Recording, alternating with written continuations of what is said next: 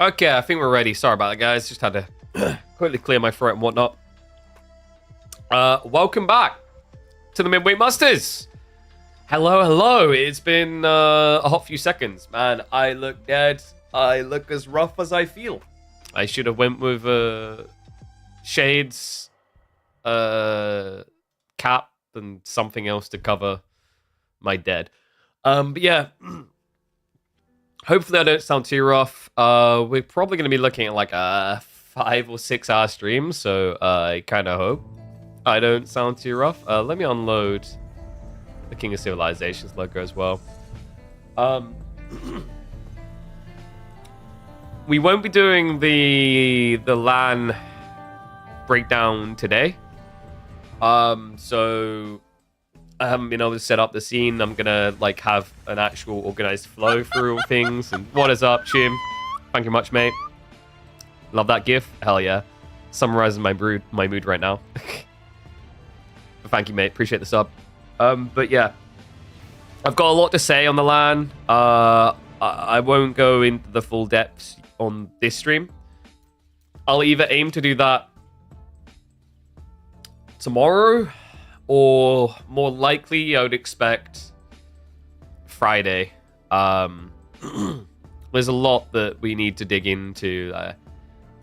The goods, the bads, things you guys didn't see. And I know there's going to be questions about like my involvement maybe before, what I said about this stream being live. I'll dive into that on a different day. It'll either be Friday or maybe Saturday. We've got a potential sponsor slot for Saturday. I'm confirming it. If that does come through, that's actually better for me because it gives me a day's rest for my throat, and then come back and do a day. And then, yeah, I think like we'll see about that. So it might be that instead of Friday, we do Saturday this week because we've done Wednesday, Thursday, while my throat is still pretty rough. I don't know if you guys can hear it. But guys, what I'm going to do is I'm going to get us ready for our Beasty B series. This happened yesterday, but I thought it'd be cool to go over. to open up with. After that, we're going to be getting into a live series, which is going to be Dumu versus Numidan, and then we'll be following up with live Marine Lord versus Anatan. It might be the Numidan series is not done by then. If that is the case, we will hop across to the Marine Lord set because semifinals have to take priority. But before my throat dies even more without gameplay to talk over, let's open up the boys. So game number 1, remember we're using Sacred Grove this week. It's going to be French versus Juji for G1. Let's hop straight into it. Pray for my throat? Oh, dude. Don't get me started. It's bad, man. It's really bad. Like, I'll break it down a little bit today, but like I'll talk more thoroughly tomorrow because we ain't got much time today. Like, we've got a pretty aggressively rolling schedule. All right. One and all, it is good to be back for the Midweek Musters. That's right, we've returned with one of our own creations here. Thanks to Kayu's hard work, putting our idea to work, we've come up with Sacred Grove, and there's been a lot of epic games happening on this map so far this week, from what I've heard. Really interesting map, actually. You basically have these big, thick tree lines around the center that kind of split the map into 3 lanes. Quite wide lanes, hard to wall. Thought this would be an intriguing map, not so easy to contain yourself, but also a lot to play for in the center, not to mention the tactical pivot of going one way or the other. It's going to be a fun one. We've got Beasty versus B, the B&B Classic here, to open up the day. A reminder that the winner of this will face off against either Dumu or Numidan, and on the other side of the bracket, we already have Marine Lord and Anatan squaring off against each other in semi-finals. Epic week, for sure. So, Beasty just got back from the LAN. I'm sure he's feeling a little bit fatigued, maybe. A little bit rough. That Louis MT series, I think, was a flashbang to the face. I'm sure Voldemort can attest to that as well. He was also there. Lovely to see that, lad. But B, I don't know what B's been cooking maybe behind the scenes. Maybe he's been watching. Maybe he's been sniffing out some weaknesses. French versus Juji is an intriguing one I've been finding more and more recently. On a map like this, Pro Scouts is obviously just going to be a given. You know, I didn't try to lean into this map being an anti-Pro Scouts map because there's only so much you can do to challenge an already aggressively overwhelming meta. My thought process with the design of this map is we wanted a map that could become a multi-seasonal applicable map, right? Instead of saying, oh man, Pro Scouts really sucks right now, let's make a map that just middle fingers Pro Scouts and then we get rid of it for like, 2 weeks and then it gets nerfed.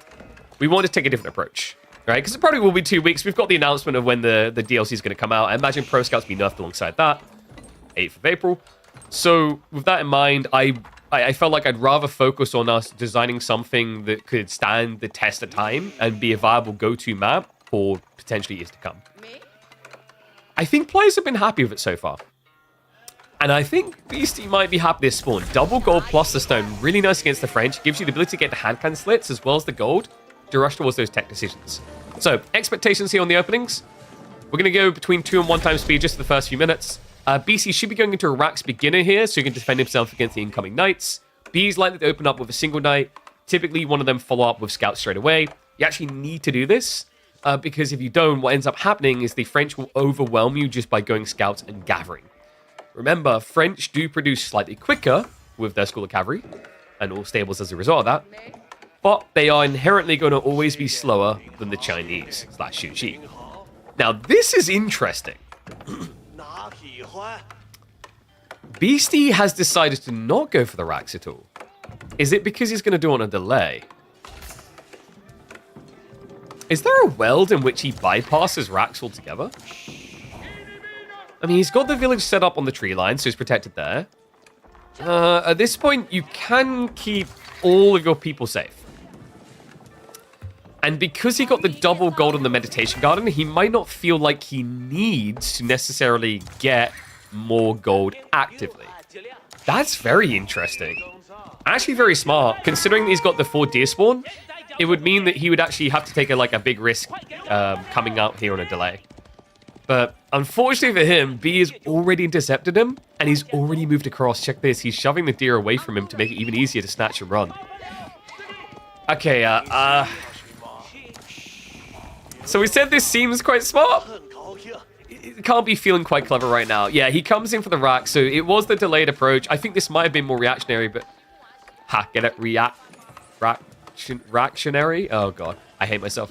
But I think, in general, the tricky part about this is now B is going to be able to get, potentially, able to get free gear stacks here. He already has archers coming, which is going to deal well with both the spearman and the horse. But the issue you have here is Beasty is, like, you're not blindly going to add in horsemen here against French, right? Because typically what French players are doing at the moment is adding in a lot more knights.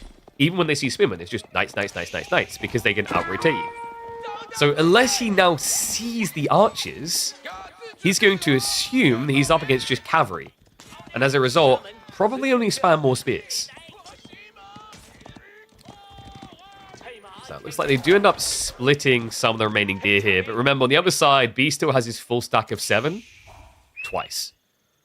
So this is kind of rough on the food game there. In terms of sheep, we're down to, what, 10 versus 5. So B, he did get less sheep off the map. BC has that positive going for him. And where have I been? I have been in Germany, in Damburg, hosting an Age of Empires 2 LAN as the stage host and desk host. It was a wonderful event. The only negative was how ill I got at that event. And I am still recovering. I hope it isn't showing too much in my voice. So BC does come back for the gold now. This is because he's realizing he just has to get out of the age, right? Like, I don't think you realistically want to stay in the age too long, but typically you might look to prolong the age a little bit more to get more deer. Now it's too late. There's not really much there. So this is nice because at this point in the game, because of that stone generation on the meditation garden, he can afford double outpost hand cannon sleds. This will stop the knights diving. Tricky part is with B adding in archers, we do get an opening here theoretically to go for blacksmith into siege engineering. I don't think that B's playing it quick enough if that's the idea though. No, look at the timing here. You'd be way too late to build a ram and get in because your opponent's going to overgather on the gold. And he did get just enough deer plus sheep remaining to get the initial lances out to push you away. So for B, he'll probably keep bloating knights for another 2 or 3 minutes. After that, you know, we likely are going to be looking at a standard Royal Institute type play. The reason why while scaling more knights is worth it here is because you're going to have to block these relics. And I like that switch from Beasty, by the way. Did you see that? He was going to go for the Shallow Monastery. He switched to Mount Lu. That's correct. In this matchup, I actually think that this might possibly be one of the worst matchups for Shallow Monks. Especially the current meta. Your opponent's only going to build French knights.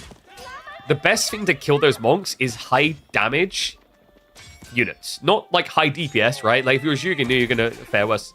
If you are a Onabagation, you're gonna fare worse because they have reasonable armor and health. But the other thing is with the knights, you can just cycle them, right? You can charge in again and again. You can pull away your injured ones. So overall, it's a really tricky matchup for Zhuge to play monks into. So instead, he goes to the Mount Lu Academy. That's gonna give him a little bit more food generation, which he really needs now that he's lost the Pro Scout game. And he will get straight into the knights. So strange me and Vodka are switching to area 2. I don't know about that. What is that pulling around? He ain't switching nowhere. 8 months. What a legend. Thank you much. Appreciate the sub, mate.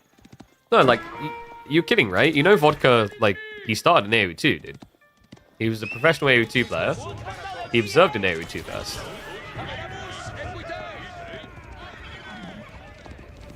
Yeah, not really switching. Why not do both? You guys know that I have now worked in 4 different Age of titles. That's crazy. I must be like 69. Okay, so B has started to stockpile up now, so you can see by the time he's going to be looking to tech, around maybe 13 knights should be the target. Not a bad position to be in. In the meantime, he is patrolling the relics, quitting Beasty. He's making the correct call here. He hasn't rushed into the monks yet. He's delayed it until he's got enough knights out that he can start to take control of the battlefield. Did I take the chance to try and poach people to AoE 4? I feel as if my charismatic normal arguments may have been muffled by the coughing and dripping and dying. Like these poor villagers are doing right now. Shiv's out. Okay, in some ways probably the best thing he could have done. Yeah, allows the rest of the knights to show up home. And the panic sets in. BC tries to get out too little too late. So only 3 worker losses in the end. I say only, he got rid of 2 lances. It's actually scaled his lead even higher, and you have to remember the French get more villages over time. Yeah, relic split here. I mean, this could turn into a rush for B, actually. I'm a bit concerned, because like I said, the shallow monks don't really fare that well against French knights, but the rough part about this build is it means that normal monks fare even worse. They're meant to not be the main target. They're meant to come in after you've dominated the amount of academy openings. But the reality check here is this unit is going to die much quicker than the shallow monk. One knight can handle this. It's like north side, the lancers are at least going to be secure. But nice. Good reaction there by Beasty. He realizes, okay, B's going to know that I'm coming for this relic now. Why else would I come out at this very point? So B is checking. Not quite able to find him here. East side is definitely going to be a fail, though. Beasty does still have the relic safe close to home, but he's yet to actually yoink it. Not just that, B now marching in. This isn't really a position that you can try to break here. And there's that wall of denial we were talking about. Monk died so fast, he disappeared instantly. He got hit so hard by those cavalry units that it broke the speed of sound, speed of light, and he just disappeared. The only thing that was left of him was like that little kind of star effect you get. You know, when in Smash Bros, you knock someone up and out of the arena, and then they kind of cartwheel off into the distance. You get the little ding. That was that monk. If you want an action replay of it, just watch this one in a few moments. Now, hold on a sec. Ooh, beat that is greedy, man. I wondered. I mean, the 18 knights, Royal Institute just end the game, right? But Guildhall. B in particular has been doing a lot of Guildhall games. A lot more French players have been going for this option instead. I guess it just removes the Arabs usually going into the Imperial Age. Well, there's no out of this fight. The villagers just have to do what they can, but it is going to turn into a massacre. Other side, there was an attempted dive in, but nothing really gained here. Yeah, this is looking bad, guys. I can't believe this. From B's position to now, this is getting a bit shaky. He's 5 down. There's 2 relics down the way home. I can't believe this. How did this turn around so much in the course of, like, 2 minutes? The first raid was acceptable. You just shake the losses. You don't care. This one starts to stick. Oi, oi, oi, oi, oi. He still has triple the knight count, but he can't do anything with it until he's unlocked the tech up, right? And in the meantime, now your opponent can start to prep more lancers, spearmen. He's got relics coming home, so you can afford the additional gold at a point where his starting gold's running low. Warlord will at least be denied. Ooh. I mean, slick moves, but this is all going to be tough, right? Like, these 2 should all but be secured. This one, no, this surely not. Wait, are you kidding me? Dude, you know what? It may look like 2 on the count. There's definitely going to be 2 coming home, but there's still easily 3 up for contest here. I'll be shocked if this one gets in. That upgrade just came through. Okay, so he's another monk. That could work like a bait and switch, right? Like, I killed the monk, so now I can walk back. And yes, Beasty uses that to now ferry it home. A lot of spearmen are coming. Arbitrary switch up on the way from B. Remember, Arbitrary did get nerfed slightly, as crossbows did, with their base damage. The Gambesons are still going to be a very big deal here, though. And what is up, Jacano? Thank you very much. Appreciate the sub. Welcome back. Yeah, these fights are now bad for Beasty like this. Before they were fine, like 2v1 because of the age advantage. But now you just have to avoid them like the plague. Like, at this point, Beasty has 4 lances left. Best thing you can do is this, where you just run away and bait and buy time. Or go back into the enemy base and kill more villagers. Anything else is a waste of these units. And that's all about buying time to get the spearmen, to get the crossbowmen. But, guys, we have a bigger problem. He's running out of food. And not just that, look at where all his food is located. He got double berry on the same side. This is really unfortunate. There's situations where this is quite nice, but in this game, I mean, triple as well if you go by the one further out. In this game, this could just kind of kill him. Because now you need to worry about getting out to the new food sources, but you also need to worry about protecting your wood, protecting your gold, stone, whatever else you're going for. And what is up, Koppenschneller? Thank you very much, mate. Appreciate the sub. Look at you guys. Already starting a sub train on the first stream back. Love it. And B does the correct thing. Now that he's removed the Lancer threat, he can start to move out to greedy resources. I feel like B has been one of the better players at utilizing this element, especially when we were seeing French play from him in recent weeks and months. A lot of people still just trying to play it safe. We've seen French players start adding farms, actually, after the deer run out, but not B. He's got lots of wood for granaries. I don't know if I count this as a lot of wood. It's enough to get your granaries and farms set up, but then you've got no wood for, like, you know, utility units, such as spearmen. So it's kind of tricky. I told you! You saw it right there! That was a Smash Bros. Knockout. Uppercut, off the map, in the distance, ding! Gone. I don't know what it is with these monks. They're not as much monks as they are witches. Look! Heresy. This is absolute heresy on my screen right now. You'll sneak around. Looks like that was a spearman. Not really much damage being done there. And we do have the outpost creep out now. So Beasty knows he needs to secure somewhere. Because that's the other issue, right? Like, yes, he can go granaries and farms, but where do you build them? He actually needs to clear these berries, realistically, to create the area right here. Because you want to have it close to the edge of the map so that you don't have this 360 surround risk. And there we go. He's going to get the keep drop as well to secure it. So most likely what we'll see here is granary drop like next to the farm. To the mill rather, and then farms scatter around.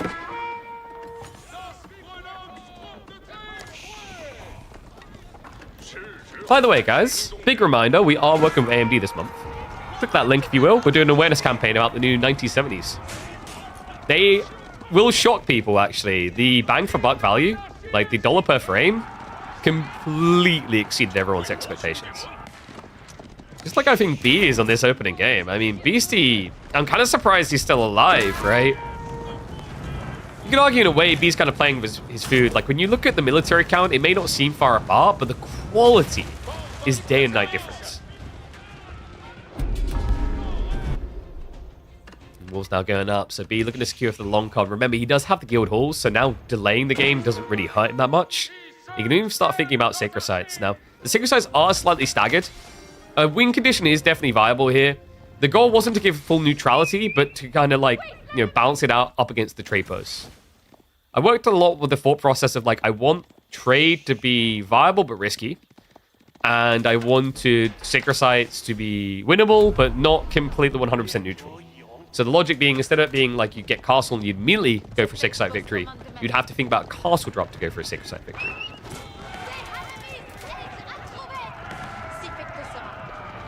And yes, this is my first cast of the week. I'm still definitely not 100% on my throw. In fact, I might have to occasionally mute just to cough my guts up. Like I just done then. Alright, one's if you think B's going to win this. Two's if you think Beasty's going to find a way back in. I do take some key issues with like the approach that Beasty's now leaning into. It's a slow rolling comp. And we're not on a choke point map. So this whole idea of Nesta B, Spearman, right? This is the thing that I really liked about the idea, the concept of this map.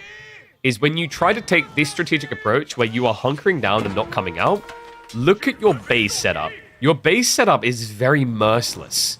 It's not easily defendable initially. To make it defendable, to also create a situation where you're able to push someone down a linear path, you need to remove two other options that are widespread. This is a map that most definitely rewards presence on the game, on the map. And because B has that presence, it means he can easily start to avoid these Nesta Bs by going down the flanks. Now, what's interesting about that, the Nesta Bs being slow, but the Knights being fast, means that longer rotation won't necessarily lose them time to reach the enemy base compared to the knobs.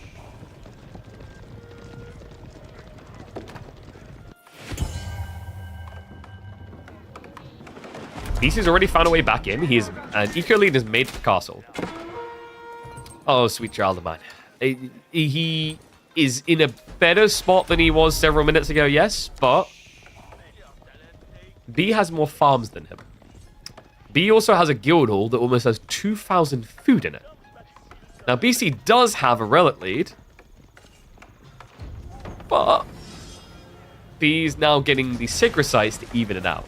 So unless Beasty can now afford to go for the Yuan dynasty, which would be a lofty 1800 resources, he doesn't really have that economical edge that you're thinking of.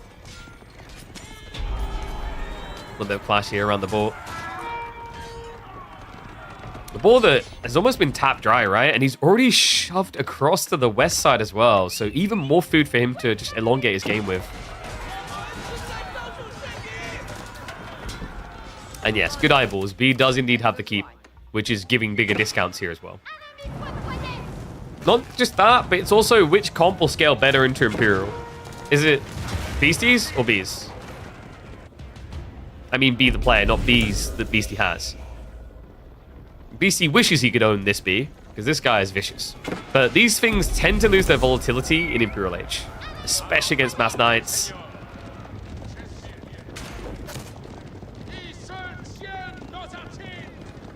Yes, the Bees. We'll look to give a bit of a tickling. B, I don't think you need to force this. Imperial Age is just around the corner. There, he just pulled it. Okay, so yeah, he was probing. He wanted to make sure he'd pinned his opponent. Now that he has, he says, great, it's time to attack. But has he revealed too much there? Notice what Beastie immediately does without hesitation. He starts to march forward. It's a bit concerning, actually, because of the small stealth forest. If he comes at it from the wrong angle, he might not glimpse the foundation here. He is going to have to start defending soon. There it is, it's revealed. He hesitates, he sees it, he knows it's too late. He cannot stop it going up. They try to poke and punish a few villages here, but ultimately that Red Palace too close to complete. Beastie, now an entire age behind. The farm transition now only underway. Okay, big advantage opportunity here for B. Second TC now coming in. Remember, these function like mini castles now with the Arbalest emplacements. On top of that, he's producing a villager every 16 seconds. It's like you're the Zhuji's cousin here.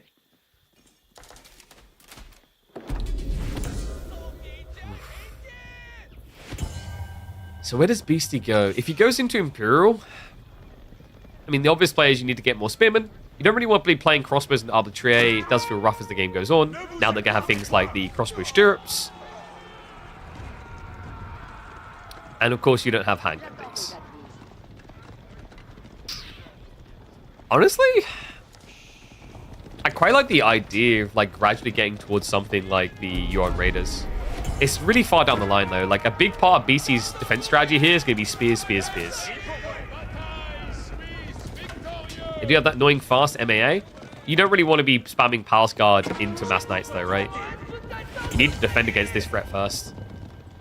If BC can find a way to actually wipe this Night Mass, game completely flips. Because the reality is B, you know, given enough time, sure, he'll fix the farm issue. But right now, he has got a food issue approaching. He's done a great job of delaying it with the ball, which actually, no. I think he realized. I need to not... Oh, God.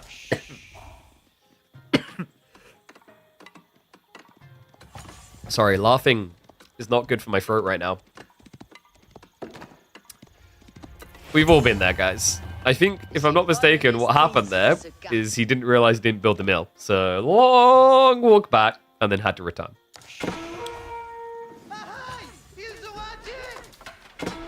BC, he does go for the second TC as well, so has to be aware that like B would have probably made this like double TC move. Otherwise, he'd be pushing already, right? Because the cannon advantage. We have got tech advantages. Arbitrary upgrade already in. Elite Knight tech just hit. This could end up being quite a hard hold. Upside for Beastie is it is mass arbitrary. There's 7 Nesta Bs. B has yet to add in the cannons. Needs a little bit of time. Set up some trade. I don't think it's worth delaying the game here. Zhuji Eco can be a bit spooky in the late game. They do, you know, they function like in some ways a slightly weaker Chinese because they lack certain techs. But ultimately, they make up for it in different ways with things like speedier Imperial officials. And Guildhall is kind of like a circumstantial thing, right? Like you're going to be delaying the game in a very long way if you want to make that work. If BC can just find the tech up, he has got the necessary gold to pretty much queue up everything he could ever want. My only real concern right now is that Siege is not going to be a part of the picture here. You already see 2 more cannons now getting queued up by B. This is going to give him all the answers he needs to these Nesta Bs, because unlike China, these ones are made with slightly rotted wood. Yeah, you know when, like, they say it's mahogany, and then you get it home, and then you walk in on your kid, like, peeling the veneer off, and it's actually, like, MDF underneath? That right there, ladies and gents, is Juji Nesta Bs. They don't have the extra 50% HP that makes them unkillable. Now, they will at least have the extra range, but that's still not going to be enough to compete with the cannon range here. And guys, I'm telling you, this is the best siege weapon in the game. Out of all the cannon types, culverins, bombards, I think this is the best. Its mobility, its deploy time to fire, its damage, like all of it across the board, tick, tick, tick, tick, tick. I think it's the best functioning all around it.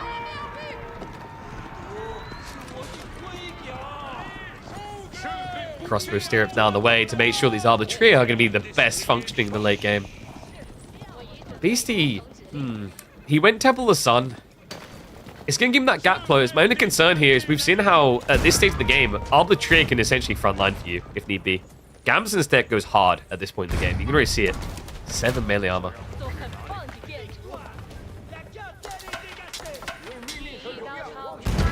Royal Cannon is technically? Yeah, exactly. Another example why Byzantine OP, right? They play HRE better than HRE play HRE with Lance Detector. They play French better than French do with Royal Cannons. Beasty. There's a lot of damage going to the primary TC. There's a cycle around the back. The Knights were chipping away. Looks like Keep Drop is coming in. It looks like Beasty needs to secure additional gold. Southside corner is pretty much already tapped. There's nothing down here for it. And there's the cannons we talked about, the snipe factor. Now, Divine Haste is going to allow him to gap close fast here. Was that toggle? No, he just got close enough. Knights are going to dive in, though. He just doesn't care. No.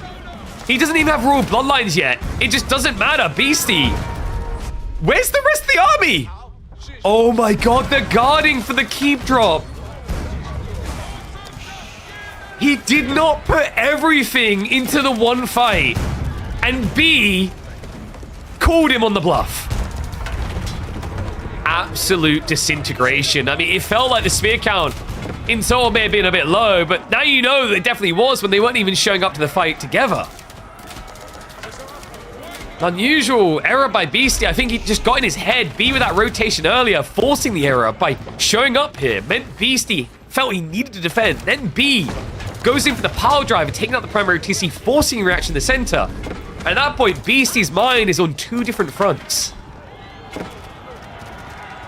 He divides and conquers.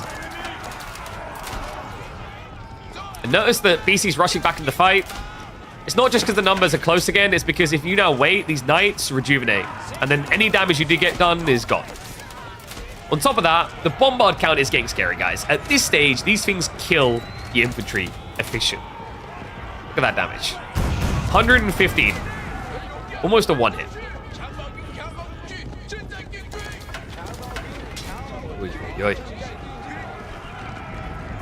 And more goodies on the way. This is all before we even see the extra uni text coming in. The scenario is now on the way. The greased axe was doing sure they never die. And there's the beast drop. He stands his ground. For good reason. There's nothing left. Crossbows are going to dive in for the cannons. We'll start to micro the injured ones away. At this point, he's just playing with his food. I think Beasty is now just processing the L. We'll probably see him surrender in a matter of moments here. It means the B is going to be leading on our brand spanking B map. And good showing from him as well. Good control. I mean, the open of the game definitely looked like it set Beasty back a bit, but I felt like he'd done a good job of recovering that initial, deer issue. Overall, just can't fault B. Didn't overcommit either. Like, I like the fact that he took this strategic approach of realizing actually, like, Guildhall, Long Con is the play. Royal Institute would have given him a one-hit and a reload against one of the historically best defensive players in Age of Empires 4. He didn't fall for that risk. He balanced his chances. He took it into the late. He makes himself look great with an opening win against our reigning champion of the midweek muster. Now I'm going to fast forward just to close this because it's got to be creeping up in your heads a little, hasn't it? A reigning champion, the midweek muster, but we just saw him in the last finals have to go all the way to 7 games to secure that. We just saw him come back from Milan, where the Project in Louis MT annihilated him, as he annihilated everyone throughout the course of that tournament. Are the cracks already appearing in the armor? Or is this just going to be another classic 5-game Beasty versus B series? Let's find out. All right. 1 game on the board to Mr. Beasty.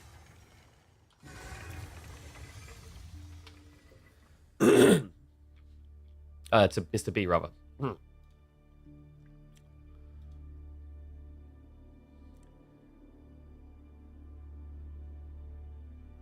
Toom said not as many would play because of it.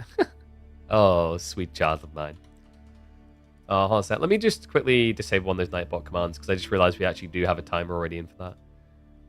But yes, guys, by the way, do feel free to click on those links. Helps out a lot. We are still running a campaign with... Let's see how it's been progressing, actually. 110 users. Yeah, we didn't have as many streams as I was hoping for. Honestly, I would be blown away if we could, by the end of the month, reach, say, 250, 300 new users signed up. So that is for Opera GX. That's the browser we've been using. You'll be seeing it when we're looking at the live drafts a little bit later. Really loving it. It's kind of a gamified browser. It also is a great way of dealing with ads, as well as getting a built-in VPN for you to kind of sneak around different loopholes and appear like you're in the right country to view Netflix, etc. That is free. That'll help me immensely if you guys go and download that and create an account. Let them know that I sent you. But the other one is even simpler. When you see the AMD link pop up, just click it and have a look. Honestly, if you guys are in the market for a GPU right now, and I'm just going to get the next game ready as we have a quick look at this. If you're in the market for a new GPU right now, 100% think you guys should be having a look at this one. In fact, where is my... I'm trying to find my right scene. Okay, I found my right scene. Yeah, guys, 100% you should be looking at this one right now if you haven't. Because... Did I switch it? I did not. Dude, I'm so drunk today. Yeah, what? It's not even showing the... What? Alright, there we go. Yeah, 100% you guys should be looking at this because this thing is actually performing incredibly well. A lot of people have been blown away. If you look at the charts, this thing is like, I think $2 more efficient on frame per dollar than like any competitor on the market. So yeah, if you guys have been like holding out on GPUs, I honestly think AMD, this is a big win. Like generational improvement, it was like a 42% buffer over the last gen for the same price. And I can assure you, I have the previous gen, and I've been blown away by the performance on that thing. So definitely recommend checking this thing out. It's definitely a challenge to get these at MSRP, but you know, like I said, this one right here is an awareness campaign. So if you guys want to have a look at it, go ahead, click on the link. Helps us out. Lets them know that I sent you. And maybe AMD will come back and sponsor us again, as they have been an awesome partner and supporter of the channel so far. But let's get ready to die. What?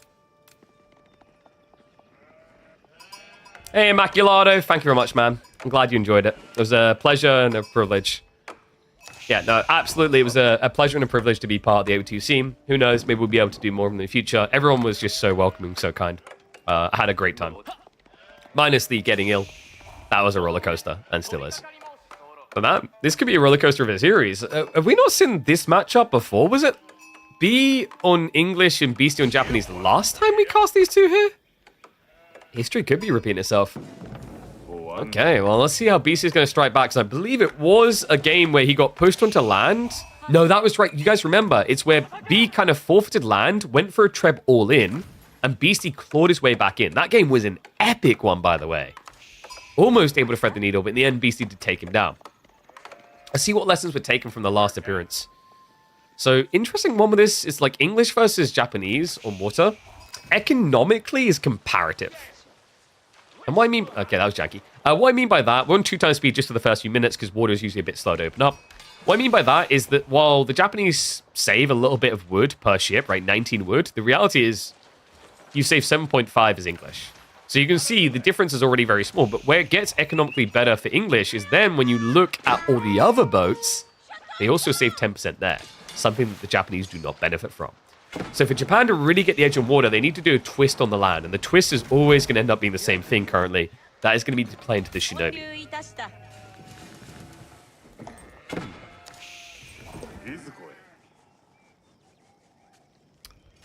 I wonder...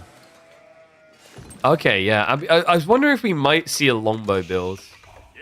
With the Abbey of Kings, though, you at least get to keep pressure on. You can still play into, like, the longbows afterwards. The difference is, similar to the Shinobi, you now have that healing element to the game strat, right? So if you get away from a fight, you come back full HP. And we've all experienced how painful that is to deal with in general. It's not a fun thing to have to play into. I've been on the record multiple times saying, I don't know, man, like, feudal healing kind of just feels OP. Only certain civs can get access to that type of arsenal. Others cannot. And I think something that doesn't really get talked about enough in RTSs in general, really, is the idea of health as a resource. Have you guys ever thought of health that way? It's interesting how your perspective on not just RTSs, but many different video games changes when you do think that way. Health is a resource. It's limited, usually, right? Or there are restrictions on you getting it. So an example of that is like some games like Dota 2 will have regen per minute as well. Other games will have healing spells that cost mana, so you're transferring one resource for another to get health. And then there's obviously, you know, games like Overwatch where it's still a resource. The whole idea is damage is another converted resource, and your healers can only give you so much of that resource to offset it. So within an RTS, though, the difference is an RTS like this, what's the resource you're expending? It's like the Shinobi is going to get caught there sabotaging the dock initially. We did get double dock, so it didn't affect too much. Well, the thing is, that's where it gets really weird with AoE4, I find. Because AoE4 doesn't actually have a healing resource, like Faith, which AoE2 has, right? Or Mana, or anything like that. So these healing impacts tend to be ridiculously over the top at times, especially in Feudal of all times, because of that lack of limitation. I think the only reason we haven't had people kind of really highlight it as an issue as time has gone on is because in our late game, the game becomes such an unrelentless meat grinder that you kind of lose perspective on that detail.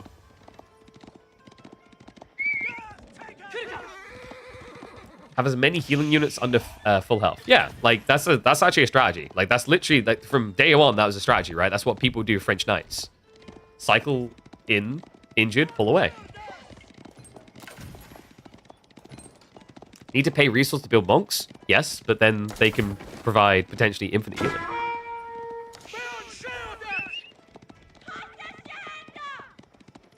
So, water play is starting to open up a little bit. We do have the longbow reaction. Okay, this is about to get sick. Is B going to bail on water again like he did last time? It doesn't seem likely, actually. B's the one holding back here. So, Beasty rather is the one holding back. So, B's going to be able to make the first move in with the archer ship and poke at the fishing boats. He's going to force reaction. Good immediate pull away there. Okay. And B does actually have a Spiral, so he kind of looked unconvinced about whether he should just bait and switch water entirely. But the longbow mass is good here, guys. Another problem I see on this spawn is... Oh, man. That...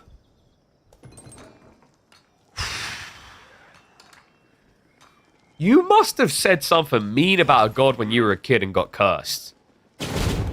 Because that is a curse. That triple gold on one screen forward. These longbows are going to eat that up. Now...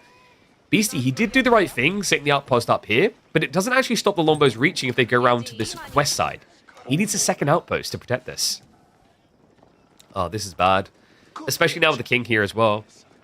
And B, he's already adding in spears, a little bit paranoid that the horseman reaction just makes too much sense, and he's read it perfectly. Beasty now has the stables on the way. Both are going to be able to start poking. And here you go. This is the all good thing. Just move away. Heal, come back. Shinshin interception is not going to get a kill either. So guess what? Just heal. No, wait, no. Beat. No. What was that?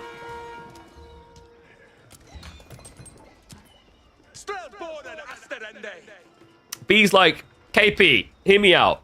The new yeoman from House of Lancaster would have got that kill. Okay, fair enough.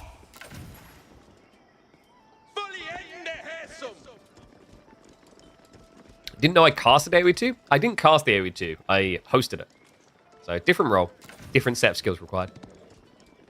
But there you go. This is what should have happened to all those dead Lombos. They should have just been rejuvenated to full. Like, it would have been an overwhelming advantage right now. So it has rebalanced things a little bit. Now I'm a bit concerned for B. He doesn't actually have enough Lombos to quickly contest the Shinobi. The Horseman should be able to flood beyond him. So he needs to get some damage done on water. And it looks like he has been prepping for that. Has got the demo ship in play. Something that BC is yet to add in here.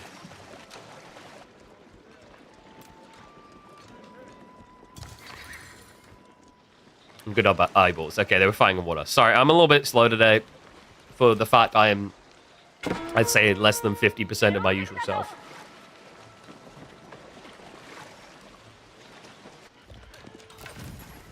Lombo's back in position. Now, this is what I'm talking about. There is a sweet spot here where this arrow slit will just not hit you at all. You can see the line. Like, you can just scatter around this.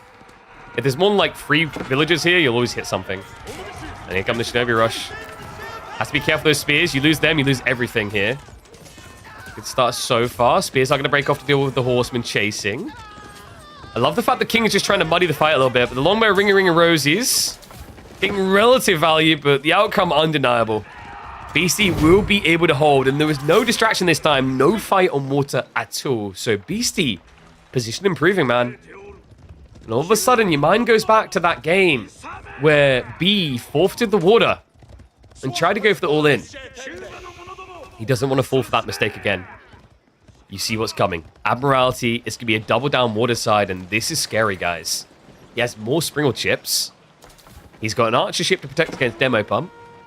And with the extra range, Beasty is now going to struggle to compete here. He needs to sabo the docks if he wants to stand a chance. Instead, he's going to push on land. Chin in. Looks for the villagers. Sabotages all the buildings instead of stabbing them. Because we really don't want them to learn how to use picks better.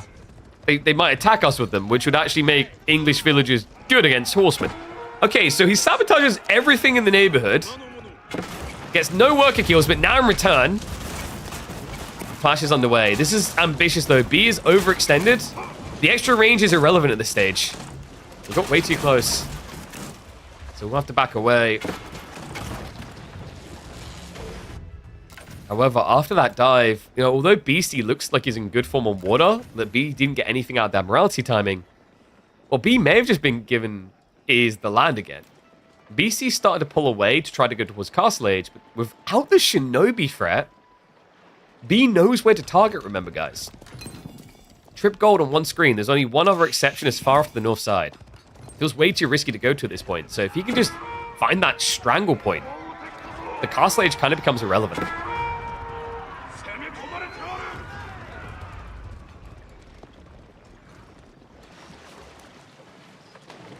Okay. Yep, he's already checking for it. He sees demo ships are going to get denied.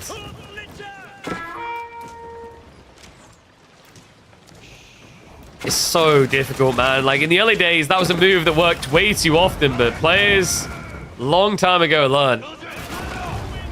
Nice micro by B. Extra range really helps with just trying to get that start step shot. Gets rid of the demos one by one. Then lands. Looks at that choke point, but no. Beasty, he does get the secondary outpost now online. Fortification now coming in means B, a good attempt, instead now has to follow him into the Castle Age. You hate this map. Why would you say such an aggressive and triggered thing? Okay, so my take, I feel like more often people hate the idea of playing these types of maps themselves. And in some ways that can lead to a hey of like, I don't understand, therefore I don't want. But personally, I don't know. I don't think you have to always be capable of doing something yourself to enjoy it. Right? Like, before I start climbing, I like watching Magnus Mitbo do insane things. And even when I start climbing, like, it didn't change my enjoyment of it.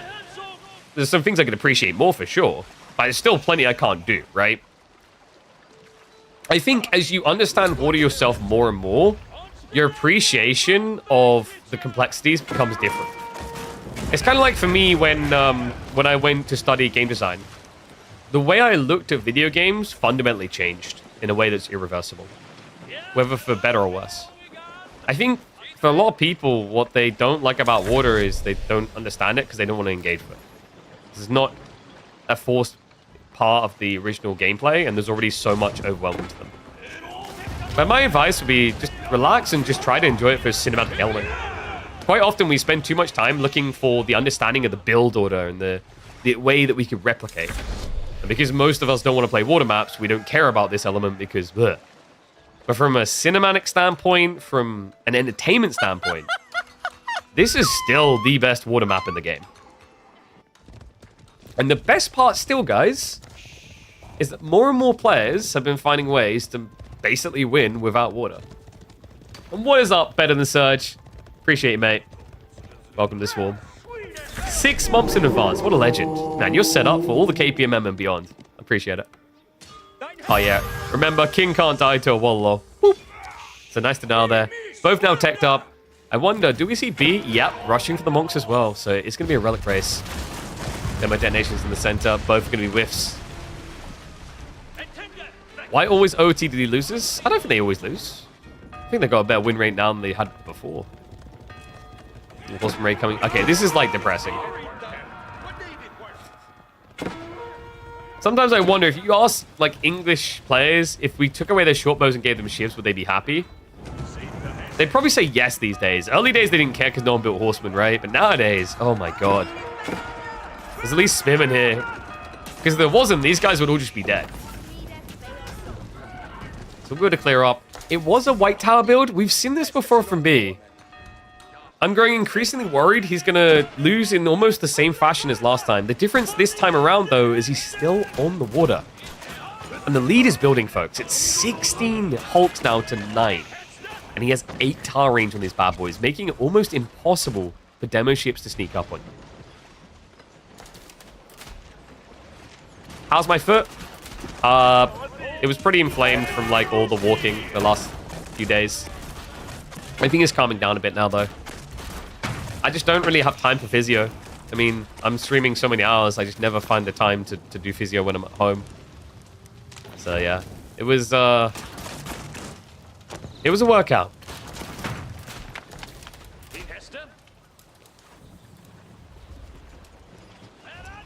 Looks like he's trying to give Beasty quite the workout here, because with this extra range, you see how easy it is now to take down the docks. Not just the extra range, remember. The Spiral Crews also give the increased attack speed. Yeah, this is the stage where like docks just start to feel like paper mache against mass Spiral fleets.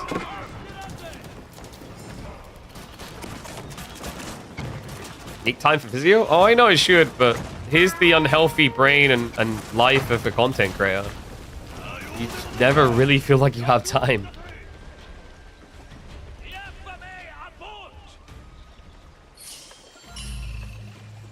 Never feels like BC has enough time to get these relics. Are you kidding me? B already has 2 more on the way home. The third, or fourth rather, is really close to his base. Then there's another one on the island, and it looks like he's on course to win water. So we could easily have a 5 relic English game with water 1. Now the Samurai are going to start arriving. Wallow's going to be coming through. A little bit of a panic there, actually. Beasty, I'm pretty sure he could have got the kill. Just wanting to get out alive. Another raid in.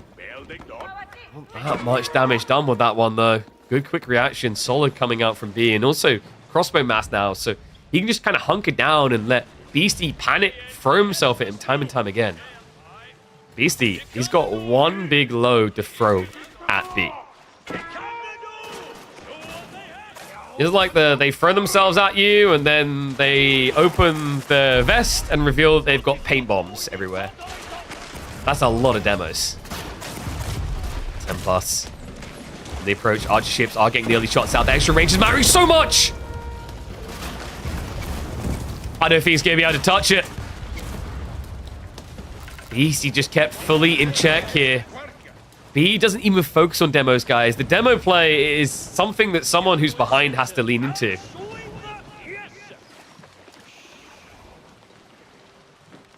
When you have an overwhelming Imperial lead like this, especially with English, you just keep pumping it.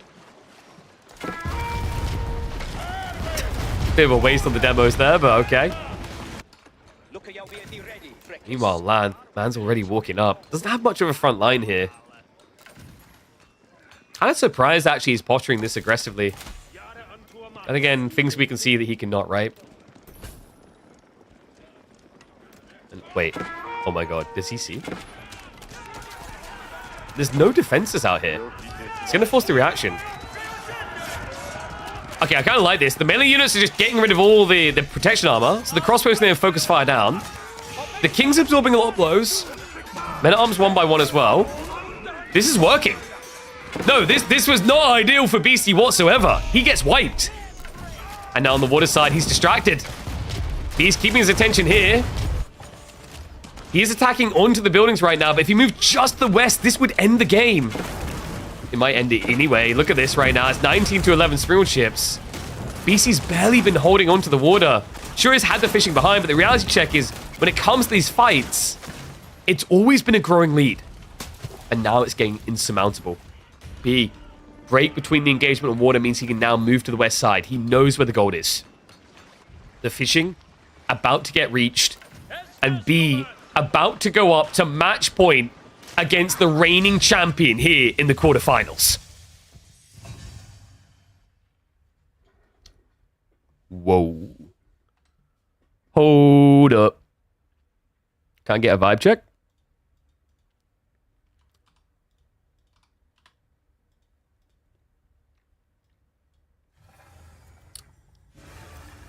Say what?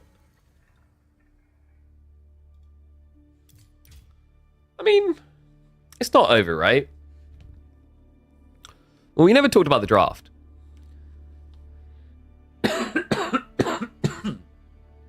It could be over. It's kind of crazy now that I'm looking at it. Like, B got French, Chinese, OTD. I kind of like I don't know, I feel like getting French, Chinese over getting, like, Juji worth it at the moment. Go back like a month or so, it would have been the other way around. And remaining maps-wise, okay, dude, it's Coastal. We've got Chinese versus Biz.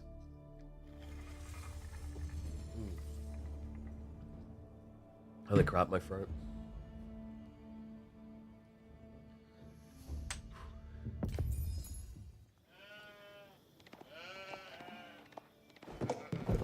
Alright, let's get ready to go. We need to make up some time, so we'll speed up a little bit.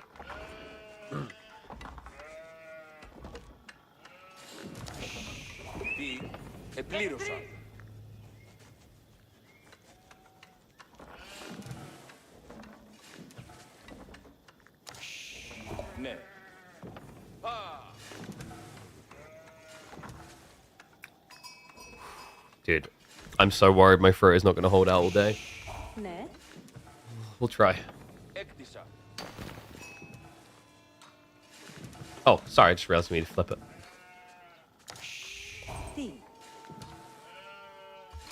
Well, no, this is crazy. We genuinely could have a sweep type situation on our hands. Game number 3, we've got Beasty versus B. Beasty with the Byzantines up against B on the Chinese. Now, a long time ago, I actually would have leaned Byzantines in this matchup with the older meta, with the Lombo timing and the fast castle. First castle's kind of changed things these days, though. Not to mention the Borbekan plays that can come in that can just break the game when the boars spawn close enough. Now, luckily for Beasty, that's not the case here, but unluckily for him, he can't afford any errors. It's a 2-0 lead for B. Let's see what Beasty's going to try to do to get himself out of a sticky hole here. I mean, ideally, if he's able to weather this pick, he would have removed most of the threat from B's draft. Then you get his creative picks like Ottomans. Malians could maybe do well with a good dry Arabia spawn. and the other one would be Order the Dragon, that I think actually like Delhi and a few others offer some potential answers to. But this may prove to be a hurdle, man. China just, they feel like such a well-rounded Civ right now, in a way that they never have historically before. And the Pro Scouts meta just kind of amplified that to a new degree. Now, we are going to stick on the 2x speed, just the early mid-game. I want to make sure that we definitely don't run over schedule here. Because I want to make sure that we are able to catch the next series live. As after this, we are going to have Dumu versus Numidan. Let's see what he wants to do. It looks like he is sniping the deer already. Like this, because what we've have been seeing rather from Byzantine players is they've started to shove the deer into their base to block it from being gathered by their opponent. So good identification there by B to just get them on the ground now, so he can't be stopped. Pro Scout's now in the way. So we'll stick to the 2x speed. Archer's now getting queued up. Beasty. Javelins, right? No. Is he thinking longbows? He is. Oh my. Dude. The soul read. So the Western historically made a lot of sense against Chinese. That wasn't a colonialism reference. It was more the case, like, when we first saw Byzantines versus Chinese, the whole idea is, like, once you get Castle Age, if you Lange Nectar deals with mass spears to get to the Nest of Ease, and Chinese dies. But B read him perfectly, man. Like, he went into the archers to address the Limitane, which you gotta expect, but, like, was Beasty... I'm trying to think, like, was Beasty expecting maybe, like, Spear Blob as well to defend this?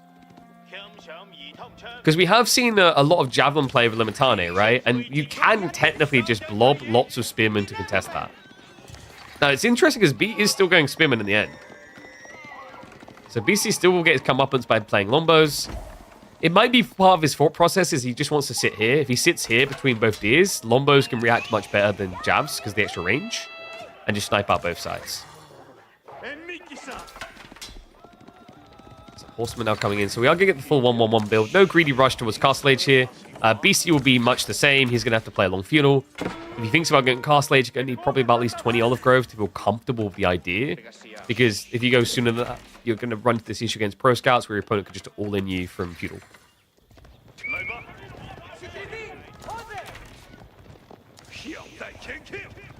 Oh my god.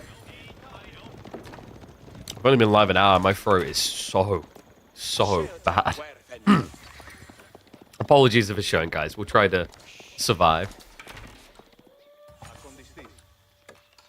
Something tells me that Beasty is going to be reluctant to play this game overly aggressive. You know, a guy who's been saying that recently he's been playing a more aggressive line. When you're 2-0 down like this, it's almost like you want to double, triple, quadruple check before you cross the road, right? So I think, like, from B's POV, he has a lot of leniency to just be cheeky, essentially to get out of line. And things like this, right? Like, if you see your opponent isn't actually out on the map at all times, fish for kills. This is a sick raid. Villager is not able to run away that quickly, despite the wheelbarrow. We'll get in range now. He could activate the Akratoy to make this a bit easier to defend, and does so. So that scares him off. Only one worker kill, but a lot of out of time. And does block the additional conscription of mercenaries, at least temporarily. We do have a shuffle out to the north side from Beasty as well. Just like we should have a shuffle from you guys across to that website that just got linked in the chat. If you haven't checked it out, by the way, we're working with AMD to talk about the new RX 9070 series graphics cards. Honestly, if I didn't have the 7900 XTX, I would have already upgraded to that one. It's kind of incredible, actually, how good the bang for buck performance is on that thing. If you guys have been looking for a new graphics card and you've been rolling your eyeballs because everything is just overpriced, it might be worth taking a look at that card. But do me a favor either way. Click on the link. Helps get AMD to keep coming back and working with us. Whew. Maybe B's got one of the those new graphics cards. Maybe Louis' PC had one of those on the LAN and he had so many frames that his APM shone through finally. Ah, the possibilities.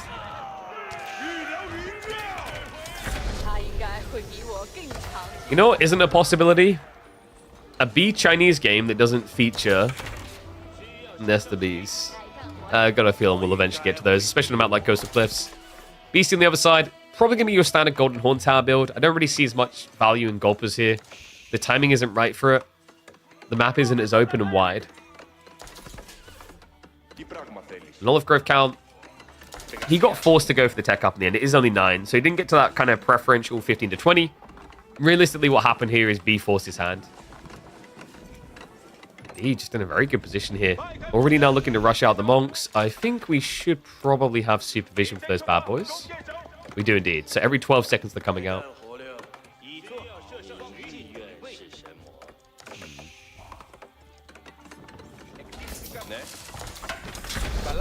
That's Lances from B. Very dangerous spawn right now for Beasty. Yeah, because he's doing that classic thing that you do once you reach Castle Age. Immediately think about going out the stone to up your system levels to compete. But the thing that's quite quirky about Coastal Cliffs is that stone is intentionally further away from your base. So you have to take a risk and you have to come out. That can be easily punished. Especially now that B is going into the heavy cavalry of all things. We even have the Springles, of course. I thought maybe he'd want Knobs considering he's up against Lombos and also Limitane. Like, this may be one of the most inefficient comps to build Spriggles against that I can think of. Because the Limitane have range damage reduction, and the Lombos are so far away, it's very difficult to get the penetration shot all the way to them. So yeah, a little bit comical that he chose these over Knobs. Might be a scale point issue. Like, you can scale Spriggles quicker than you can scale Nest of these. Nice little snipe on the Monk. Made him disappear. Relics are very heavy is what we learned from that. We'll just go the 2x speed again. Trying to scrape back a little bit of time for the stream here. Spin Clash coming in. Up against the Cav. Is going to have to pull away there. I think this is premature from B. He's just trying to posture to play for Relics right now. That's all this is just delay, drag Relics home, and then be content. And it looks like it has worked. We're talking about 4 Relics here for China. Yeah, kind of crazy. On top of that, he's still getting additional deer. Now plus Arley's coming up. I think the concern for me is right now there are just no walls. Right? Beasty doesn't have any real protection here.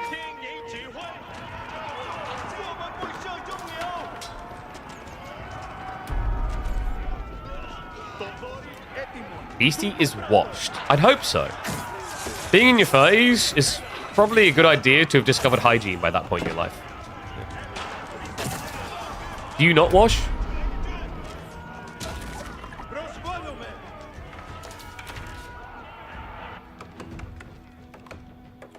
A lot more knights are coming, by the way. Yeah, he's not convinced that Beasty's doubled down on the Limitane after that fight, and I don't blame him.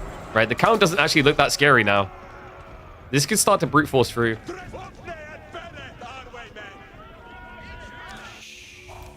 Go back to speed up. The farm count isn't there for him to afford that main Limitane, by the way. Like, until this goes up to 25, 30 now at this pacing, he's going to have a big problem. Remember, for B, he can afford to keep doing this because archers are low on food costs. And also, he has pro scouts.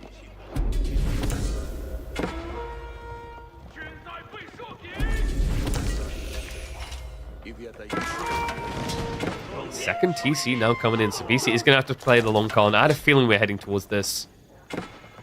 B might sense it and look to react the same way. Another way is obviously just go Barbican, secure one of the boars. In fact, why even secure it? He's actually going for the boars without the Barbican play. The Nestobes are showing up, guys. I warned you about these things. They're bloody obnoxious. Did you guys see the new catapult for the Knights Templar on top of that keep? Yeah, someone on the developer team looked at this thing and went, we need something that's even more obnoxious.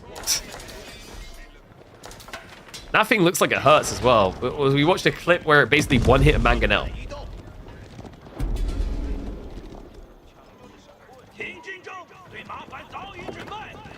I heard Europeans don't wash as much. It's probably because we consume less Doritos and Mountain Dew.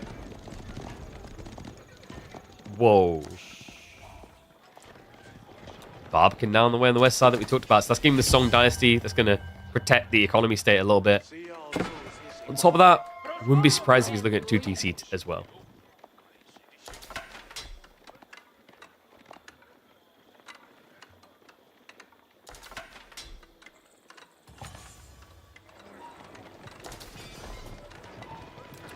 Also, European countries typically have very cold weather.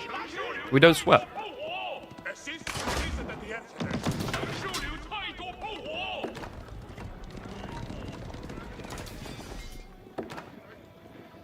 So what is Beasty's way out of the hole in this game?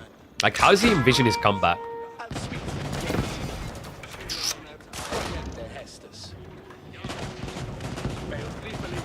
If he goes to Imperial Age, it does get quite interesting. Foreign engineering company is a big deal. The volley is very powerful. You also do have the potential around royal cannons. The best siege weapon in the game. So I think actually like the idea of trying to drag long isn't terrible here. The concern might be in the scale points. Your opponent has got 4 relics. He's going to have the 2 sacred sites. If you just try to play for Imperial Age, you're not going to get there in good shape because the timer will be down to about 3 minutes before you can start fighting. At which point B could have matched you. He could have dropped a Great Wall Gatehouse on one of these 2 points. Nesta Bees are also still in the meantime a problem. One that he's clearly struggling to reach. Knob shots are going to hit that back line, pushing him away. Needs to be very careful. Those Lombos are fragile. And the Nesta Bees, they're just so obnoxiously tanky. Looks like he's going to bail on them in the end, but the Lancers are now winning the fight as a result of it. Just has 1 Knob left alive. Made that 2. That's enough to keep him honest. In the meantime, the front line once again gets removed from the checkerboard. And you see the problem we're running into here, right? Like, these are the type of losses that Beastie still cannot really afford. The food income looks good, granted, but some of that is temporary. The olive grove count is now getting a little bit more healthy, up to 20, but for mass limitane non-stop meatballing, this is not really the economical scale point you need to be at yet.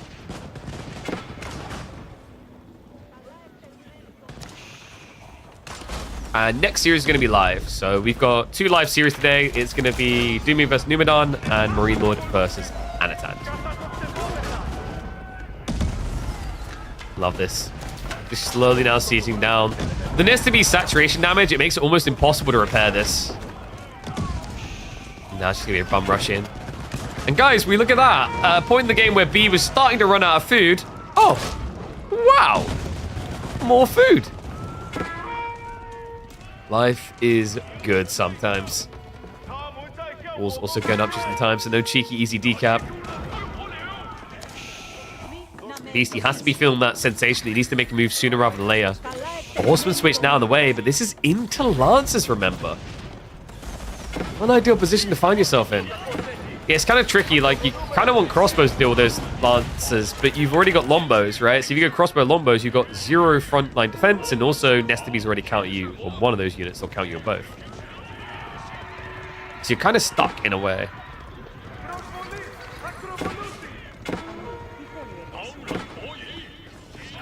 You know, Lancers are easily able to keep the Franchine away. It's just not a good fight for them to be a part of. Has got Mangonel Towers coming. I think for Beastie to contest this Sacred Site now, it's all about getting the outpost drops into Mango emplacements. The problem is he's already out of stone. Can be pulled back flash. Nesta Bees once again just making this almost impossible to fight.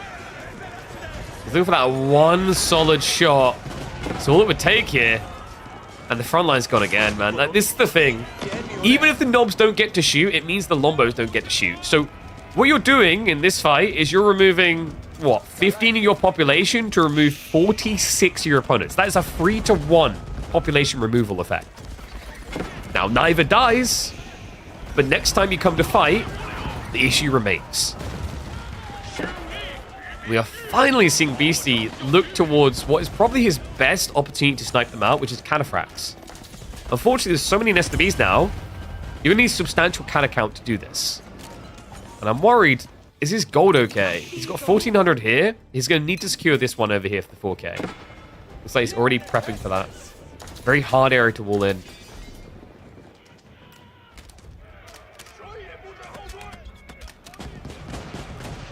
Spawn's kind of crazy. Oh, you mean like the tree line? Yeah, because basically both players get free tree lines, and it looks like Bees all spawn closer to his base. Beastie's a bit further forward. This type of detail can be leveraged by either party, though. It's what allows you to try and wall the map and take a Sacred Site victory. Yeah, I've seen it occasionally. It would be nice if it was at least consistent, where like this tree line would be down here as well. And you get a very, very tight choke pointy Sacred Sight win condition. Mind you, I guess like the bigger thing to highlight here would have been probably the golds. Like B got very tight golds. Right, but these things like... what I will say, these type of things, they come and go, right? And that, like, for example, game 2, we highlighted that, like, Beasty got either the best gold spawn ever or the worst, because he had, like, 3 of them on one screen as Japanese. Wait, did you have one less stone? Stone here. Your stone was here. Yeah, actually, holy crap. I didn't notice the stone. Where's your other stone? Wait, is it this one? Oh, this one? Eh?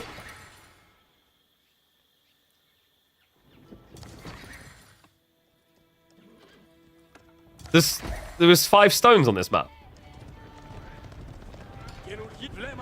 Look, hey, wait, don't look at me, man. Hold on a sec, whoa, look, Beasty, I'm gonna do it to you. Don't make me pull up that clip where you're like, Avali's like the best map creator ever, and Coastal Cliffs is like the best custom map. Oh my god, though. Is this a recovery fight?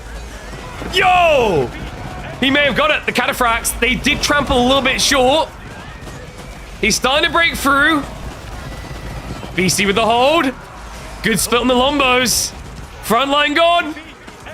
He ain't dead yet. Beasty able to strike back. And he's reduced the countdown. The bees, the Mr. B, should be getting cleared up here. Good timing. Good hold, and much needed one at that. Sacred Sight win condition was decapped a little bit earlier, by the way, which is why he is not dead right now. And folks, this game will indeed go long. The food income is now in full swing for Beasty. Bees is now getting online as well. I hope you are a big fan of Inferno from Heroes of Might and Magic. And I hope you like your tier 1 units, because we are going full imp. Okay, I'm sorry, I had to do that reference. I've been playing way too much Heroes of Might and Magic on my phone.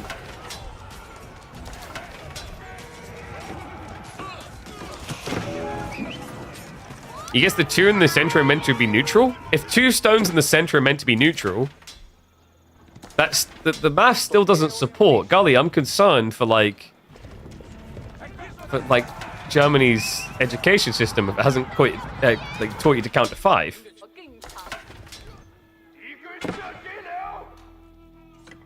We are uno stone short of split.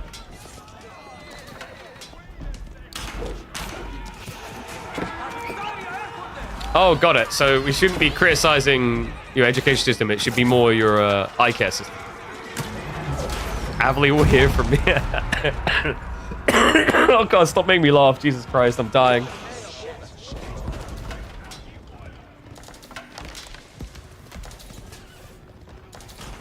Man, this is rough now. I mean, it's a state of execution, right? But we talked about the late phase of the game. China's definitely no pushover if it goes too deep. I do think there's some recovery arcs, though. We talked about this, like, if Beasty can, in good shape, get towards the Imperial Age, you have got the Royal Cannons, which are going to be phenomenal for dealing with a lot of the siege. A little bit tricky against Clocked Out, always is going to be, but deals with it a lot better than any other Civ in the game. You also have Cataphracts, which also still function as a support-type unit. But the other cool thing is that hand cannoneers aren't as much a concern because you have got Lombos with volley. So you can kind of kite them. What would be scary is if we get so deep in the game that B gets his hands on Yuan. Not just because the marching drills, but because he has got 4 relics here. So the pagoda power is going to be through the roof. I think that's one of my big concerns is like... The olive oil is nice for your own mercenary generation, but like whenever you're playing against China or Zhuji, the biggest thing about relics, like I feel like you need to deny relics from them just as much as you do from HRE. Even if you don't want them, you need to make sure they don't get them. Okay, that's cool. He actually got the Trapezites tech. We haven't really been seeing many players go for this, but it's very smart. It gives you improved torch damage by 25% per unit in range, if there's a scout near. That's great. Means if you've just got a few units, you're going to be able to rush burn through a wall.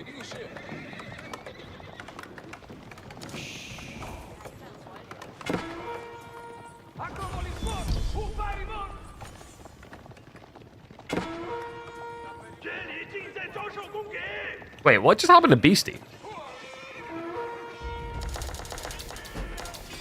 Why did he just get timed out? I'm gonna check on that afterwards.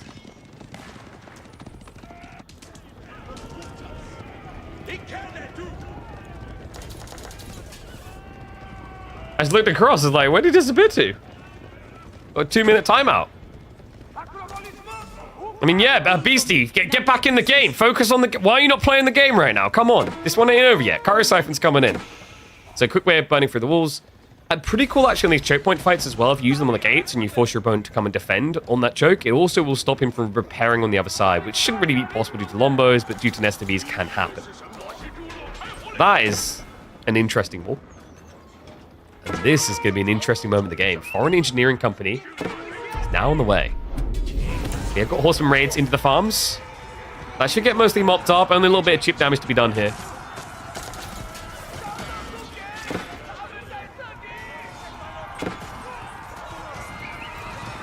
Yep, Beasty got cancelled, much like that final slab of the palisade that would have stopped the decap earlier. Does he realize what's happening here? He has to be sensing it a little, right? He needs attack. Paliscard switch up is an interesting one.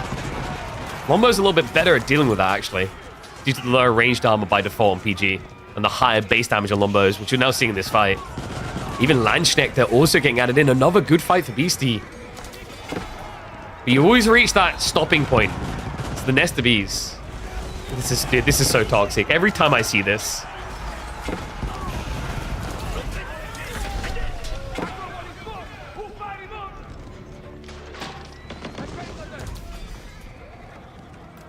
Alright, we're going to hit the 2x again. We only got a low raid coming in. Actually, no, pause that. We've actually got a big push. Whoa, whoa, whoa, whoa. Oi, oi, oi. I thought he'd back up and just look for the age, but no. It's plow time. B says, screw it, you've got too many Lombos. Otherwise, you would have stopped this. Lancers march into the farms. Army's finally going to react. Reasonable chip damage done, auto time achieved. And something more important has been achieved here, guys. The decline of the Byzantine Empire. That's right. Thrive in the age 4? Oh no, the age of decadency upon us, no. We need to be more relevant towards history. The decline of the Byzantines. Where they couldn't even afford to pay their own loans. No gold income whatsoever. If there is ever a switch of unit type needed, he will not be able to afford it. He can build horsemen, Lombos, probably not even Limitane.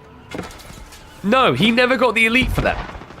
He can't build anything that's gold heavy like Cataphracts, which means now he has no good answer to Nesta Bees. He can't afford university techs unless he trades like crazy. But guys, don't worry. There's a way. You guys know what the way is, right? You trade. So if you sell enough wood, you can buy university techs. So all you need to do is gather like a few thousand wood. A few thousand wood. No, not a few hundred wood, a few thousand. There it is. There's our few thousand wood. And then he'll be fine. Oh, I'm seeing the problem. Oh, you hate to see it. Oh, man. This is brutal. I'm really not sure what would happen with the spawn on this. I mean, in fairness, so I'd have to go double check what the scout pattern was at 3 minutes in. Because we do have a ruling that if a player is unhappy with the swarm, they can pause, give the reason, and then a remake can be decided in the first 3 minutes. I'd say, with the way you scout Coastal, you can almost... I want to say you can almost... Not 100% guaranteed, but almost guaranteed reveal everything. In time, right? I feel like you should be able to. And I feel like this is just pure depression, man. The cannon can't even kill the Great War Gatehouse in time. It's going to go up. And Beasty's hopes is going to go straight down the toilet. Not the tree line.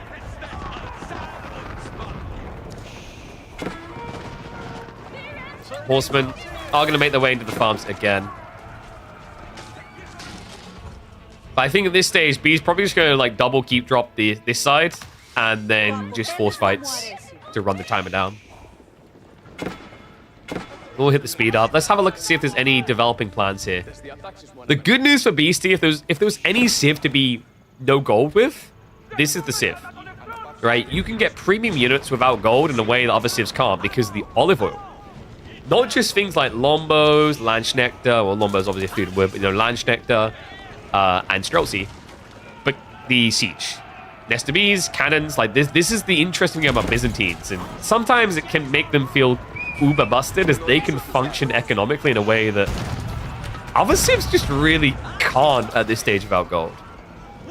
You know, like, when I think about it sometimes, you know, especially after I just done this AoE 2 tournament, AoE 2 gold is like, makes the entire world go round, right? If you wanted to, like, do anything meaningful unit-wise, gold. In AoE 4, we tend to lean away from that, but in more recent times, I think we put more emphasis back on it, which I think is a healthy thing, actually. Because gold is the most limited resource. But if there is one Civ that is hypocritical of that pivot in dynamics that most Civs are now engaging with, it's this Civ, Byzantines.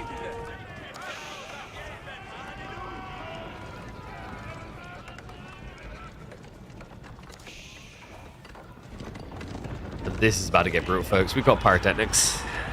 I mean, this is killing blood. No!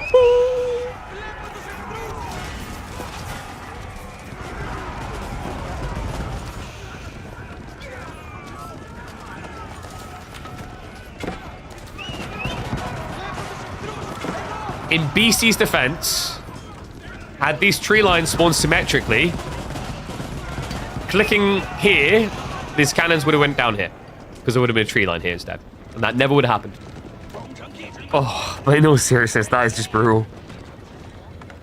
Cannons, he just really can't afford to lose. And a wee power switch now coming in. It's going to slow him down a hell of a lot, but he kind of just has to. He can't afford these risky trades anymore. And what is up, Tag Miles? He can afford to do that all day and all month long. Thank you very much, mate. Appreciate the sub. Welcome back to Swarm. So where this is really just going to start to differentiate now, guys, is going to be like Unitech-wise. You know, we've got Incendiaries in from Beasty. Well played there. But the Horsemen, I believe, do not have biology still. Okay, oh no, thumbs up. He did get biology. But on the other side, we're going to have what? Mass Palace Guard with Elite Army Tactics, Contest. Plus the extra army you get is China as well. And then hand cannon is pyrotechnics. Like the amount of techs here, advantageous to B, is just kind of stockpiling too high. Beasty just trying for his passage to braids here. The problem is, guys, usually when Beasty does these type of strategies, he has like, you know, a lot of wood left to work with. Ooh. He does, it's just going to be painful to gather. In fairness, like, I've seen this wood add up to quite a lot on this map. It just feels very tedious to gather from. This, however, is a sick raid. No reaction out of B. Yeah, he finally pulls away. That was very delayed. A lot of villages lost here. Ends up deleting his mining camp because it's actually griefing him. Smoke group Lancers on the way, but that doesn't address the Horsemen still. At this stage, you have to start wondering, would it have just been worthwhile for B to have built maybe like a stone wall on the wider flanks and only use palisades in the center? We are, however, now diving through the one area we probably never should, right? Like this thing is atrocious. I'm still to this day kind of disgusted by Great Wall Gatehouse's damage.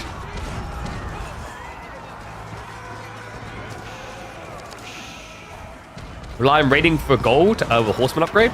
That's a fair point, actually. He did get Expilatores, which is where he's been getting that trickle of gold. Because if you look, he's got 0 on gold, hasn't really been trading, no relics, bar 1, which would be 80 gold. So let me just switch over, you'll see it in his view. So good shout on that. He has actually been getting those kills. It's actually, I think, the only reason why he's still alive. And look what it's getting him. This is big. All right, this could be a game changer for him. Silk Bowstrings takes him up to 8 tower range. The Nesta Bees are 7.5. So you can line formation concave outrange them.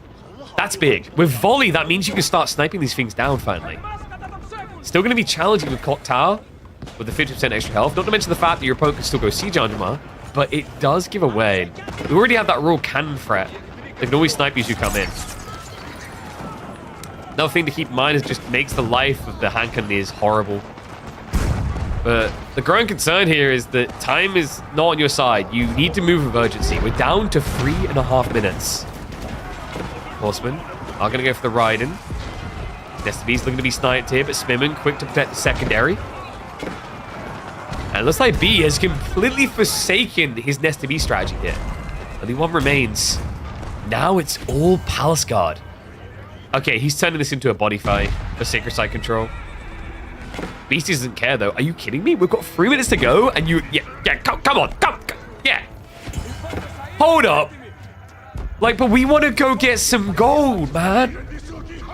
We heard these Chinese villagers just, like, carry it around in their pockets, and then when they, like, do their job for the day, they drop it off at the location where they're working.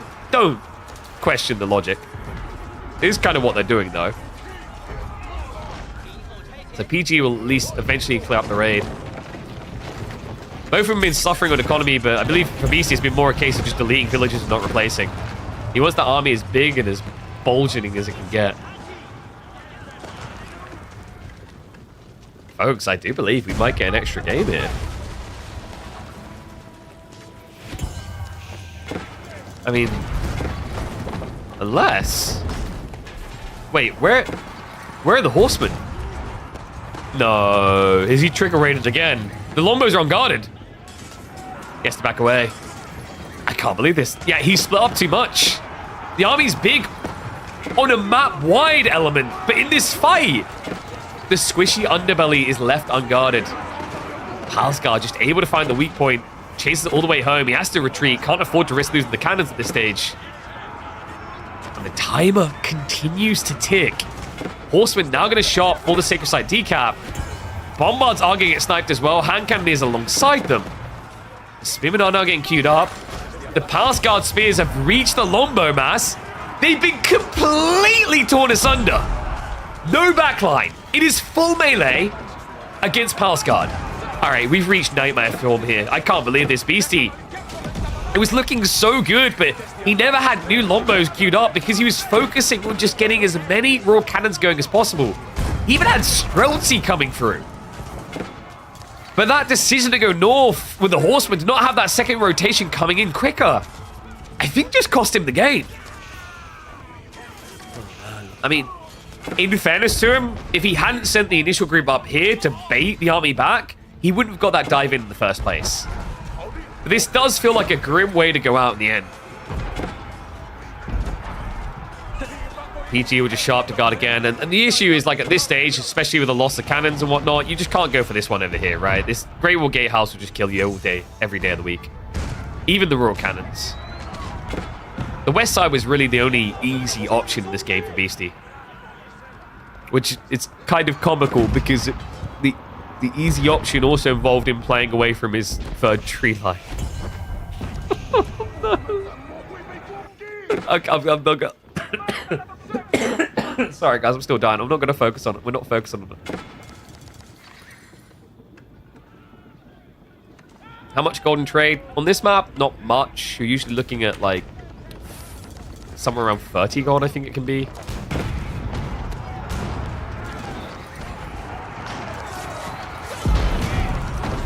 Last stand. Beasty valiantly charging forward here, but the horsemen are simply no match. Streltsy count of only 6 isn't going to cut it either. He's looking at that rotation around the back, but at this stage, B can just run the meat grinder to run the clock.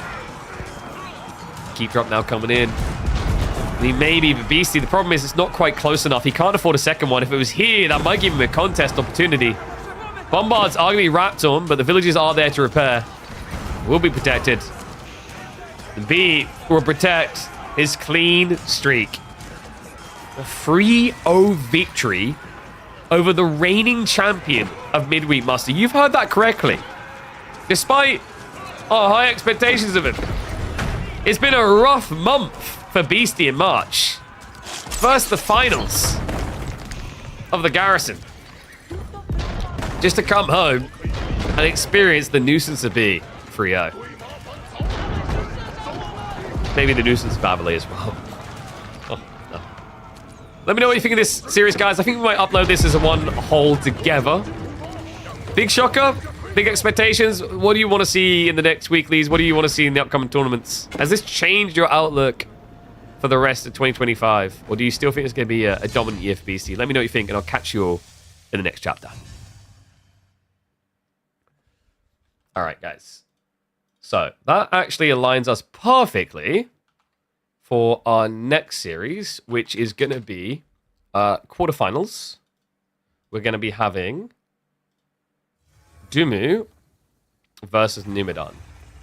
The draft is actually already underway, guys. So I'm going to switch over that draft now. Doink. In our Opera GX browser. If you guys haven't been checking this out, by the way, you most definitely should check out the Opera GX browser. They've been sponsoring us. They believe in the AoE community enough. They wanted to work with us directly. So they're working with us the month of March. Go check it out. It's free to try. Download it. Create an account. That's how they know that I sent you. And then that increases the likelihood that they might come back and sponsor us more in the future. So it's a free way for you guys to help me out. And you get a really cool browser. It has some really cool features that allow you to kind of limit the amount of RAM, CPU, network that it uses. It's also got a built-in ad blocker, which is great because I know some people have been having issues with things like uBlock recently. It has a cool function where it automatically defaults everything to dark mode in a way that I found Chrome just wouldn't. And another thing that I like is, I mean, the quirky little things like the different themes, like I got the full Space Marines theme, but there's also a built-in VPN for this thing. Do you guys know that? It's really cool. It's got a built-in VPN. It's not going to give you the full security of like the very extravagant VPNs. That's not the point. But for most of us, what we want a VPN for is to pretend that we're in a different country so we can watch better Netflix shows and other such elements that come from pretending you're in different countries. It works for that. So yeah, definitely worth checking out. Opera GX if you want to try it. There you go. Pycho knows. And look at that.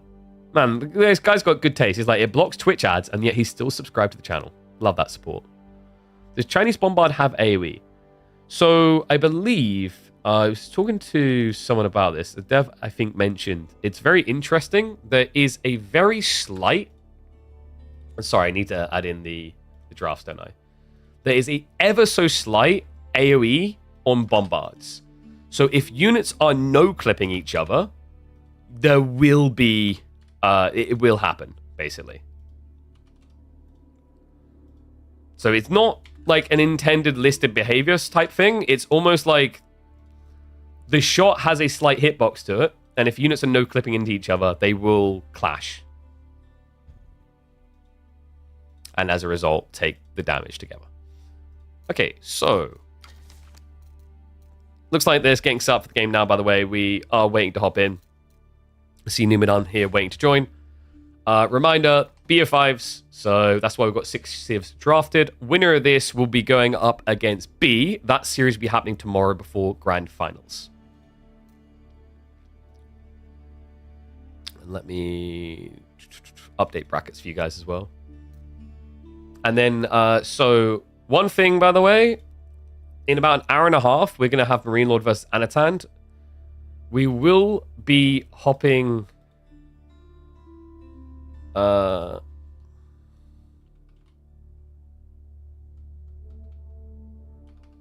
we will be hopping across to Anatan vs Marine Lord, regardless on whether this series is complete, just because that is our semifinals. We need to prioritize semifinals for live. It just makes no sense not to.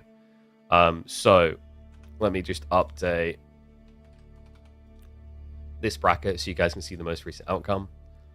So winner of this one will be going up against B tomorrow. That will be cast before finals. Oh my god, why does OBS do this sometimes? OBS? Are you drunk? For God's sake. Dude, I hate it when it does this. There we go. Had to force refresh it. And then Marine Lord vs Anatan will also be a BO5. So yeah, that the Marine Lord Anatan will be the one that we finish with. I'm not going to do my summary on the LAN today. because we just don't have enough time. Like, my partner's got somewhere she has to be later tonight. So, I need to be wrapped up by a certain time. I'm weighing up whether we will either do my post-LAN review of the Garrison after finals tomorrow, or it's going to be Friday/Saturday. Because I'm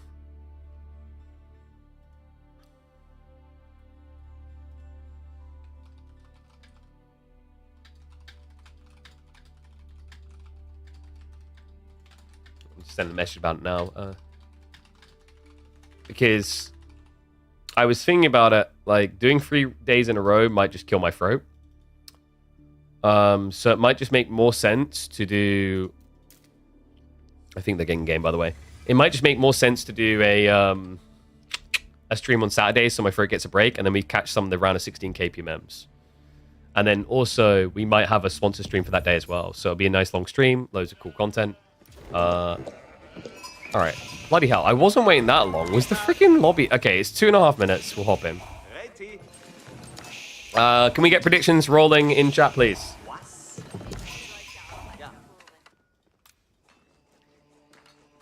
Alright, hype it up big. We've got a fun one, folks. This might be a marathon of a series, actually, now that I think about it, knowing these two.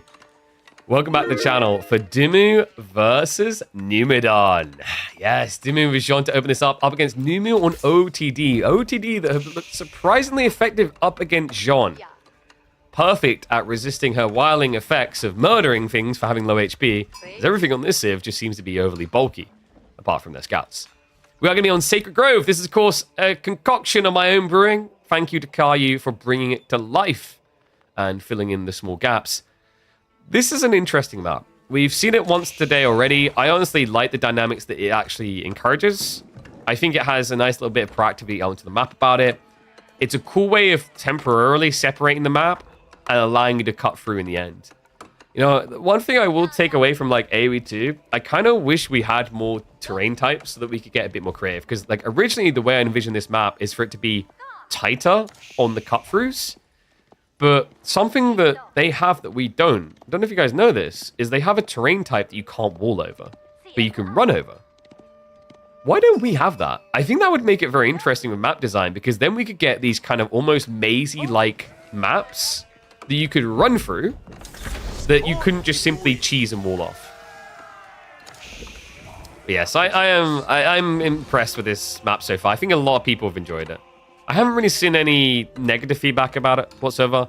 Like, if players, viewers have opinions, go for it. But we wanted to keep that idea of, like, half of what Gorge gives you at the start and an encouragement to move out. I find that the opening is very hard to defend long-term, so you are encouraged to be out by the mid-game, which I think is good. And what is up, Standard? Thank you very much, mate. Appreciate the sub. So, Rack's beginning from Numu. No surprise there. He needs it up against the Knights anyway. One thing that he might actually end up quite liking about this spawn is typically, with the way that this map spawns, 2 deer stacks end up in the central lane. Because remember, like, when you look at it, you can simplify it as 3 lanes. Congrats, you've discovered that I used to be a Dota 2 caster. The reason that's important is Gilded Spearmen usually struggle to block all the deer stacks. When you linearize them like this in a line, much simpler to get bang for buck out of Gilded Spears. Dimu, he's going to want to try to remove this deer stack first. I hope he's aware of it. I think if you go for, like, anything else, it's a bit risky here.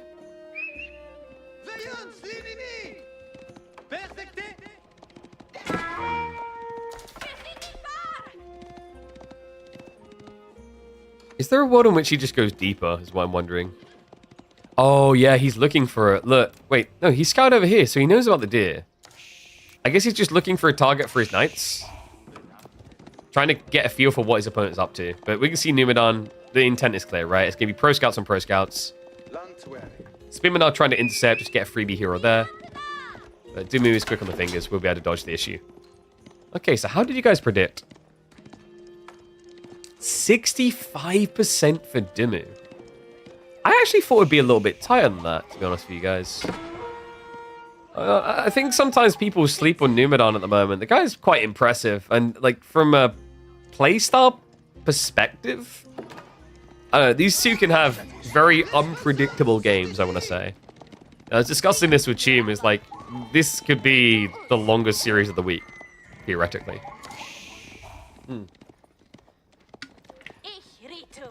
I don't think Dumu's had very long Sacred Groves, but I will highlight that Numidan, I believe, has had the longest Sacred Grove of the week so far. And that was his best of 3 against Wham that went for over an hour. And it was Chinese versus HRE. Yeah, you're going to start to see why Jean doesn't feel very good against OOTD here, guys. That cleave. Woo-wee. Only 160 HP left.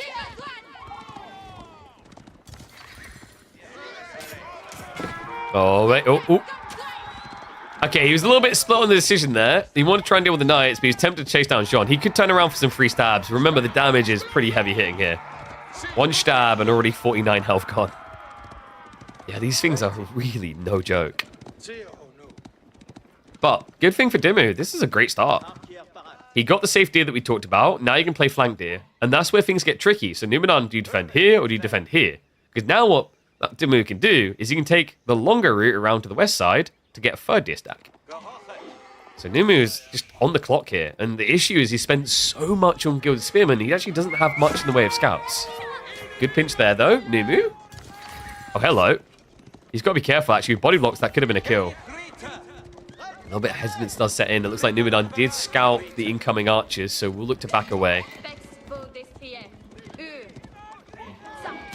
I think he could actually just kill her. Oh, honestly, it would be worth it at this stage. Yeah, I think there's just a little bit too much hesitance for Numidan. So the reason you could probably kill her here is like the Gilded Horseman could try for the body blocks. I think what has him a bit worried is the formation shuffling. So once you have 2, definitely once you have 3, you can get in front of her and stop her just doing that. And then she's dead every day of the week. Because all these units are very high base damage. Oof. And those are high counts of subs I'd love to see coming in. What is up, J-Raz? Thank you very much for Prime sub. Thank you. Smart man. You guys want to get those subs in because midway through this series or after this series, we'll be hopping into Anan versus Marine Lord Live. Our first semifinals of the week.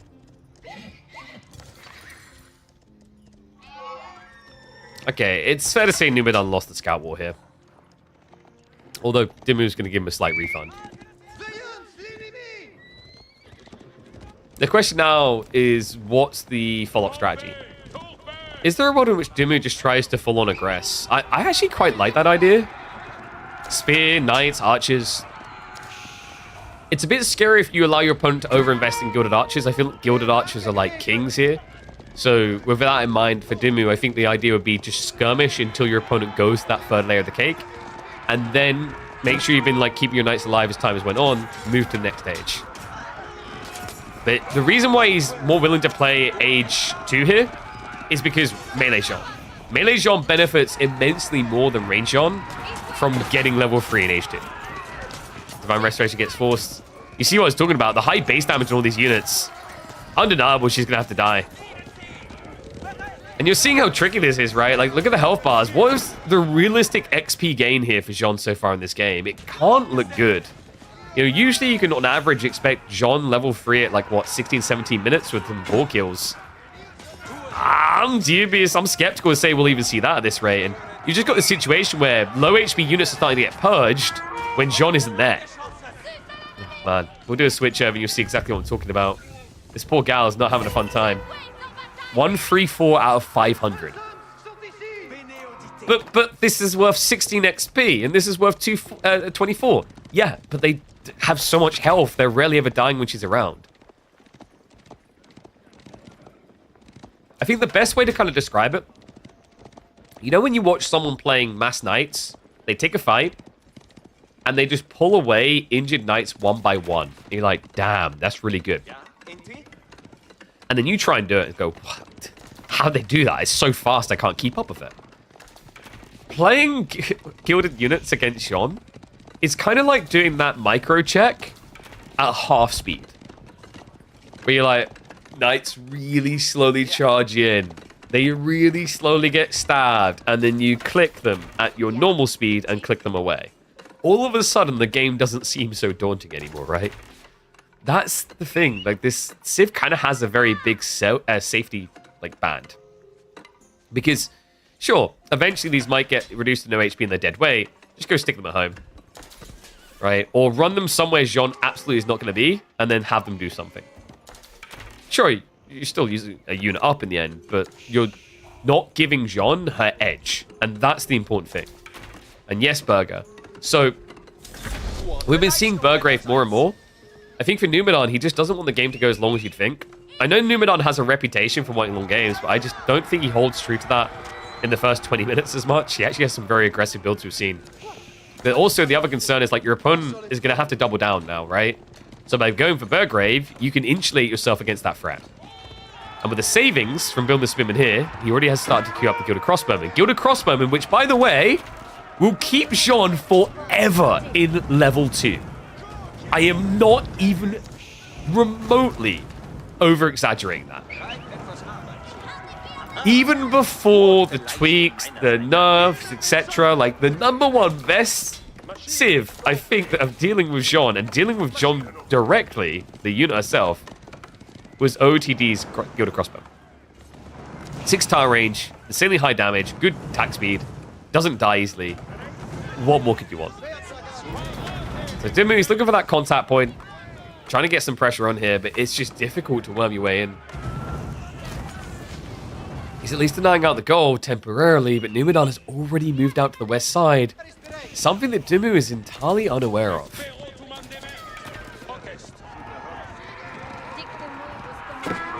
Now counter-attack opportunity. No Spearman veterancy, by the way. Remember, he hasn't got enough gold yet. Maybe a little bit ambitious of a timing, but I think his paranoia is that Dimmu's trying to tech up as well. Also, we're not going to start to reach.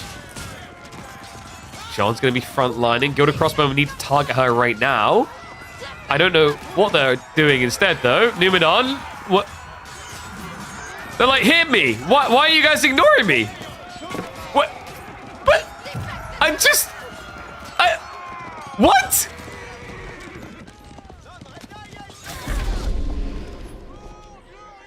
I mean, they're still alive, right?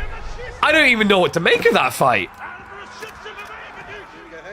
So many giant question marks in my brain that could also be just put on the screen there. That was kind of a wild fight. A lot of XP gone. The taboo thing that shouldn't happen happened here. In fact, if we look at the live screen, we'll see it. She's there. She's gonna have level 3 at 14 minutes into the game. Which is more than Dimmu could have ever asked for if you looked at this game just 3 minutes ago. So, level 3 coming in for Jean. Age 3 coming in for the Civ as well. Pretty good position to find yourself in here. And it is going to be the champions. Golf claps. Oh, riders rather. Golf clap on that call. These are perfect counter for this matchup. Gilded Crossbowman remains a backbone staple of all the Dragon comps throughout most of the game. These units specifically get damage bonus against that. Oh, do not write him off just yet. If Benny Boy can almost win a third place match 8 beers in, at a sober point in the day, he's definitely not dead yet.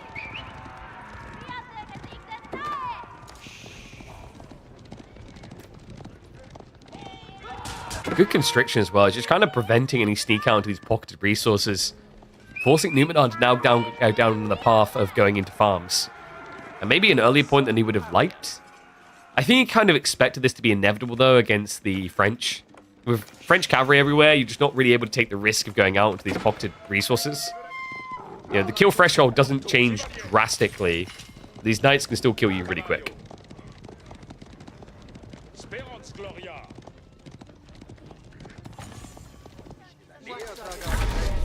Alright, ones if you think Numu's going to win this.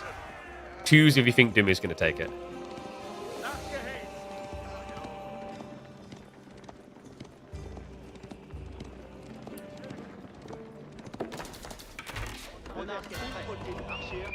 Veterancy. Now on the way. So he's going to be leaning pretty hard into archers. Makes sense with the Spearman there. Gilded Crossbowman can still address that quite well. Concern right now is he just doesn't have the knight count. Seems like Dimmu is struggling a bit with food, and yeah, we can already see it. He's out on berries. And the Pro Scouts didn't last very long.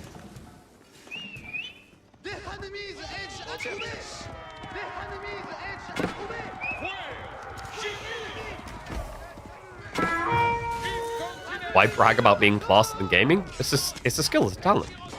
Have you never met someone who like gets better at games the drunker they get? It's the video game equivalent of drunken kung fu. Sean just teasing here. Yeah, that didn't feel like a great trade. Relics are being targeted, by the way. Dumu is a little bit later to that party. Overall haul is likely going to be what? I want to say free for Nimu? This one feels like it's maybe going to have to be conceded. And let... Ooh! Hold up! I mean, he has a blue underhood, so in a way you can say that blue got it. He didn't. He didn't get it.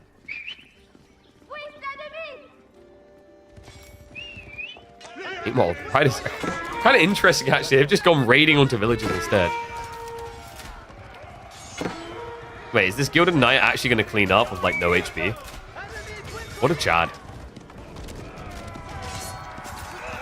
Looks like he's going to find 2 worker kills. Actually, not too bad considering how hard those villages are to kill. So what's the plan in Numu's mind here? I don't think he's going to be feeling confident about the state of the game anymore. The upside for him is it is Royal Institute, so there isn't this, like, guild hall pull that gets Imperial and a GG. Downside is your opponent's now going into Mass Arbitrae. With crossbow stirrups, they can compete with the Gilded Crossbow. I am a little bit worried, because like right now with the comp the Numu's heading towards, there's not as much map control presence. I do like the knight detail. They're insanely expensive, but the idea here should be to sneak them in on the flanks and just hit economy. Never for the main fight. It looks like in the end he did find that 3rd relic just instead on the south side of the map.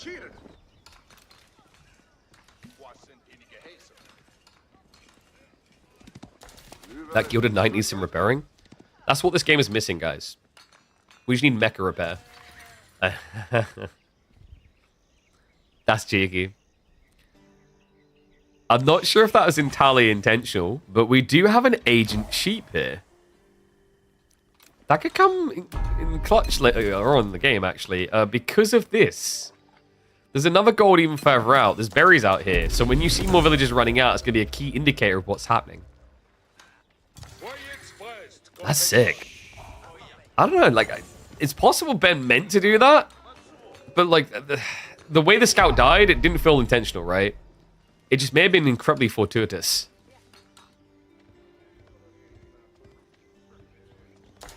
Love that we're seeing XP farmed up for Jean here. A lot of people usually forget to do this, but wise old Benny Boy isn't one of them. So an extra 50 XP per sacred site, remember. The best part is your opponent's going to feel encouraged to decap them to stop you getting gold. Great! Then you just get 50 more XP again. Win or win.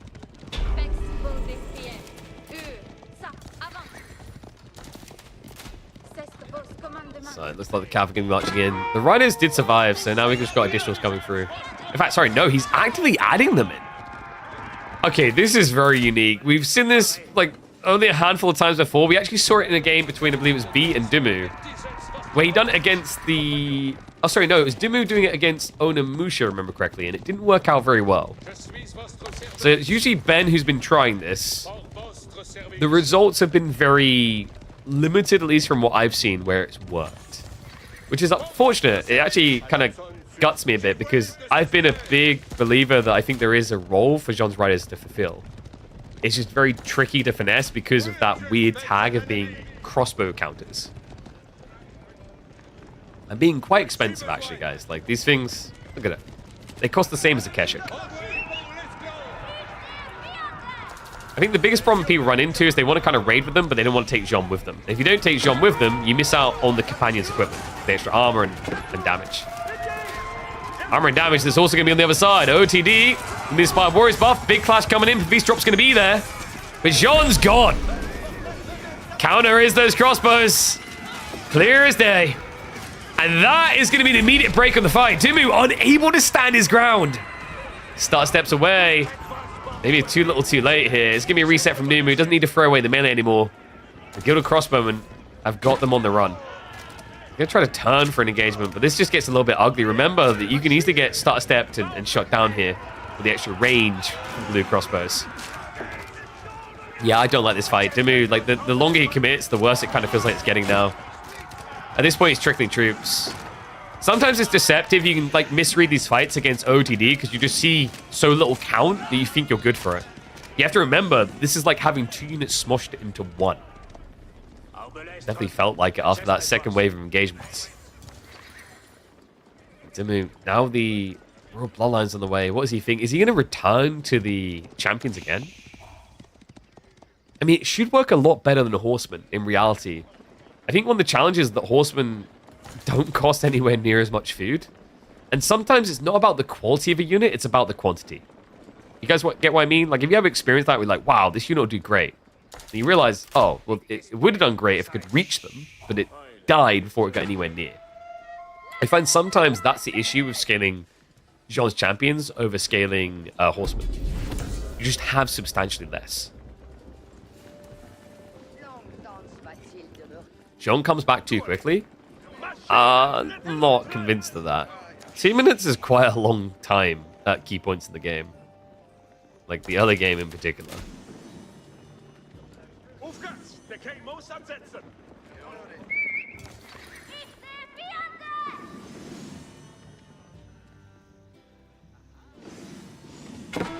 All's going up now. Interesting, Dimu's the one going for it, even though Numidan has a very static composition here.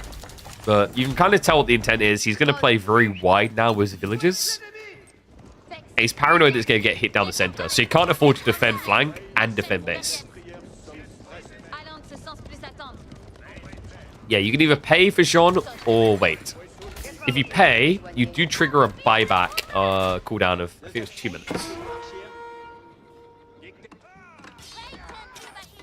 So it's not like I have 10,000 gold, I can buy back. Has its limitations.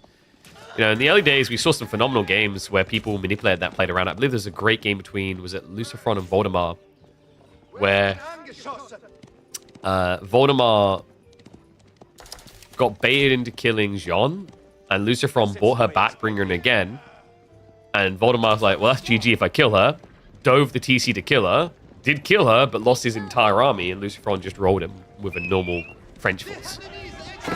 There's some very interesting dynamics that you can use in your favor or can be used against you.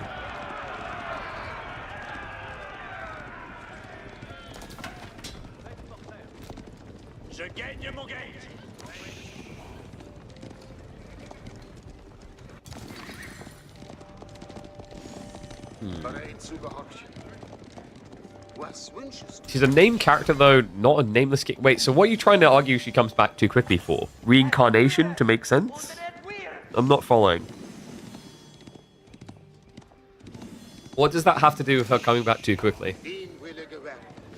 Ah, yes. Okay, yes. Deep religious, historical, like, immersion has been ruined. Well, I can solve it for you. Do you want me to solve it for you? She says a few words and magically heals people. She comes back from the dead over and over again. She's a witch. There you go. And I've yet to see anyone actually successfully get her killed with a Kara Siphon. So it's your own fault for not burning her.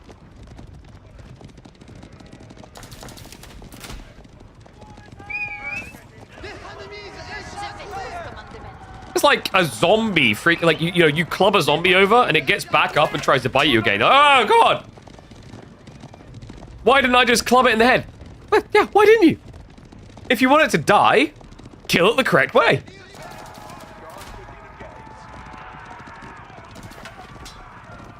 You don't stab a vampire in the toe. You stab it in the heart.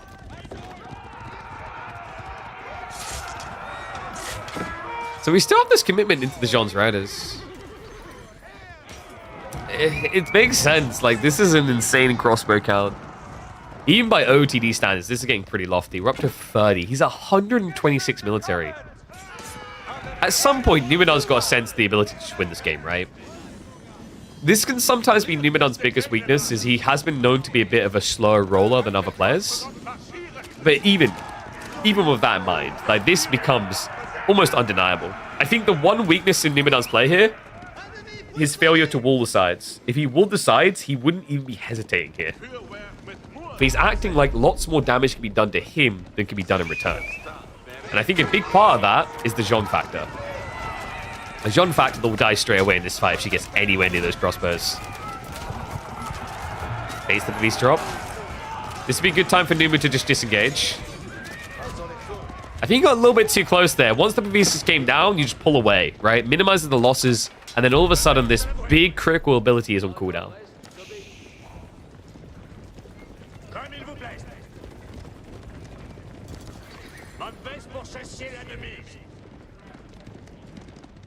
Wait, guys. Do you want me to tinfoil hat you? You know the new trailer for Knights of Crosses and Roses? Did you guys notice that in the trailer, it features Venetian ships which have the flag of Saint Mark on it, the patron saint of Venice. We're getting another saint. I'm calling it Venetian hero incoming. His abilities will be the ability to basically make your base float on a little island, even if you're in a land map. It'll just suddenly happen. It's called Screw You Can't Invade Us. Another ability he's going to have is his ability to go to your neighbors and scam them by giving them deals they thought were good for them, but were much better for you. Twirl's moustache. Okay, so Palace of Swabber on the way. Numenon really is just taking a very overly defensive line here.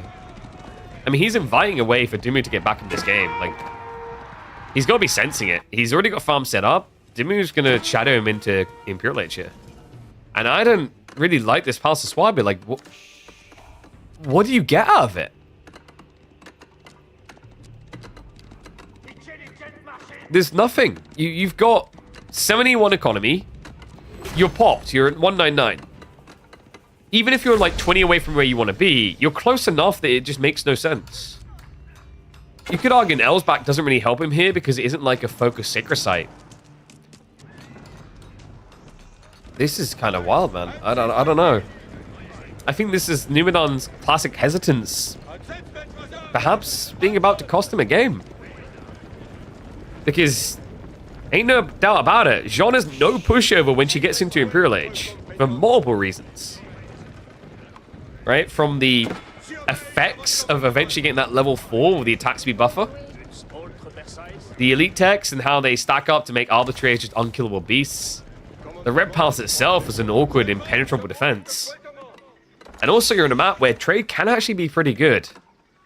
And Order of the Dragon aren't really a civ that's renowned for their ability to split the map and raid well.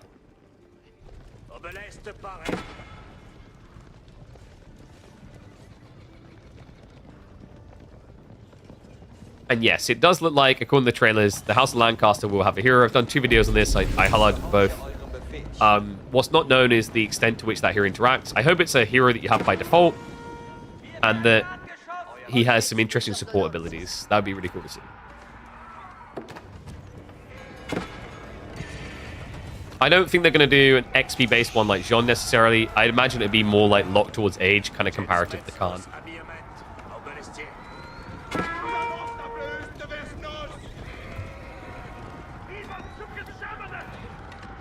So how does Nemu now win in the final age?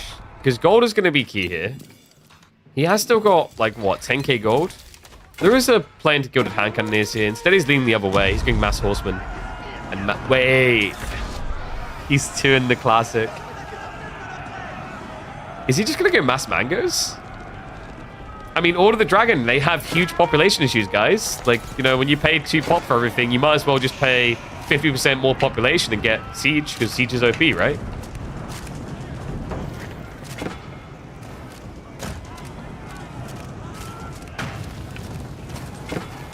Looks like it's gonna be burning, and a yoink! Numu, the heist!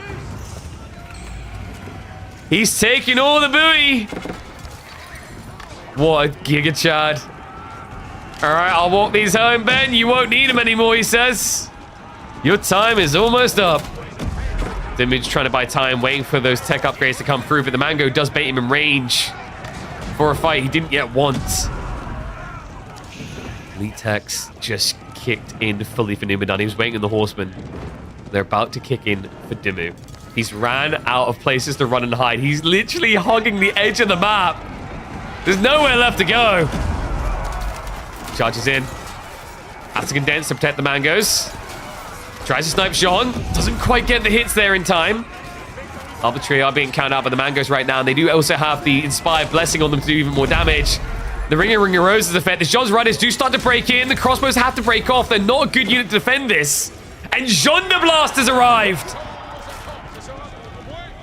In her most dire hour of need, the Francais gets what it needs most. The Maid of Orleans in her finest form. Big bludgeoner, ready to club. Crossbow's going to try to snipe her down. Takes a bloody effort and a half, though. She will finally die. But the count has been cold. 7 crossbows remaining. 50 arbitrary on the other side. Plenty more Jean riders with 332 HP. This is a full momentum swing. I mean, Numidan, it might be a good thing he built that Palace of Swiper after all, because he's going to have plenty of population room for a very long time. He's got plenty of gold in reserve. My concern is now his food. At home. He does not have anything strong to defend the farmland area. Jean's riders could dive that in an instant.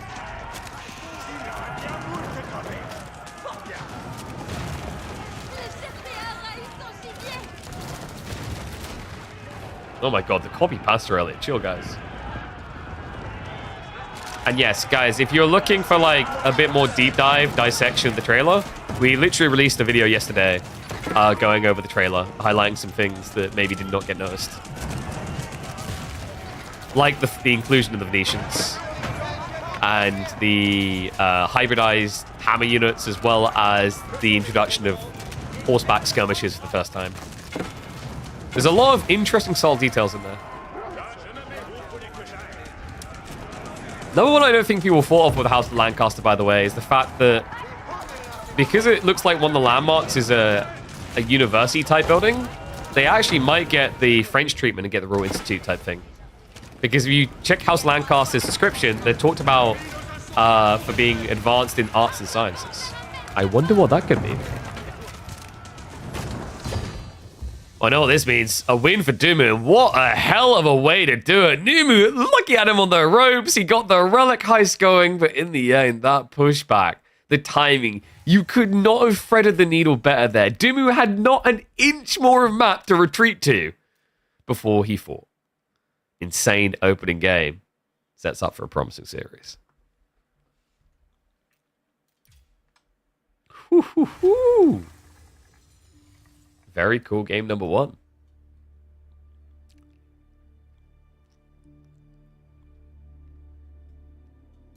All right. So,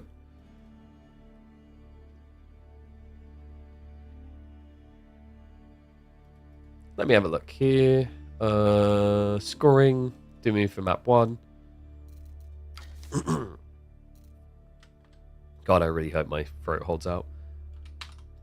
Jean versus Order of Dented.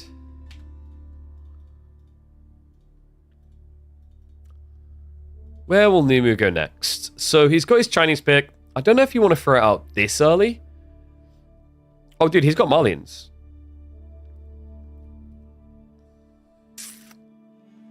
Do you just take the presumed free win and go to Socotra?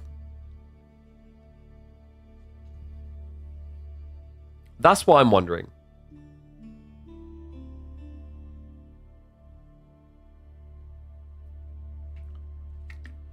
I'm weighing up whether do I Red Bull with my throat like this?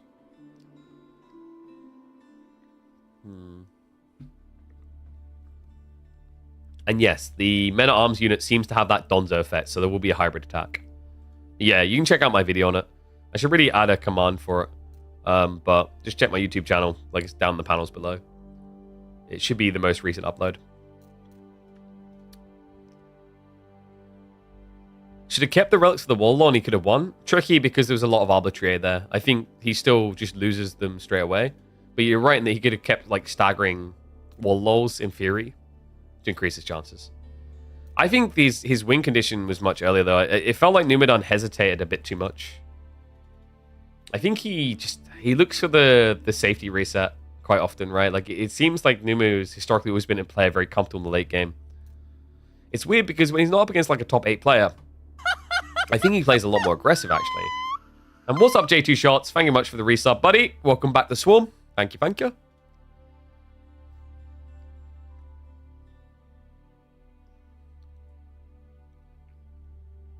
One sec.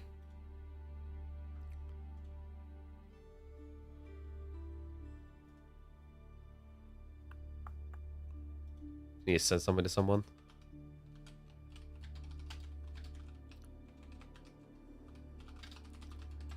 Oh, by the way, guys, I think they just got into game. So I think we're ready to go. Did I miss you? Maybe. Yeah, well, we were meant to have had more streams before now. There were meant to have been a few while I was gone, but like I said, we'll save that for another day to explain why, because today is like super busy, so I haven't really got the time. But let's get predictions rolling, please. Someone can sort that. Thank you, thank you.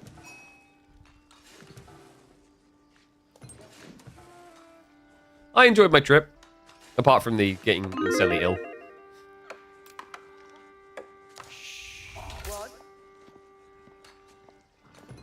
Oh, sorry. Let me flip that. It shouldn't be 0.4.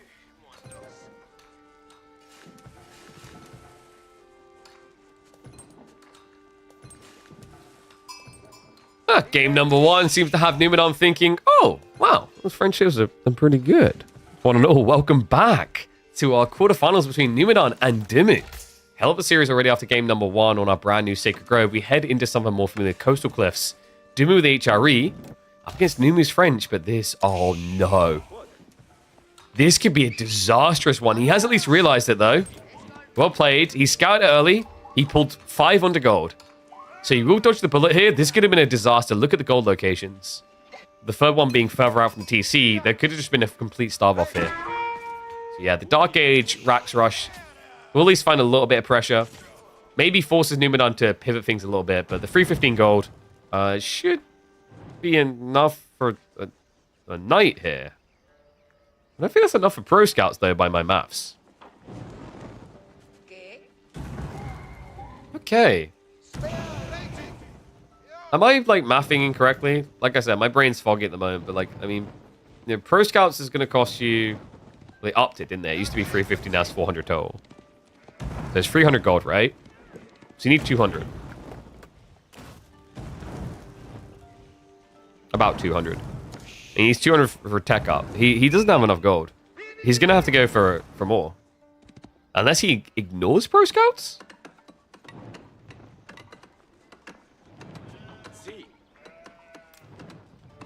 Sorry, Gully's the one who's going to say that I can't math. This guy couldn't actually count stone outcroppings on this map. I'm just going to have to take away his right to talk.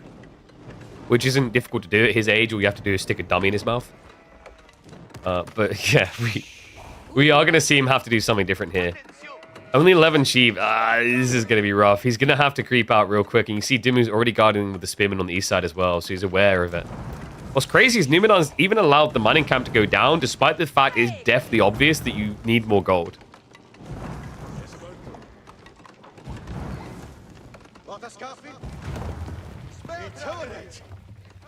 Talking a lot for betraying AoE4. Ah, yes. I went away to an event to do work as a freelance commentator and host. And then I come back home. And while ill, what's the first thing I do? Streams Age of Empires 4. And then this lowly peon, who only made it past the round of 16 due to a default win, isn't even subscribed to my channel, moans. What is this crap in my chat right now? What is... Benny boy. Benny. Dude, it's infecting. It's infecting. I love this, man. This new Dumu has just been so reinvigorating so far this year. He's been on a journey to kind of reinvent himself as a more aggressive player, right? And this just hits it right on the head. Mind work instead of Arkan. I love this. I think maybe part of the thought process is if his opponent can't pro scouts, like he doesn't necessarily have to rush pro scouts. He could play pocket of resources and just go for an all-in, maybe. I'll have to see.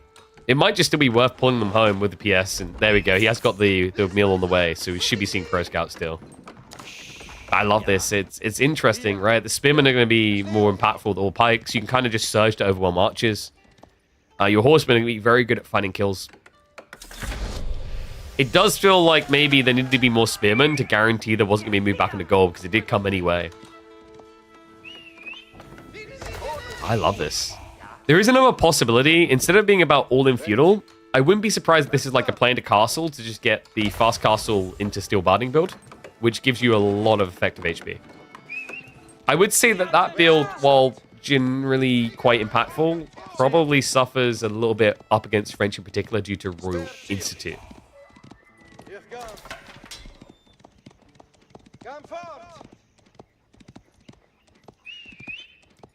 Why did my bracket show Beasty losing to B? Oh, I'm sorry. Did no one tell you? This is just the month of losing. We did indeed just watch B 3-0 Beasty. Absolutely insane. So Dimmu is going to be opening with the Horseman follow-up here. So yeah, we are just getting the mass melee comp going. I tell you, this guy's been experiencing some things recently. Interesting. Are we going to see him contest the deer at all? He was considering it, but the issue is the archer positioning. I think the deer, it's a bit unfortunate for Ben. If the spawn on Numidan's side had been his, where it's this, then you could actually contest with spears. But it's too close. So your opponent can easily just stand here with archers and react both sides. Good news is, because he's a little bit paranoid, he's keeping any knights he has at home as well. Instead of rushing them across to you, it means your own economy isn't getting harassed.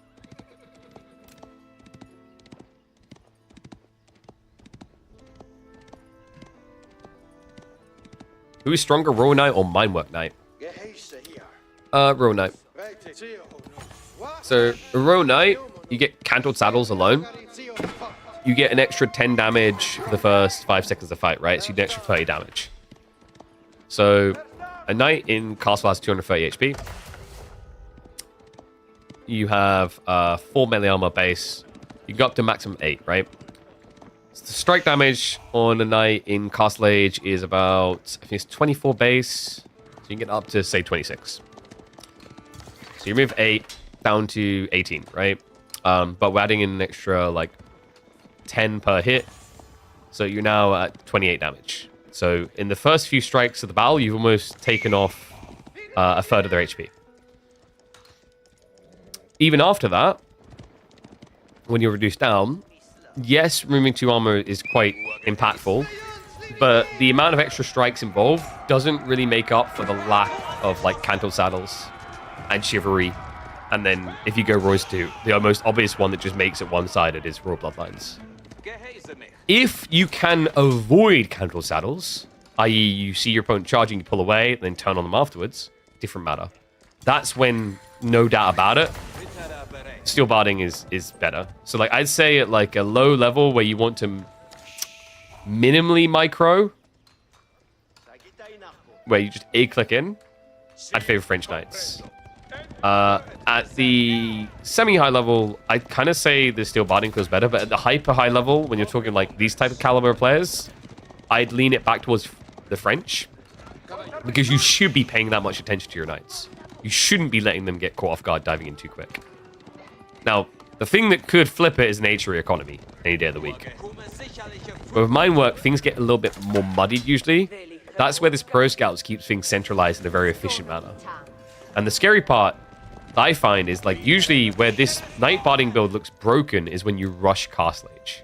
Because if you rush Castle Age, you don't miss out on many villages, and also the French player doesn't build a big villager lead. So all of a sudden you can keep buffing your whole economy because you now have monasteries to build the monks out of.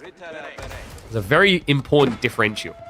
In this game, though, we can see that Dumu isn't really rushing Castle Age. He's playing into the Age side. And it's starting to feel rough that he's done this. Yeah, no, this is not the fight he was looking for. And he invested pretty hard into this, guys. He went all pikes, melee attacks, all the way through. Like, the intent is very clear here from Ben. He wants to fight. But he needs a lot more horsemen to justify it.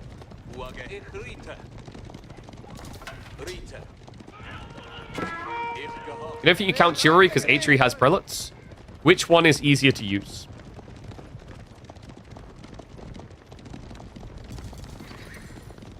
And the appeal of Minework Knights is the ranged armor? Yes. But the melee armor can be helpful in certain situations. It's just like Spearmen and Knights, the obvious ones where they're not. You're talking about straight up fight? Yeah, but like I'm saying, as you scale in terms of skills, right? Like these small elements on the side, you sprinkle in as well. Like even at the highest level, like I very rarely see people peel back injured Knights to heal them, whereas like French Knights they're a fire and forget. You know, it's like an automatic fire extinguisher versus a manual one, you know?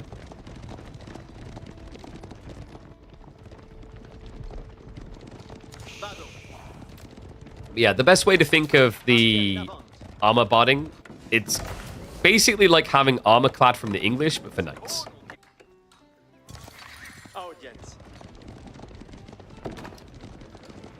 So a bit of a slow roll here. We aren't really going to see either side over-engage. I think they're both happy with where this is trending. Or not happy, but accepting of where it's trending. Dumu would like a fight, right? But if he has to tech up, he still has the Knight Barding play to try and lean into because he will tech up vastly ahead of Numu. The issue is Numu's going to have 10 plus Knights. You're going to be starting from 1. And here's going to be the Regnants. As expected here, you don't really want to do Burgrave. You get nothing from Burgrave here.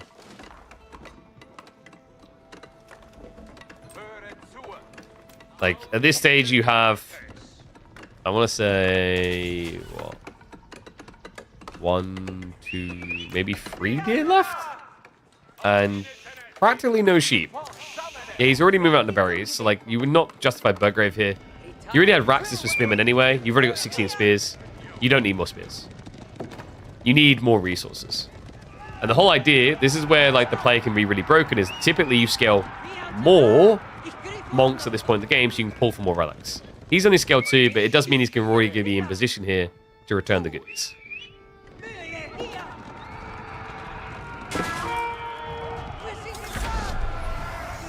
Take up complete means he has to back up. Numidan is looking for a punishment. Why Numidan not pushing? Because Dumu was posturing. So his assumption is they were both playing the Age. Now that he knows, he will push. You can only really act on info that makes sense. Because if he'd overcommitted and this was not attack, Marching Drill Spearman would have chased him down and killed him. Horseman as well. A bit of hesitance though due to the layering of the base. Veterancy already in the way. 30 seconds out. First relic on the way home. Make it a second as well. Nothing to really stop them. It just feels like Dimu's posture completely checked Numidan at the door. Yeah, he's in trouble. I mean, you can see he's not holding back either. There's no intent to quickly just turn and tech up right now. He knows he needs some damage out of this. First blood drawn on the economy. He does have to find himself a worker kill. I think he's just going to have to sell for that. There's nothing more to be had here. A lot of out time was at least forced, admittedly. Now we do have the first knights on the way. Nice extra golds for Dimu. Both on the east side, Boar here as well. There's actually a lot of economy on this one screen. Makes it kind of easy for where he needs to defend. Also makes it easy for where Numidan could attack.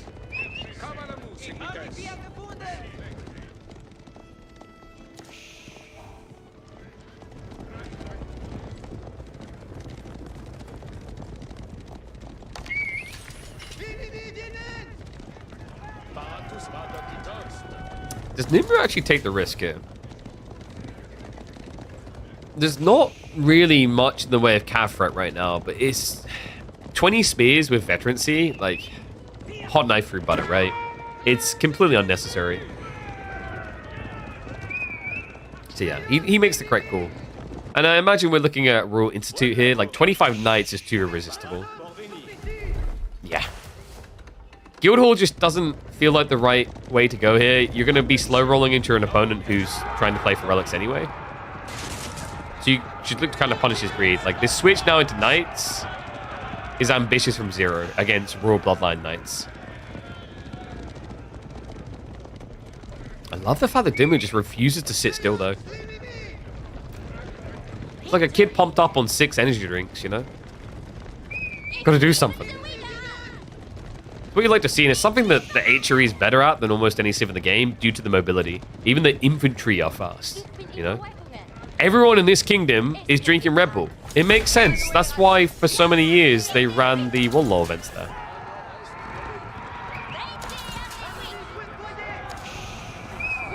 Set up complete. It's Dimmu's turn to try and punish it. Nice Horseman's going to march in. Archers start to step into the choke points. Needs to target these down, but there is quite a lot of them at this stage. 20 on the battlefield. It looks like he is going to split off. Does go after the villagers on the side. Nice find there. Greedy gathering from Newman. He did have the safety of the north side goal. Never went over there. The choke point fight is a hold. I think Dimmu baited himself a little bit. Like, finding those workers probably looked a little bit too delicious. But the amount of spears thrown at this. Upside, though, behind this, he's getting all the relics. And I think that's the trade-off he had in his mind. He's like, yes, I'm going to lose a lot of units, but in return, his knights won't be upgraded yet. I can do more damage to them now, but I will also get a 5-relic game. That's incredible.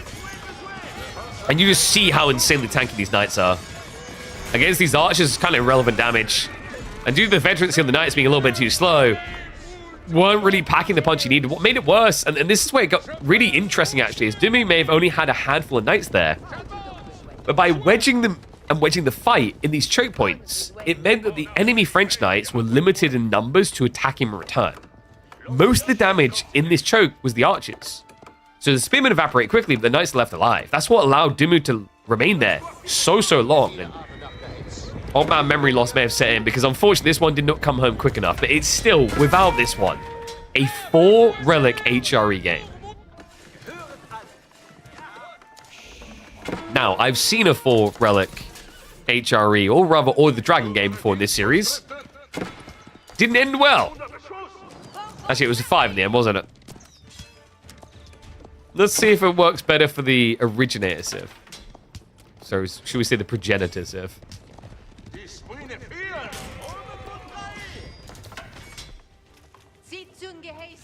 One thing that worries me a bit for Nimue is like now he's going to feel pressure to counter dive, and these become the most obnoxious points in the game. Sprint and placement towers with relic buff, 54 base damage. You know, even when you have raw bloodlines, you still feel the stick. Other thing we talked about is like realistically with the way that Dumu's economy is spawned, he can spend all of its time here for like 2, 3, 4 minutes at least.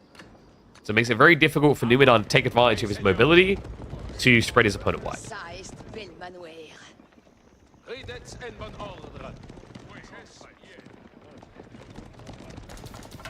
One's if you think Dumu is going to take this, two's if you think Numu is.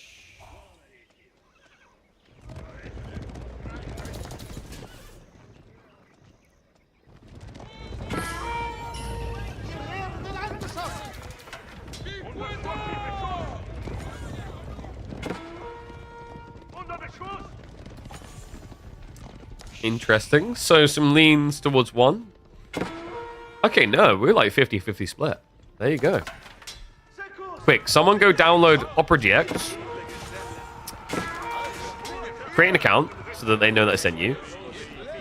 And then you can pretend you're from somewhere else in the world with their built-in VPN. You can then create a different Twitch account, and then you can put another number in chat to back yourself up again. There you go. That's the big brain play.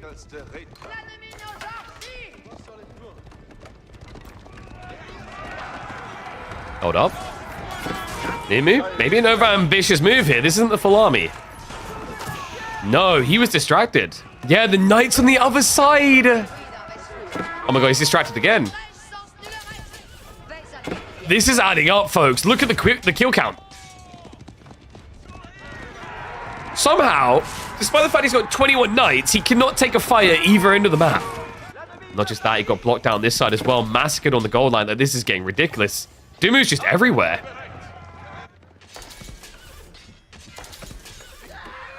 Absolutely insane, man. At this stage, I think the only thing really missing from Dumu's plan is getting more of these guys. Like, he isn't really scaling prelates to buff his economy. So, like, this account, usually when you talk about HRE, you're like, oh my god, they're so far ahead because 40% buff. Doesn't really exist. If he fixes that one issue, he's going to have an unbeatable eco. Right now, it just feels like he has an unbeatable strat. It's just ridiculous. He's outnumbering French knights everywhere with knights. And it is indeed going to be that 5th relic coming home. And that has been a fresh reminder to him to build more prelates. We know Benny Boy does like to build up 3, 4, 5,000 gold and then spend it all at once, but maybe there's a way of using it now to better use.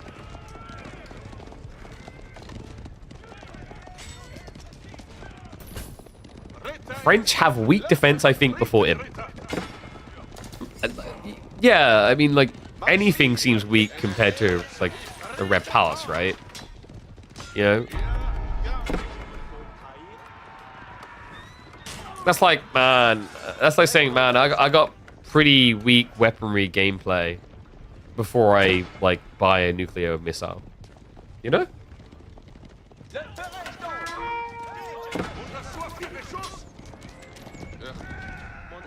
I don't know, Nimu just looks like he's in full scramble mode. He has to be getting paranoid that Dumu's teching, right? So he now needs to go check. Bad news for him might just be there's going to be a line of spears waiting to wash their pikes in some horse blood.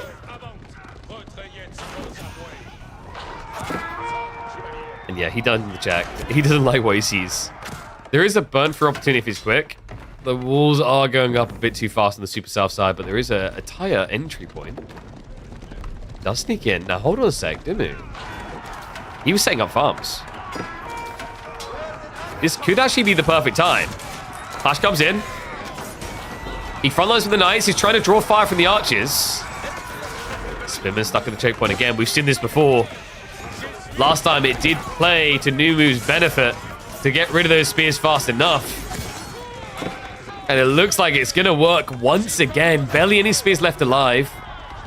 Dumu needs to get more out ASAP. In the meantime, knights are now going to charge in. Outpost being rushed up. Just not quick enough here. Will seek shelter. Numu now taking the eco lead. Reinforcements have arrived from behind. It's about to turn into a bit of a backstab. So we have got additional sprinkles on the way. No, this isn't working. Numu's going to lose it all. Like, this is kind of stick one foot in the grave, stick the second in, part slam, so that you leave a mark in the dirt where you're going to lay forever, and then say, bury me. He needs more now. Because at the end of the day, a 6 villager lead might sound great, but it's 5 relics. He has to leave. Behind this, what are we looking at farm count for him? It can't be feeling good, right? 11 farms, he's got some berries left over. Dumu, of course, has similar food issues, but he just spammed a crap ton of farms. Like, that was as weak as his economy was going to get. That was probably the best opportunity. I don't think he was wrong to go in for that, but he needed to go deeper at that stage. The hesitance set in, right? He didn't want to lose the remaining knights. However, now Ben unlocks his real potential here. You know, he's got prelates moving out of the farms. They're actually being buffed up now. He's got 5 relics generating 800 passive gold a minute. Textiles to make sure people don't die as easily next time. Nimu's taking a slower approach now. That might cost him. Little villager raid coming in. Trebuchet is now getting queued up by Nimu.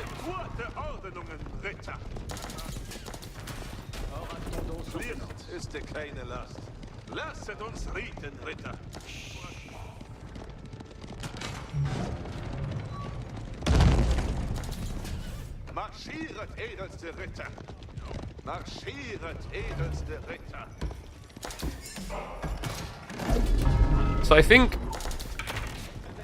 Numu's kind of locked this age at the stage. With no guild hall, like there's no tick up opportunity here, which kind of feels really bad on Coastal Cliffs. I feel like being able to get red pass is huge due to the fact it can control so much of the flow of the map. But Dumu options really are just there, you know. It can be a little bit risky to play Mass Knights into the Royal Bloodlines, but like you have got the extra armor that kind of encourages you a little. Your all-pike spearmen do hit just a little bit harder. I wouldn't be surprised if he just keeps blobbing, but eventually it feels like his economy is just going to blow him to a point where he will find Imperial. It just shouldn't be sought as a rush. It looks like we have the relic being pulled back, right? Yeah, so he is forfeiting some ground over. Sacred Site win condition is not really going to be feasible. It never really should have been here. One thing that does surprise me, actually, is that Ben still doesn't have more prelates. There's just a lot of economy that's not being efficiently buffed. Remember, a prelate is capable of buffing 9 villages. So at this point, you should have, like, what, 7 prelates? He only has 3. And one of them is capturing sacred sites, right? Another one is dealing with relics. So there's definitely a question mark about the efficiency. Like, you can even see it in some of these areas. I think the ideal situation, the ideal setup is you want to have a 1 prelate on each farm, so he like turns and buffs each of the workers on that farm set.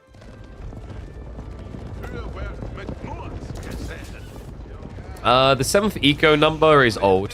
They buffed it a while ago, like over a year ago, and it equated to an extra 2 villages being buffed.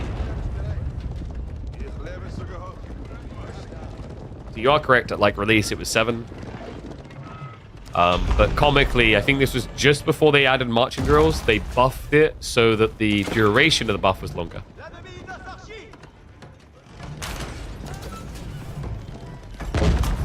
So double trap. Nimu is stacking up for kind of a push timing here. We have got E-repairs available if Dumu wants to force it. And he will indeed do so to buy some time. Night count. Gap is closing here, man. Really not much of a lead in it anymore for Numenor. And his food income is still a ginormous question mark looming over his head. What's the point of war of this map? I've never seen anyone use it. It's a cheater test. If you use the water, we know you cheat. Or your dad works at Microsoft.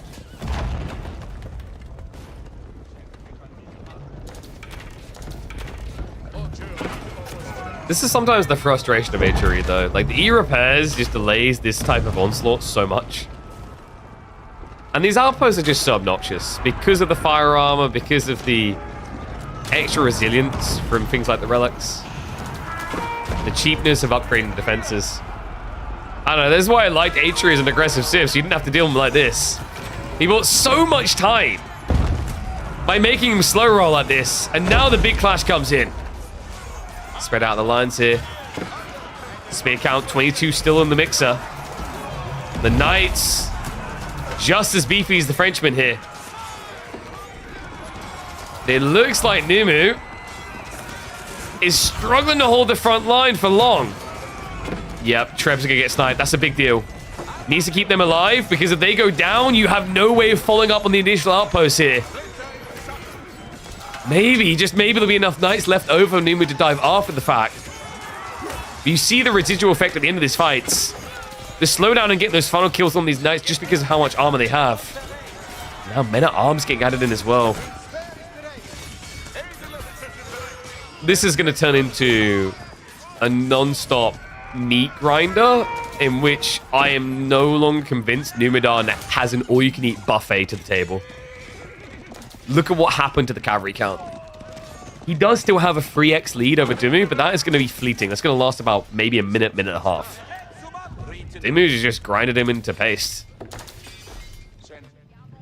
Are we just doomed for 3-0s this week? Surely not.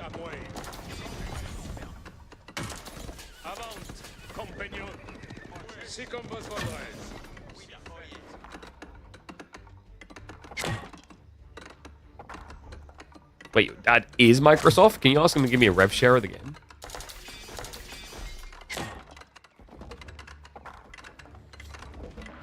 I'm like the anchor man for the game. You're talking about it every day. And now, ironically, Dumu the one going for Trebs. I mean, he needs it for the keep drop, right? Nimu would really benefit from building production here. And yeah, I was about to say, Arbitrary makes a lot of sense, but building them all the way from here. Oof. Long way to wait for reinforcement, but the most important thing is that he's not getting a discount. This is the sad reality, like when you have to do this as French, you just feel like you're wasting your stone in some way. You're just not actually benefiting on that extra perk. Sure, you benefit from the 10% discount, it's nice, but you're not getting that discount on the units, which makes the real difference. And you need that against this type of economy. Look at what Ben just done. Palace of Swabia now on the way, despite the fact they just had a fight like that. And this is going to force his hand, right? The moment he has that tech up, he's going to have to rush in. But look at this man creeping out. Not going to be able to do something unnoticed, courtesy of the Treb vision coming in. A cute idea, nonetheless. But the problem now is these Trebs seem to be having a little bit of potato aim. I think what we'll see happen here is the tech up will complete. Numenor is going to feel compelled to dive. And it's going to get him killed this time.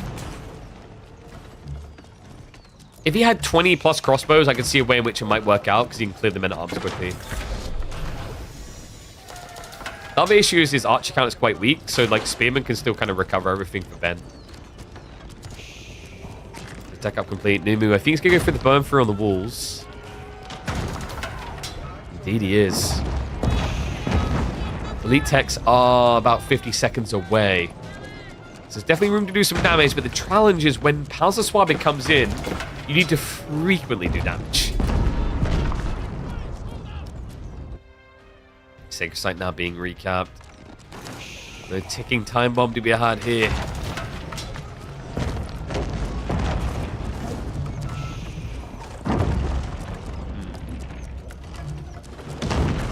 Could have been a bit south and nice to resupport this keep here. No, I don't think that matters as much. He secured the stone, which is usually what you want to do with keeps. I think he just got baited too hard into this east side area. I mean, in fairness, this is where the gold is, right? The problem is, like, as long as he keeps the relics, you don't actually care about the veins that much. 800 gold is enough to function with a men-at-arms spinning strat. But you could even start slivering in culverts. Now, we do have temporary gaps in the amount of gold he's got coming because he has to keep shuffling them back into new places.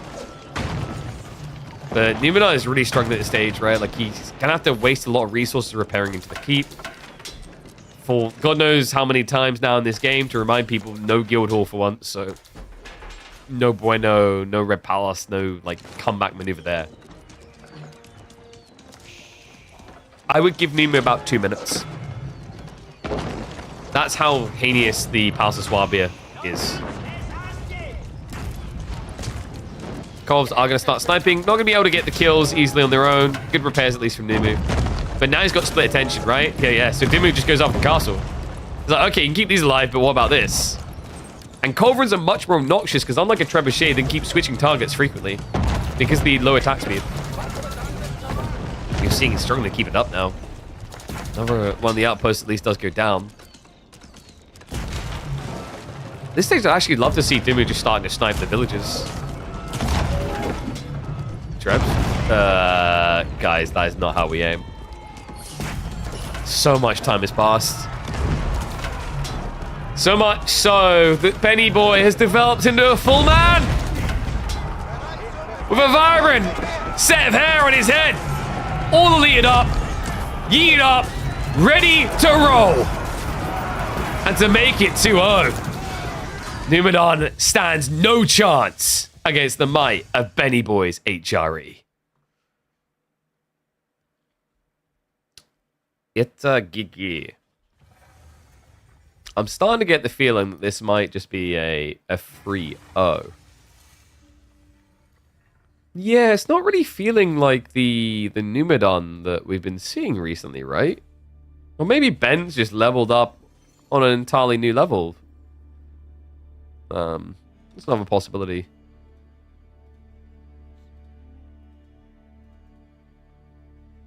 Like, game 1 felt like hesitance from him. Game 2 felt like, I don't want to say uncertainty. It's kind of like the hesitance thing as well.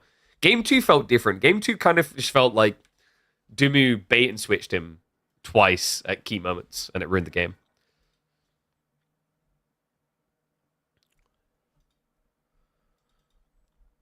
I imagine rank ladder is probably extended until DLC, which we know the date of now. If you want to know more about that DLC, check out my YouTube video. So, just quickly restarting the game, because it's being a bit funky. We do have the Anan versus Marine Lord set in 15 minutes.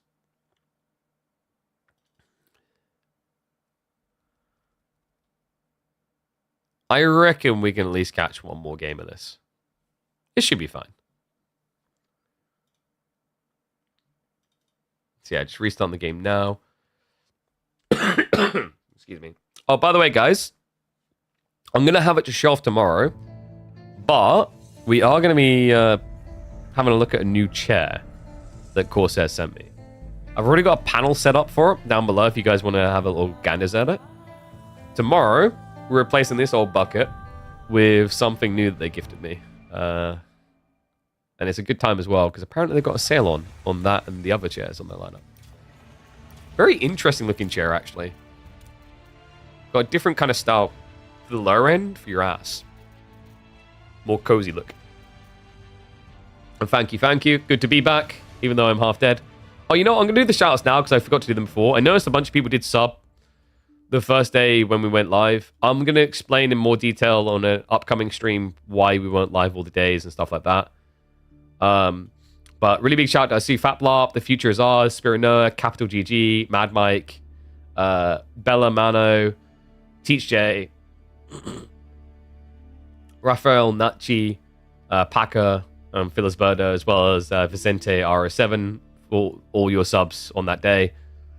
Like I said, I'm going to use a day when we've got more time to really dive into the full explanation and details onto why we didn't have a stream up on those other days. So keep an eye out for that. Like, I think... I don't know if we'll do it tomorrow, just because it might already be a very long stream.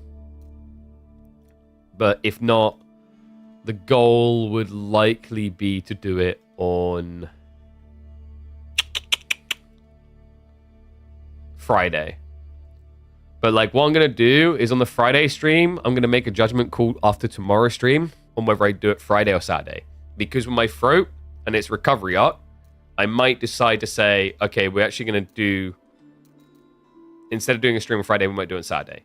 But that's like a, I know it's annoying when I say this, but it's going to be more of a play-by-ear type thing, because it all comes down to how quickly I'm recovering from the illness.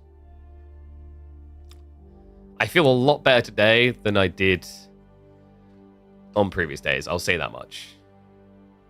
You do not even want to begin to imagine how brutal I felt. It was... I think I said on Twitter, the worst flu I have had in my life. I'm not even sure it was flu. Honestly, part of me felt like it was something else. Ooh. Oh, we might have a 3-0.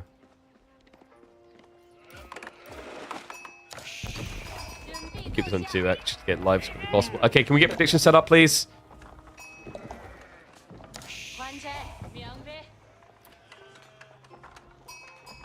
One and all, it is back.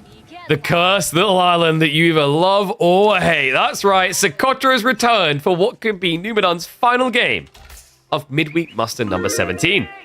Predictions are up, and we are here in the quarterfinals to see who's going to be facing off against B, who just 3-0'd Beasty, the former reigning champion. Numidan with the Chinese seems like a solid pick, no matter where you put it these days, but Socotra's a different beast, folks. Not necessarily a map that's all about pro scouts. It's very tight, very claustrophobic.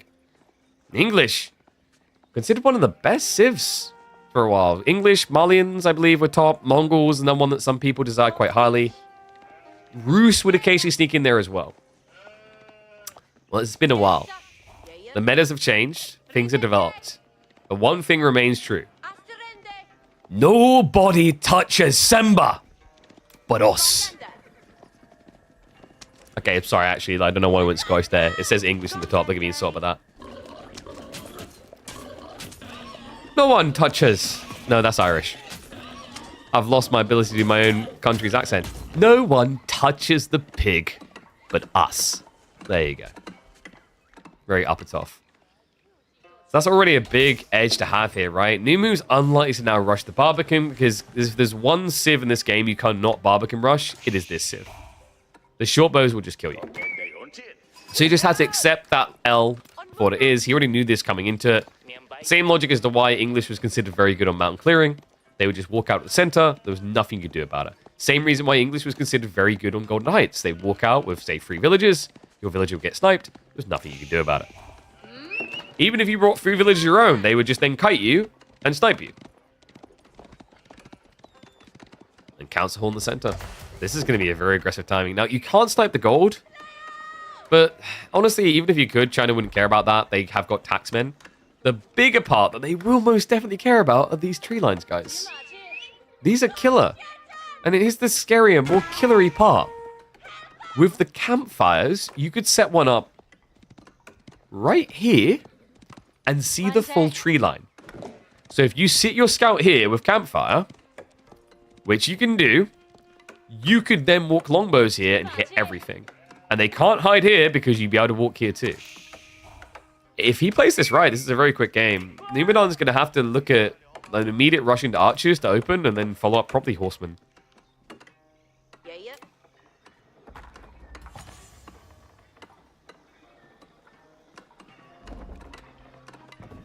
Wait, did I say Simba instead of Pumbaa? Oops. Hey, I was doing a Disney check, guys.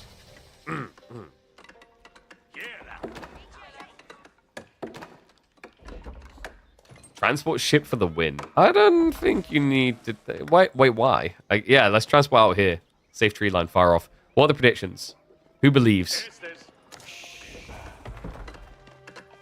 80% for Dumu. 20% of you really think China's got a chance here, huh? Bold. Definitely bold. So horseman opening as expected. It was either this or archers, right? But I think like you do it one way or the other way around. The reason why I thought archers might be a good idea is because like we've seen plenty of English builds where they open racks, but what happened is he scouted in, he was blocking the wall, he saw that there was no racks next to this, so he just pivoted. So now he knows the next step is going to be racks in a reaction to him, so archery range now follows. The scout sees that as well very early. You still have to go the option at this stage, right? Like, you theoretically could just try to play choke points and wall as you go, and then just play more longbows. Because if you get longbows and actually rush blacksmith timing, it kind of has like a similar effect. It'll blunt the effect of horsemen. Still, like that playing to blacksmith only really starts to make sense when you're at 9 longbows-ish. Especially against ponies. Other thing is, if you don't have spim in here, your villagers will die to horsemen. So... Dumu, I know he's sitting here right now. He's like, I know I should build spears. I know he wants me to. But I know I need to. So you're just kind of going through this back and forth argument in your brain. It's like, I mean, come on, we're gonna have to, right? It's like, yeah, but maybe we just like wait a little bit longer.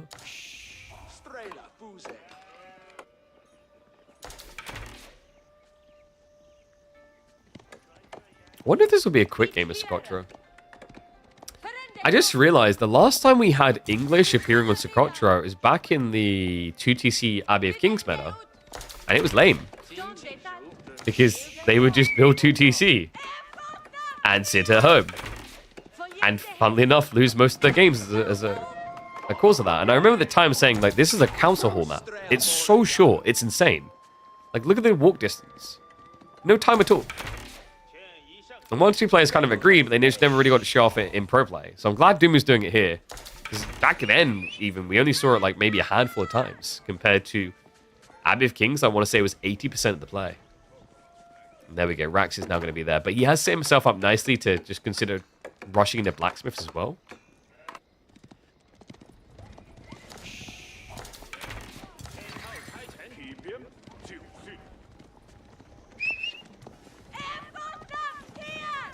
Lombos are on the move. This feels maybe slightly premature. Yeah, I'm glad he's backing up. I think he just wants to do like a vibe check. Like, yo, are you still playing? Just want to check. You haven't gone for a toilet break mid-game, right, Numadon? Okay, I'm going to leave. Oh, this is interesting. Nimu's trying to change the dynamic. Instead of making it about defending his own base, he wants to make it about defending Dimu's. And, you know, that brings a risk to it in terms of, like, your positioning, right? Now you're having to, like, take a risk on the forward. It could backfire. But the trade-off is, if your opponent screws up in any way, he loses something that matters straight away, villages. You screw up, you still have a lot of padding. That comes in. Look at those villagers. We don't really have much in the way of a spear defense just yet. Only one that exists in total on the battlefield. Lombos have the front line here. Oh, no. Nimu. Has he scratched him off on this one? The Lombos have almost cleared the way. There's only a few ponies left alive, but a lot of archers now. This is tricky. He has at least got the attack speed, or the spearmen are just a waste to produce right now. He's switching over to men-at-arms instead, which will absorb a lot of fire. But he needs to attack back now. Lombos do have the range. We'll be able to scare him away, but a fantastic fight there from Numadon. And the Council Hall Ford that can either kill you or instantly win you the game is starting to feel like a classic. Why did I build it here? Oh my god. I can't believe this. The spear timing was just so delayed. It's crazy. He did see it, right? I'm certain he saw it. He came so close, he must have. He would have been on the verge of revealing it with the scout if he didn't see it. A handful of horsemen just so damn impactful. Now, it is going to get a reset. End of the day, nothing lost, right? Like, in terms of villages, they all did survive. He can come back out into the ball. A harsh lesson learned. Numadon. A shock to the system, right? I think that's like kind of just a polite reminder, a tap on the shoulder. It says, hey, Ben. I know it might seem like I was like chill, slow rolling, but I am going to fight you aggressively.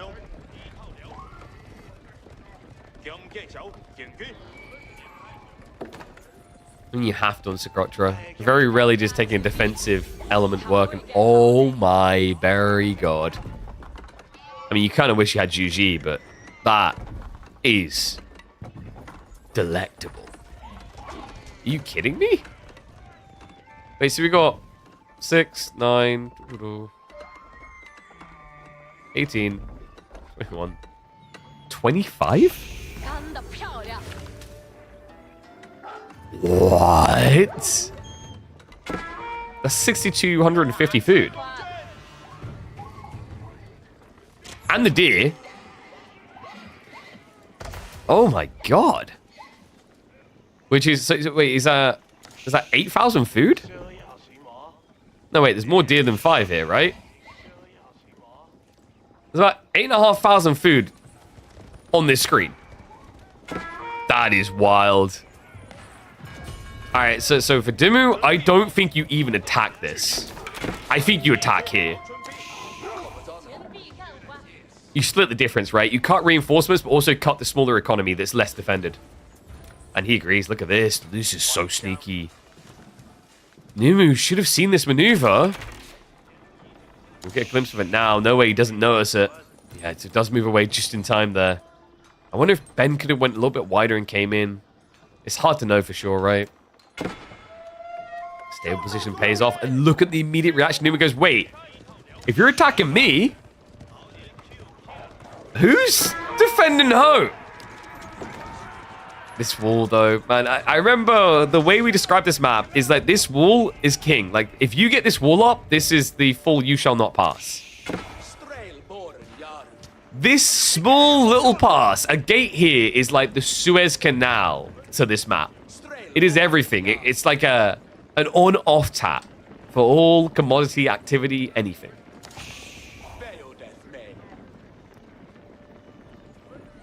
In this game may prove to be a firm reminder of that. Without it, I think he actually would already be kind of dead. Because Nimu would have a bit more free flow. Panama Canal? Of course you want the Panama Canal.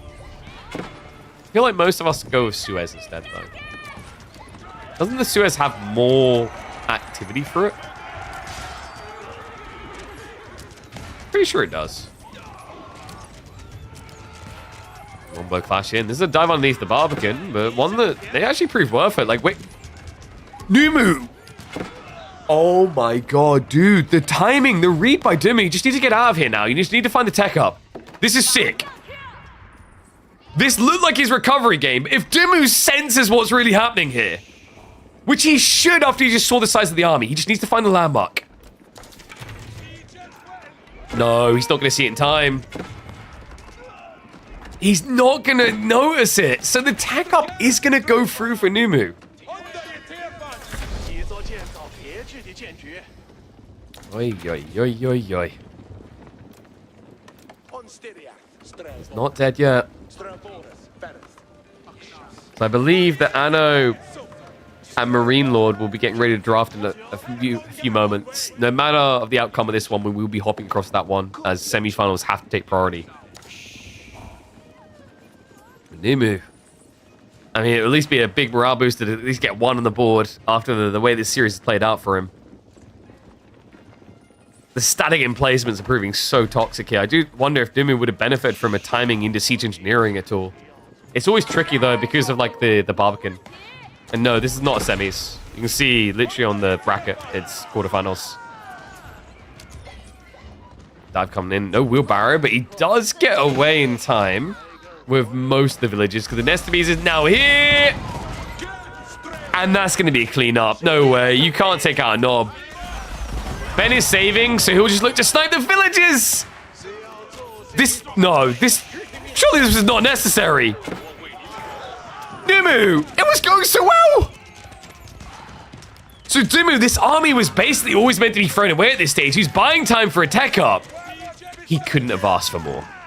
The knob could not shoot, he's too close. He's massacring the economy. He cleared up the archers. And he's still going to find more villager kills. What does this boy put in his cornflakes? I can't believe this. Now, Dimu does still need to find his tech up. He's only a few moments away. He might even consider King's Palace from this type of position. Sounds greedy, but honestly, I think he's earned it.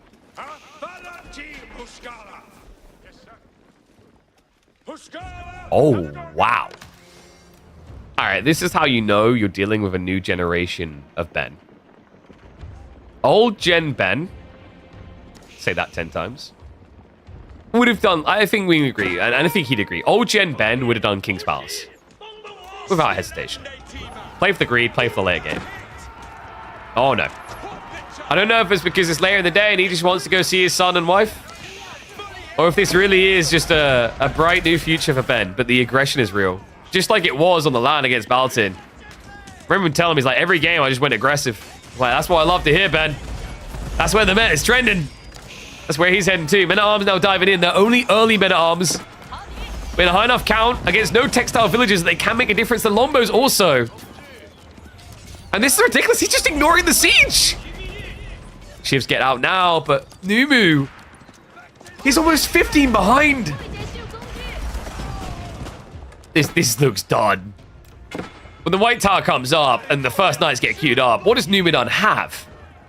An old man sitting in the highest room in the town center with an old musket. That is literally it.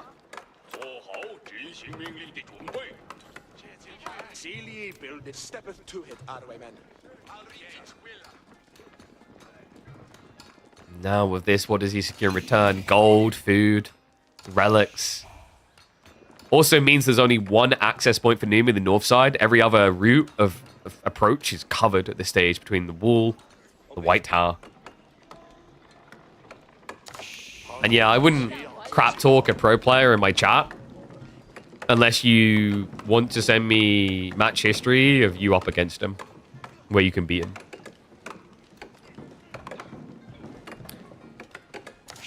Because if you think you're the best to ever walk the earth, reminder that Numidan at the time of recording is ranked 15th in the world. And has consistently parked himself in top 100 time and time again. I think what people often forget is there's a difference between what you might do in your pub game where you make a mistake and what is called a forced error. Your opponent can do something to bait you to do something wrong. or force you down the incorrect path, correctly predicting what you're going to do and play a step ahead. That's the nature of very high-level RTSs.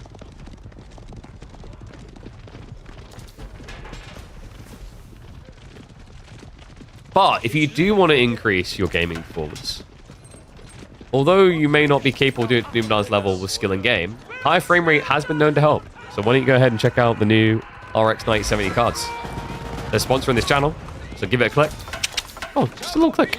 Just like we're giving these villagers a little click right now. Ben with the dive in the Knights. We talked about it. The nail in the coffin, right?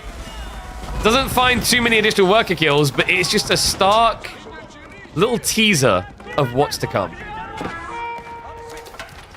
And the follow-up is already on the way. Too many workers out here.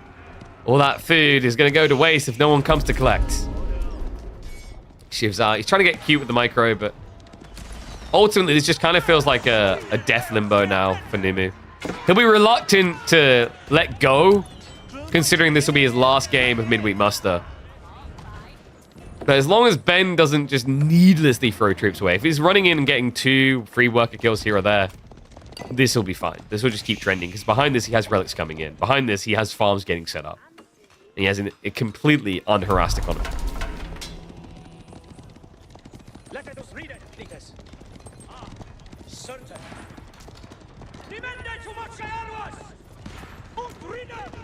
I believe with the awareness campaigns, it might not... I think it might be clicked every time.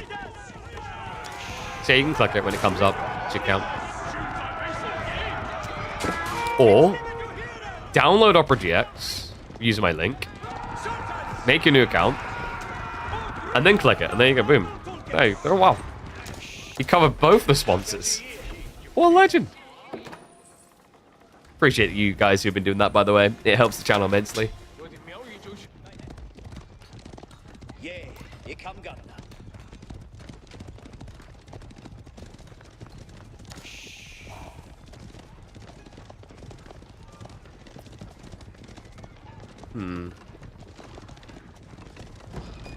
So my feeling in this one is that Numu's probably looking for that one-punch strat. You can see it already with the nest of bees, right?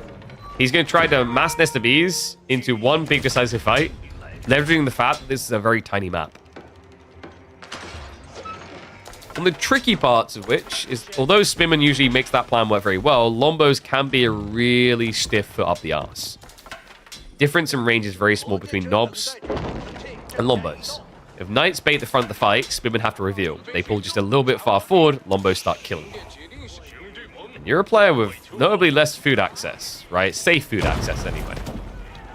Speaking of that food access, Knights are going to reveal the strategy quite early. The reason so many players don't use walls, because walls are much more expensive an investment. Ever since Season 9 started, they take double the time to build. So that's a lot more idle time in your villages these days. Oh my god, Ezra's obsessed with water.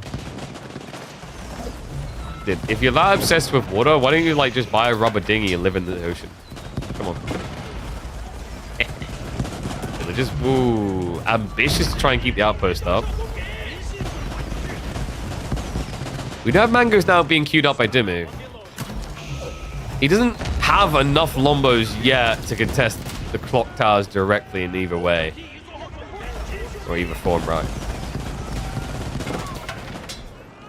Is he actually going to turn this around?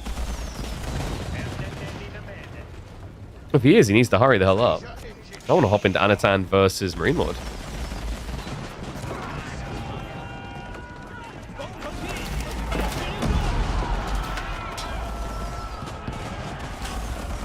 He has stopped the count at 5, so he's clearly got the right idea that he needs a lot more bio to make sure this holds. Like, more nested bees is like, it sounds cool in theory, but there is such thing as overkill. This is enough to wipe a Lombo line. I think Dimmu, has he had enough? He's contemplating it. It does feel risky.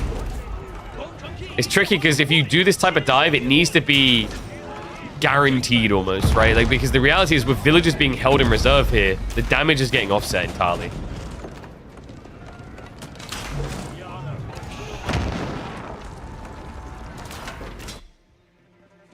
kind of crazy, actually, when you think about the deets in this. Like, 14 villager lead, 3 relics up, Sacred Site as well.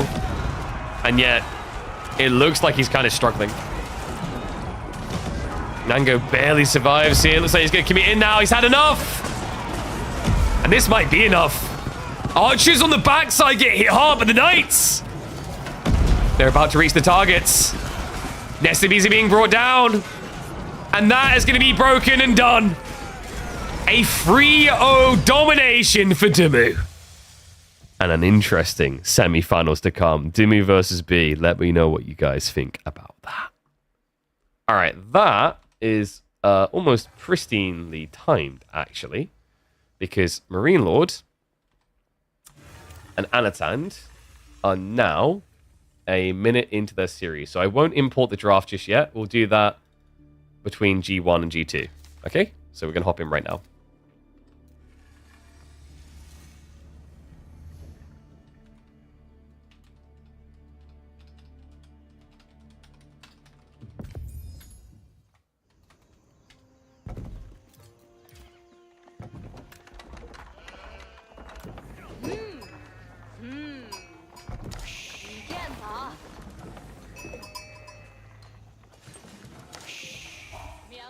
Let me write the predictions and then we'll start.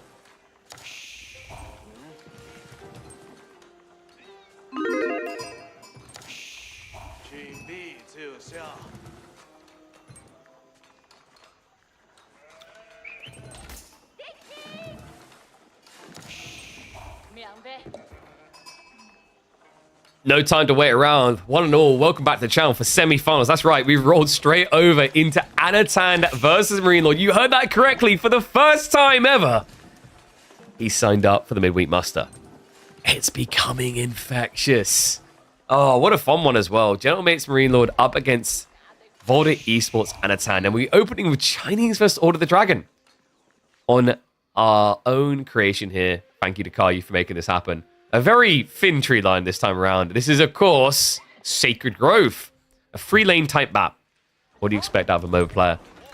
Very cool map, actually. One that tends to reward activity, at least by the mid-game maximum. You can't play too deep into the game while camping because of how merciless, I want to say, the second layer of your spawn is. It's very exposed, very open. It doesn't offer much opportunity to retreat and hide. In some ways, I want to say it's a better Gorge. I think Gorge offers sometimes way too much opportunity to hide, especially when the tree lines spawn nicely where you get that secondary tree line. But also, it's a bit unreasonable in the resource distribution where it pushes them too far out the flanks. I think this is a nice mid-ground. And I like the interaction point for the middle of the map as well, where you kind of divide it into 3 sections. At a length that isn't oppressive. It's not like when you play Hidden Valley and you have to run all the way home and come round again. You can pivot. You can actually return and come from a different angle. It's all reasonable.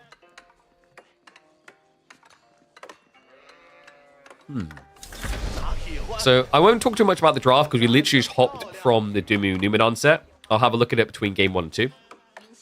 But look at the predictions. Heavy favorability towards Chinese and Marine Lord. I think part of that's on the name. Part of that is just also on the fact that Chinese feels like the, almost forbidden civ alongside GG at the moment. Anno is an incredibly creative Order of the Dragon player, though. I think he was one of the first players to start trying to cook with this civ at a freaking pace. We have got the Minework opening. Interesting to see. Wonder if it's going to develop into anything. We do have Pro Scouts already in the way. And Marine Lord is going to be a little bit slower, but that doesn't matter because of supervision. He'll catch up much quicker. We'd already have the first Imperial official out here. So I went for the no IO build.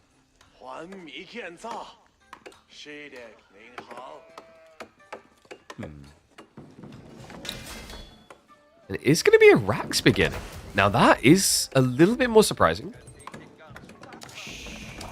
So the cousin civ of OOTD, you expect to do this type of play because HRE can be considered an anti-Pro Scout civ, not an active Pro Scout civ. And what I mean by that is they benefit a lot more from stopping you Pro Scouting first before doing their own. Due to marching drills. Due to a better economy, so they can push more units out. For Order of the Dragon, their units cost a lot more, and they don't have marching drills. They do hit a lot harder, and I think the reason why Anan is seeing value in it on this map is the double deer stack spawn down the center. So he wants to try and rush out here, stand here and just block. Danger of which, you are playing incredibly close to the enemy base. And that will allow a reaction to archers, but what Anan is looking for is that exact reaction. Because he went pro scouts.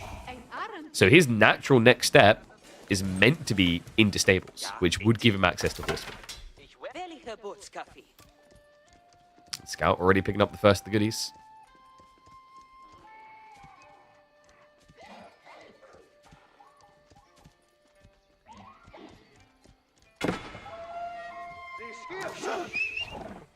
And looks like he's going to lane the deer just to make sure they don't get pulled away easily. You have to respect these guys, by the way. It's Dark Age, but it hits for 44 damage. Meaning it will free hit a scout. He has his own spin reaction coming in. Love this. Marine Lord has read through the plan. There is no other reason that Anan will want to build spears now if it wasn't to bait you and then react with horsemen afterwards. So what does he do? He builds spearmen and he builds the archers. So ticks both the boxes. The cool thing about this, it is in range of the Imperial Academy, so this is going to generate a hell of a lot of taxation for him to leverage into the Barbican, into tech, etc. later on.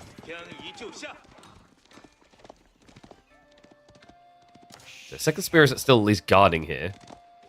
And he's already taking his safety. Okay, this is actually like good news for Anna. It means he can still contest if he wants to. I think he's actually dividing his attention between his own deer stacks. Interesting. And a men-at-arms play now. So kind of saw what you want. I guess like the MAA, is your biggest threat maybe your opponent goes horseman here? I don't know. Sometimes I just watch OTD Gilded Men-at-Arms. I don't think there's anything they consider a threat. Maybe a boar. Even then, I don't think they care about the boar.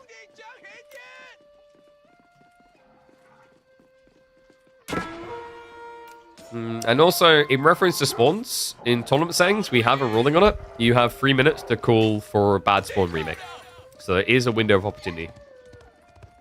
Now, while that can't fulfill every spawn issue, it can get you a reasonable amount of info.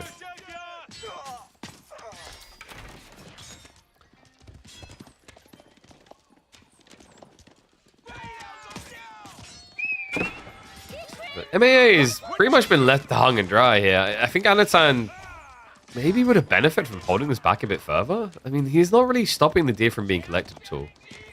It's just kind of costing him. He has now got Gilded Archers arriving, but that's also been scouted. And Marine Lord already reacts to more horsemen. Which is good, right? Like, it's a good reaction to Men-at-Arms, good reaction to the Archers. So this is going to make Anan feel like he needs to go back to Spears. At which point, Marine Lord could even be considering then going into Juganu. I think he's trying to avoid forcing the Juke just because of the Men-at-Arms interaction.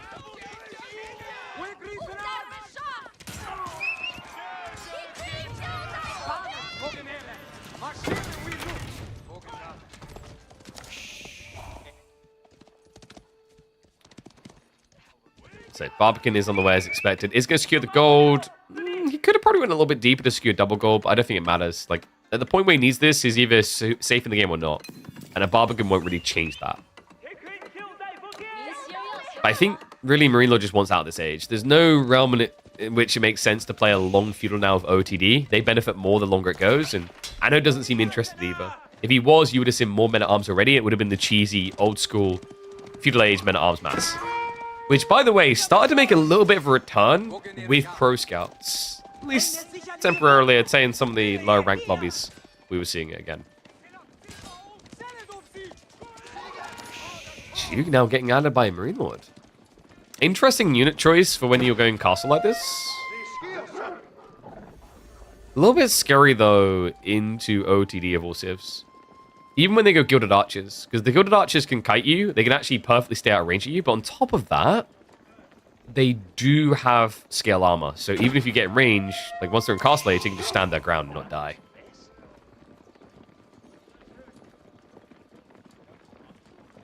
Yeah, like my concern right now for M-Lord is his whole entire comp currently just gets countered by this unit. So we should be getting heavily armored units as he reaches an age up. Lancer play makes a lot of sense. Whole idea is you just want to flood a few on the flanks, and then you just kind of punish your opponent.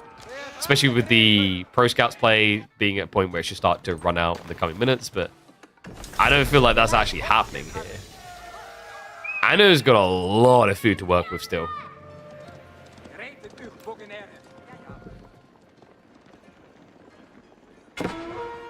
It's like, I know, it's going to be leaning into the MAA. I mean, it does the same thing as the Gilded Archers, right? Just has less obvious immediate counters. And what is up, Good Lifetimes? Thank you much for the Prime sub. Appreciate you, man.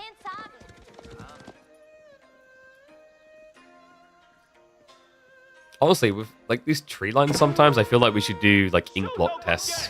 What do you guys see when you look at this map? They chose a different biome than what a lot of people have been using. I can tell straight away. A little bit of diving. Does actually get one of the worker kills for it. Like, what was this? Yeah, Asian subtropical, for some reason. The tree lines are smaller. I'm pretty sure the tree lines are smaller in Asian subtropical. And hello. Oh, Gilded Archers. And the Men-at-Arms diving in. Catches him building the Imperial Palace. We'll get the tech up complete, but now the dive is in. And remember, those are fully giga-chattered Gilded Men-at-Arms. Even with the hand cannon slits, they don't actually die that quickly. Taxmen aren't being pulled away. They are easily replaced, but still they're expensive. You might as well move them instead of standing them still, but the Gilded Archers are now getting kills on the worker line.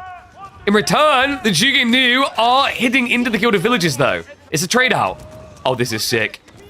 This is not valuable for Anan now that it's Taxmen, though. He needs villager kills to justify this. So 6 eco lead for M-Lord. One that will inflate quicker, though, because he has got the Taxmen to replace and Song Dynasty. Army will now get chased away. His own will get mopped up. Relics are now on the agenda for Anan. It looks like Marine Lord is joining the party at about the same time. I think these two may still be scrimming together quite a lot. And no, when you draft maps, biomes are not part of the process. Honestly, I'm kind of tempted to, like, say maybe they should be. That could kind of be interesting.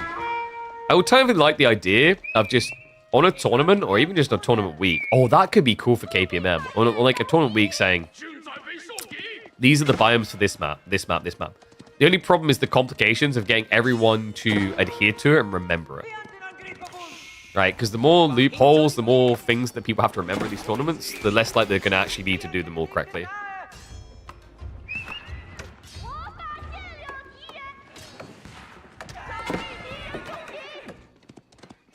So relics are at least now starting to come home for Anna. We're still waiting on Marine Lord to retrieve his first. Scout is keeping Anna, so he's hoping he'll have confirmation the moment his opponent is trying to play relics. I'm just not really liking the look of this at the second for Anno. You're getting outscaled now. You went Burgrave, so, you know, you haven't got this Regnit's recovery arc of relics really good for me, thumbs up. You're also kind of static in your comp to a way I find with Burgrave. Like, you're going to want Gilded Crossbows, that's a grant, right? Let's say the optimal strat was Crossbowman, Horseman. Well, now you have a Burgrave, so you almost feel obligated to do something with it. Men-at-Arms, Spears, or Landsknecht. So that's a key piece of info that Marine Lord can lean around, because if you're not doing that, you're being very inefficient. Remember, this thing, look at the savings. It's 35% cheaper. If you max this thing out, especially Military Academy, it can be, I believe it was close to like 3 relics worth of gathering per minute. Right, it can save you like 240 resources a minute. So it looks like safe relics now starting to be gathered up. Anno has got the second one home. Yeah, this is a 3-2 split for Marine Lord, which is great. We've seen Chinese players actually exploring Yuan Dynasty for pagodas again recently, mainly because the Zhuji really kind of pulled it there, right? Or so to say, the Shuji pulled it in that direction. Before that, China just kind of forgot they had pagodas for a very long time. And it's kind of crazy they've done that, considering those things give 250 resources per relic.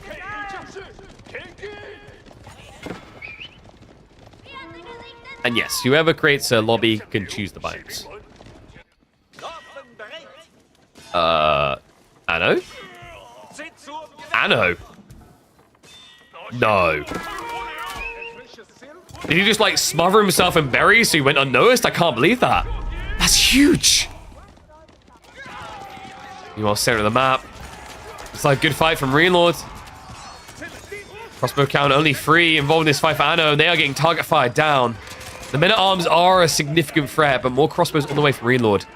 And the eco lead is building, man. This is out of control at this stage. I don't really see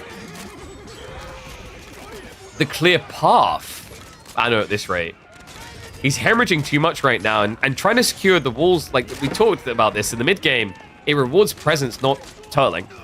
He needs to do something to justify the turtle first, so he needs to attack. I just realized we're like 2 seconds out from live. There we go. OCD. An overextension, man. This is always the thing with the men-at-arms meat grinder. When you run out of food, you feel it. Because you can't just like trickle them out. It needs to be a constant push of troops. If it's not, they start to flop dead. You know, it's one of those classic ones I've talked about where one of the biggest issues with Order the Dragon is you cap your army out and they're more tanky and they're harder to die. That's actually a negative because after the first fight, you won the fight. Congratulations. Firm handshakes. My army died. My second army has full HP. How much HP does your army have? Like a third of its HP. Oh, okay. Well, you're dead. Same issue here, right? Like as you're pushing in, you're just seeing these boys flop dead. There's nothing left to reinforce because it just takes so long and it's so expensive to get the next guy out. You do have horseman raids. It's not really the Gilded Knights you're looking for, but these guys hit hard enough.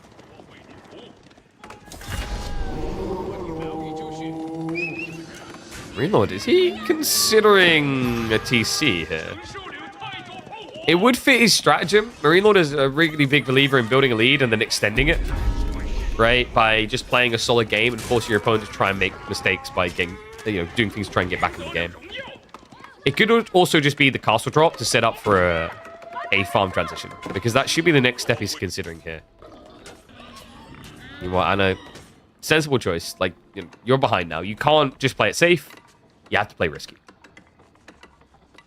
And thank you, Ebel-san.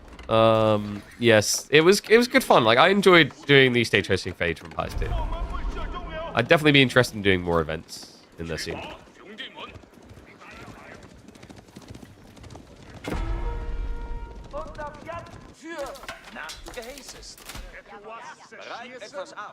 Which is, are you kidding me? Okay, that's a lot of idle time caused by just 2 archers.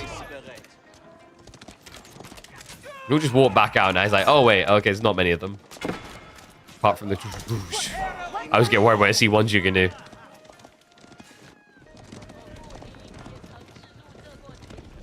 So, Anno, where does he see his win condition now? Blobbing Horseman is going to be very unsustainable at this pacing.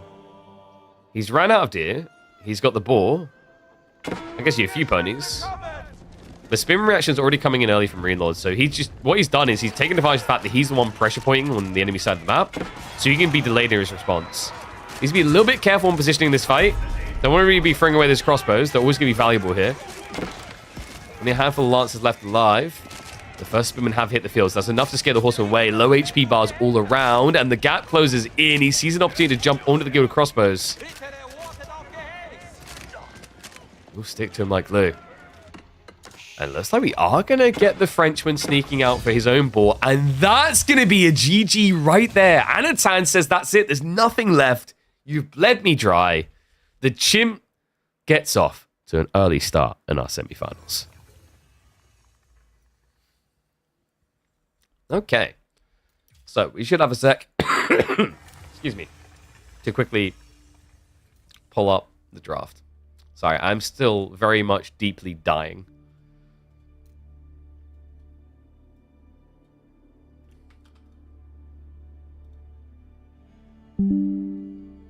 So we just had Grove, Coastal, Lipany, Socotra, and Dry Arabia are the other ones. That might be nice pacing. I've got 2 hours to cast this series, because then my partner's got to go out. And I've got to look after my children, so... might be the right pace. Just finish this cast before we kick the bucket. I'm trying, man. You know what helps? Subscriptions. either subscriptions or sign-ups for Opera GX. Exclamation mark Opera GX. Click it. Go, go, go. Download it. Check it out. It's a really cool browser, actually, guys. I've been using it more and more in my dailies. Like, there's still some things because I need to... I've got, like, loads of, like, signed-in stuff on my other browser I need to switch over, but more and more I've been using it daily. I like it, though. It's nice and sleek. And they support gaming creators. Wow. What a unique, novel concept. Okay. Oh, what I'll do actually, I can run, let me, oh, I said for game 3. Sorry about that, guys. I hadn't checked that piece. I'm so dead. Game 2, we'll have ready to pump predictions on. I'm going to run 1.5 minutes of ads now, guys, before they get ready for the next lobby, okay? So then you guys don't have to worry about ads. Wow.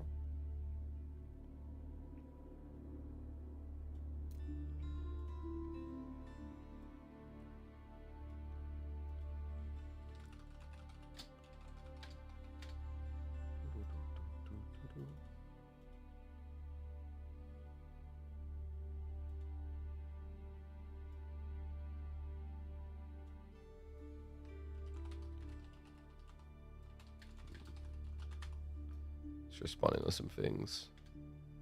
Need to update the tile as well. I just realized I got double exclamation mark AMD in there. Alright, they're loading up game now. What happened to Louis? He grew up. Yeah. Dude, like, you know, he took all the vitamins from all the other kids at nursery.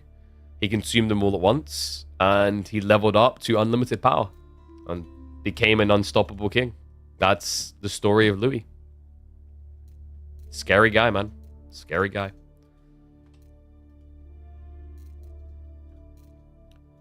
Did they make the game spectatable?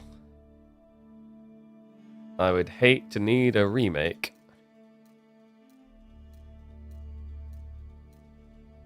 This ain't looking good. And I would feel really bad because they're on Socotra. But this is not spectatable.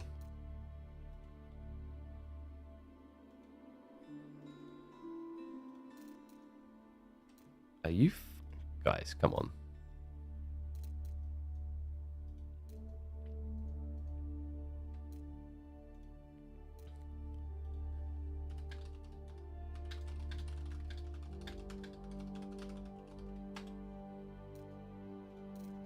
Bro.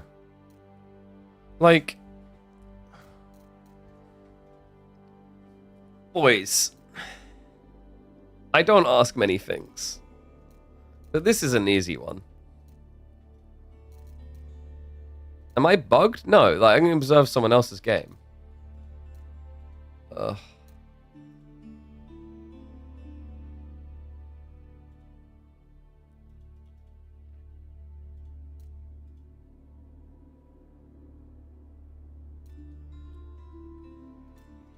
Alright, Chim's gonna check with them.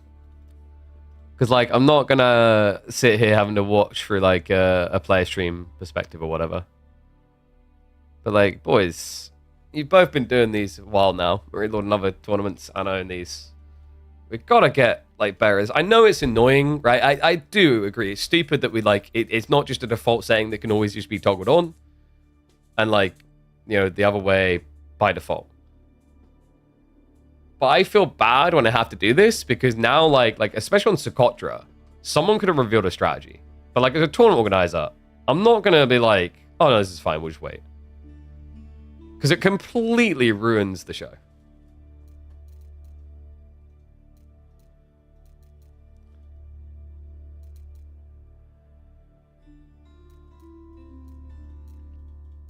Like, I'll restart my game just to be safe, but I'm pretty sure. Sass said he clicked. I mean,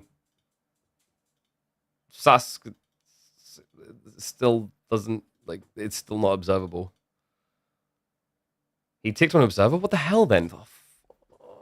Why is this game still having observer issues 4 years into release?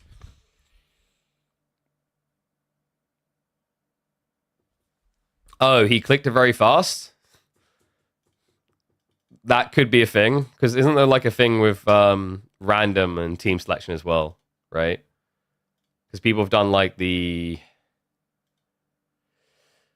what is it? You guys know what I'm talking about? Where like... You could basically bait someone in a lobby where you'd show a civ, and then when the countdown was going, if you switched at last second, it would look like you... like they wouldn't know. I'll try a restart. If it doesn't, then kind of fudged.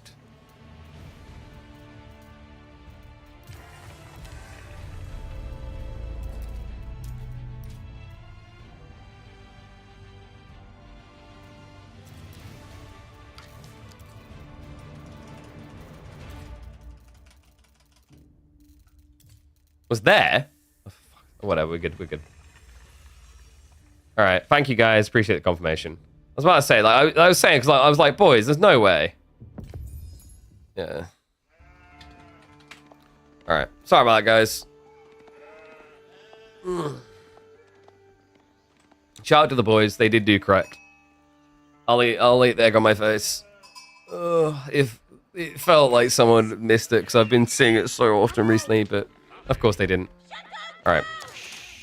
So we're going to go with the 2x speed here because we've got some catching up to do due to some UI bugs. But we are into the second game between Anan and Marine Lord. We've got Piggy in the middle. English have to go for it straight away on the munch down. In the meantime, Anan has gone for a D-rush.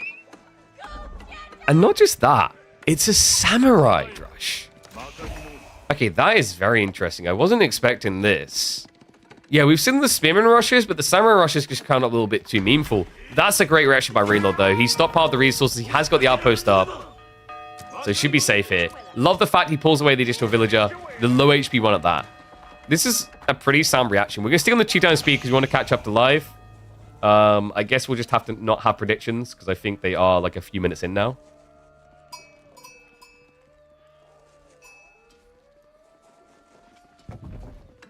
Yeah, I don't know what... like, I don't know. Can someone... who has the Discord, can they bump that as like a concern? I'm going to need to raise that. Like, that's silly. We shouldn't have that type of observer issue. Because, like, it wasn't like no game was observable. Other games were observable. So, war access looks pretty secure. I know... what's the full process with Japanese? We've seen them look pretty solid here. I think you can still make them work on this map. We've seen some pretty sick games. The Mount Samurai player is still a pretty solid one. English might be one of the harder opponents in this particular map.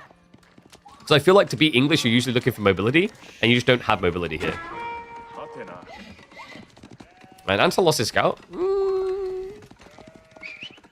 Did he?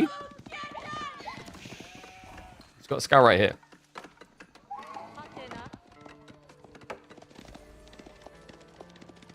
You mean Marine Lord lost his scout? Okay, yeah, but Marine Lord skipped on villager production. So I'd say they're fairly even.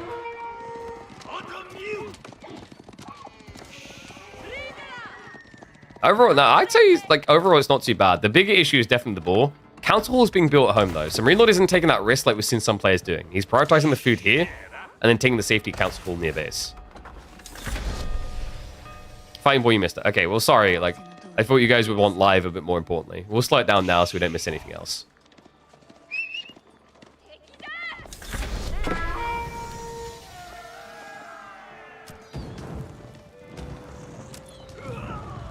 Oh. Is paying attention for the next one. I don't know, man. This just looks depressing. Okay, am I the only one who still thinks that Dark and Hardened Samurai are just dog? I can't escape the feeling of it. Deflective armor looks so broken on Mount Samurai, but so underwhelming on Samurai. Can we agree on that? Like, it can be a fair statement, right? Like, something, like a mechanic can look broken on one unit type and underwhelming on another. It's weird as well, because this is the stage in the game where you'd think, oh, theoretically, deflective armor is more advantageous, right? Because there's less units attacking, therefore there's less things to deflect, therefore the percentile of attacks being mitigated is higher. That's a fair statistical logic. But also, like, another funny thing to think about there is, like, you have less of them. There's more pressure for you to do something with them if you're going to build them earlier on, so you have less downtime to wait for deflect to come back. And then finally, the things you're deflecting are lower damage anyway, right? Like, would you rather deflect a hand cannoneer shot to the face for 35 damage or an archer for 5, right? It's a very awkward unit. Yeah, this is... I think this is going to be a quick game, guys. And oh, sorry, we forgot to update for ML winning the first.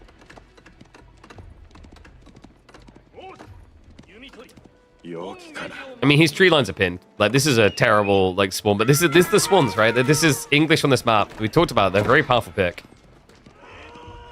So you have to have something prepared. I have seen Anan beat, like, English-type picks before with Japanese. This is just not going to be that game. He lost his scout! I saw it. I saw it.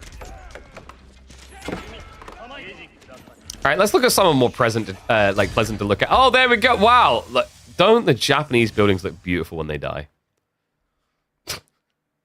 Alright, sorry, guys. Oh, I feel really bad now. It wasn't their mistake. It was the game baiting me. Apologies to the boys. They did everything right.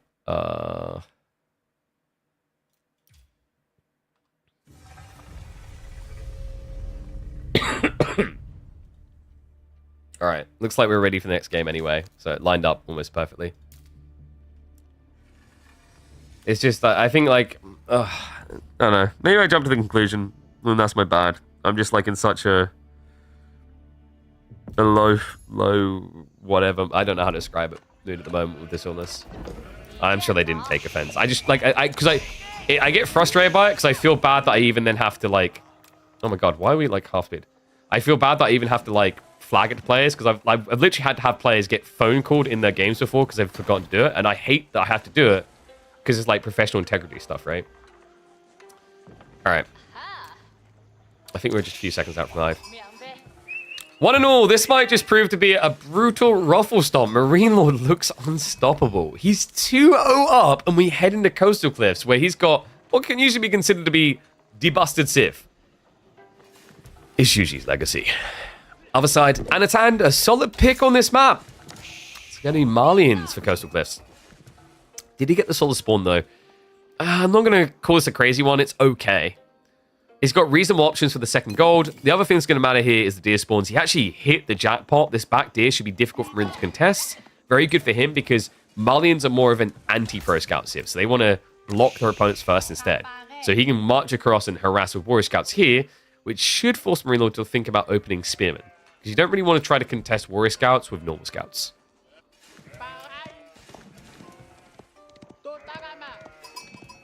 And yes, Marine Lord is looking good here. He only lost one game earlier on. You are correct. It was against Giliardi. Kind of gutted I didn't get to see the Marine Lord Mia Micah set. Considering Mia Micah is just flat out aggression, no chill. Unless he's playing Mongols, in which case he rushes Imperial Age. Yeah, there were loads of sets we weren't able to catch this week. We were in Germany, of course, working the LAN. Full transparency, the original idea was to go live yesterday and catch a lot of the games, but I'm barely alive today, man. Let's call it a miracle I got live today. It's Vanguard. Oh yeah, sorry, I forgot. We've got to call them Vanguard Scouts. It really just sounds like they're exploring new terrain that no one's ever been to before. It makes me think they should be able to jump down to the low ground here. Yo, what's up, Nico? Thank you very much. Neko, Rob. Oh god. Thank you, Neko. I appreciate you so much. I think I just took a year off my lungs for you. Welcome back to the swarm. Medigarden. Ooh, that's actually... Oh. What do we... Chat, what do we say about these type of spawns? Chat. There's a name for these type of spawns. You know what it is. That right there is a Marine Lord spawn. He got the 8 stack of berries like that? And the stone next to the gold. For reference, look at where Anno's 8-stack of berries spawned compared to his golds. I mean, sure, he got the deer back here as well, but like, come on. When you're playing Zhuji, getting a 100 resource Mediguard on this map is pretty good, guys. When Coastal Cliffs first got released, people got baited into thinking that Zhuji was a really good pick because in their practice, they had like 1 or 2 games where the Meditation Garden would get this type of stuff. Wait.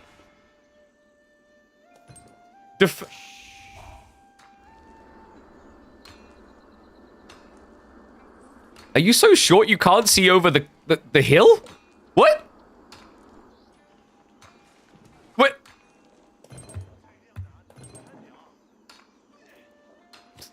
Good guy Marine Lord is like, no, it's too broken. It's too guys, he hasn't scouted it. Ready? Wait, he has? Okay, no, he must have scouted after the fact. There's no way.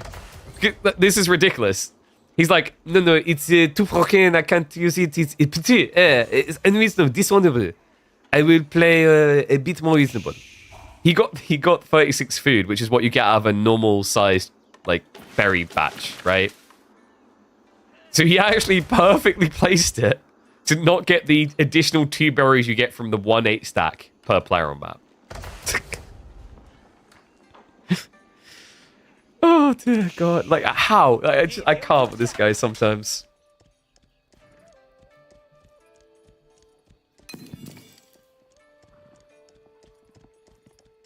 Has his foot healed since that girl beat him up? No, clearly he's playing on 1 knee, which is why he couldn't see high enough to see the extra berries down here. I thought that was clear.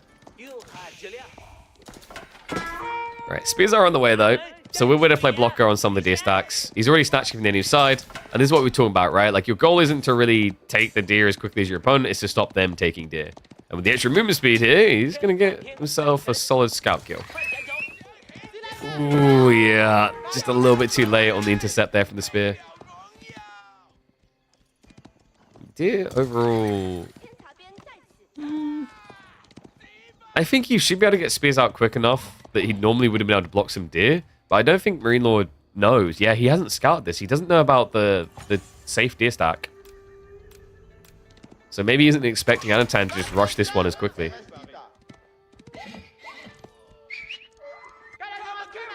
The extra deer now being yoinked. Wraps all the way around the back.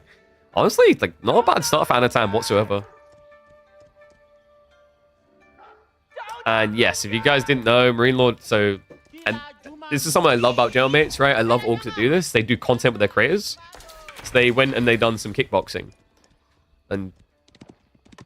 I mean, I don't really know if I call what Marine Lord done kickboxing. I'm not even sure if I call it a kick.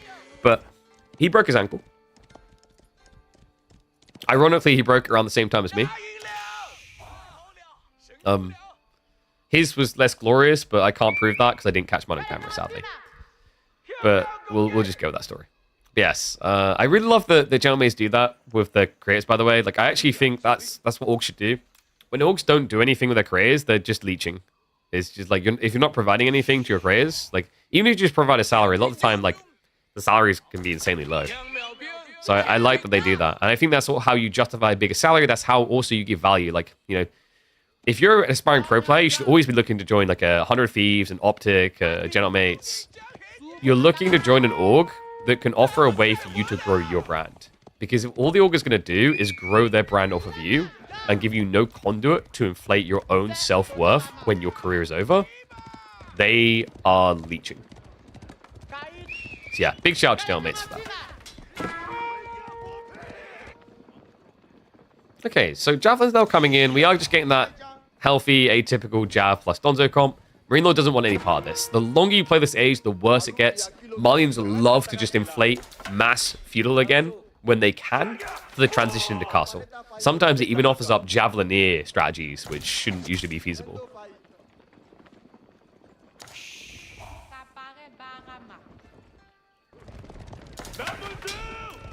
Now, I'll tell you guys, like, rehabilitation for ankle injuries is a nightmare.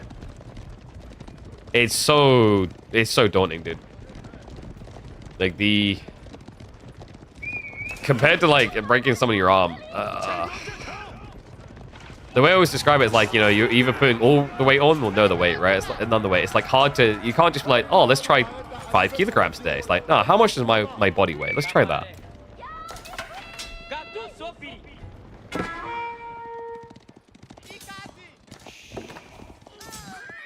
Good army size, by the way, from Anno. I don't feel like Marine Lord wants this fight. The best thing you try to do is drag the attention away from his base so you can get the tech. There it is. Mount Academy now coming in. So, no Shaolin Monastery. A little bit surprised by that. Usually pretty good on this map, especially against Marlins, can work quite well. But I think this is about vomiting troops. He wants to try to out-Zerg. Army is going to draw some aggro. That's intentional. He's trying to get him to look away from the base right now, but Anan is aware that something's not right here. Warrior Scouts do march in. They find the gold. He now sees the tech up. This is big. Mount Academy should complete in time, but not without damage done, surely. So far, it's 0 worker kill. He's done a miracle of actually just dodging death everywhere. And will continue to do so. So he gets up clean here. Not a single worker loss so far from Marine Lord. A little bit of out of time, but that's more than acceptable here. Anno now needing to follow suit. This is for Imba. It has to be. He's not building any ranches, not saving for anything. He's stockpiling javelins. This is going to be the Javelineer rush. It's the only strategy he has in the book right now. My concern is Juji, they're either going to do men-at-arms or they're going to do Palace Guard. Oh, sorry, Palace Guard rather or Knights. And either one will chase you down. Knights is just perfect as well, by the way. Like, he's reading through it. Anatan built a few Donzos, but Marino doesn't give a crap. There it is for Imber on the way. I've seen this strategy look incredibly toxic. Now, that's not just because the Javelins have toxic tips. Poison you. It's the oppressive nature of it. The start step, the inability to reach your target. But the answer would be Lancers. And also, because you now don't have the ranches, your safety when it comes to food economy is limited. You also can't touch the boar, right? So that's a problem you have that Marine Lord doesn't have to worry about. He can go for it. Is that legal?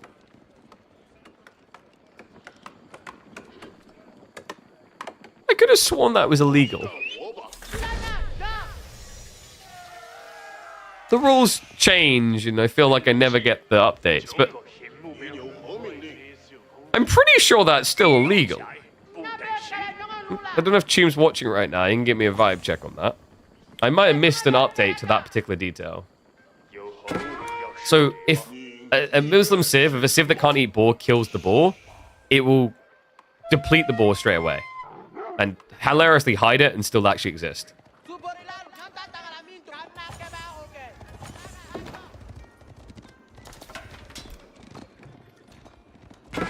Now, it's different if the boar gets aggroed into you and you, like, self-defense. But if you just, like, actually click it, pretty sure that is meant to be problematic.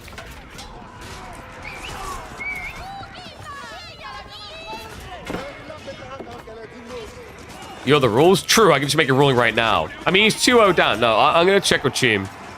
Because we wrote the handbook together on it, so... And I'm half dead, so I'm not going to trust anything I say right now. There's one thing you should trust me in, though. Subscribe. So more knights in the way. The Javelineers are proving quite effective so far. I think the issue for Marine Lord, not quite at that core count of knights you'd like to see. And Nestabees could probably help quite a bit here, actually. Usually feels a little bit awkward when you do it as Shuji, because obviously with Shuji, you're not going to have that extra health. So it feels like you lose them more easily.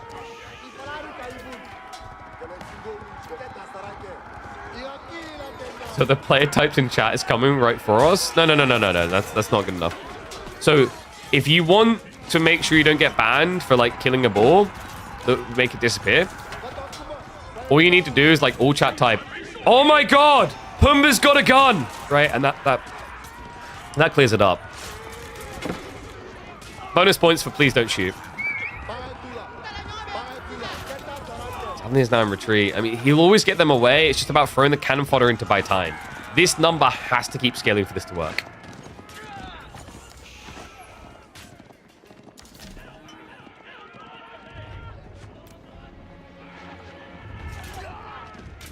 And this is even worse, man. This is the worst feeling. You can't afford to lose Lancers. The rest of your army is way too slow. And this is what I meant about Javeliniers just feels so toxic to play against. It's the movement speed. They always run away. They always run in. I don't know what they do. Like, dude, like, what are they doing with their javelins when they run? They just, like, point them forward.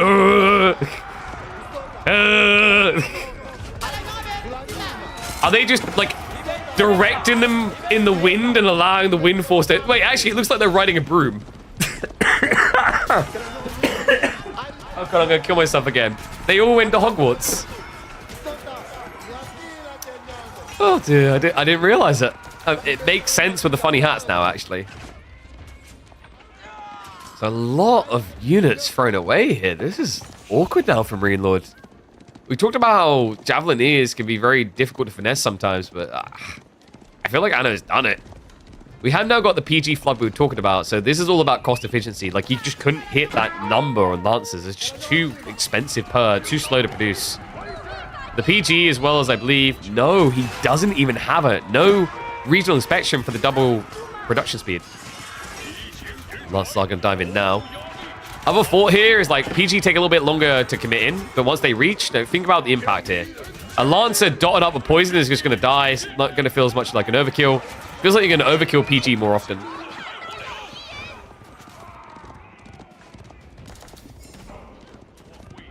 Why illegal? You're denying your opponent food? It was deemed illegal in the past because that logic doesn't really apply in AoE4. Right. We don't have, for example, the ability to destroy someone's tree lines by catapulting. Right? Or burn their berry bushes. As hilarious as that sounds. So it's very different in that regard. And it's always seemed like an unintended mechanic.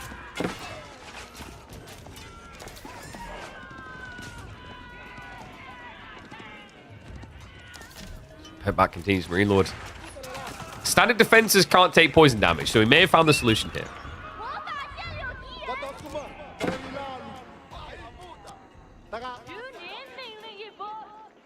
I think Anan should be able to take this.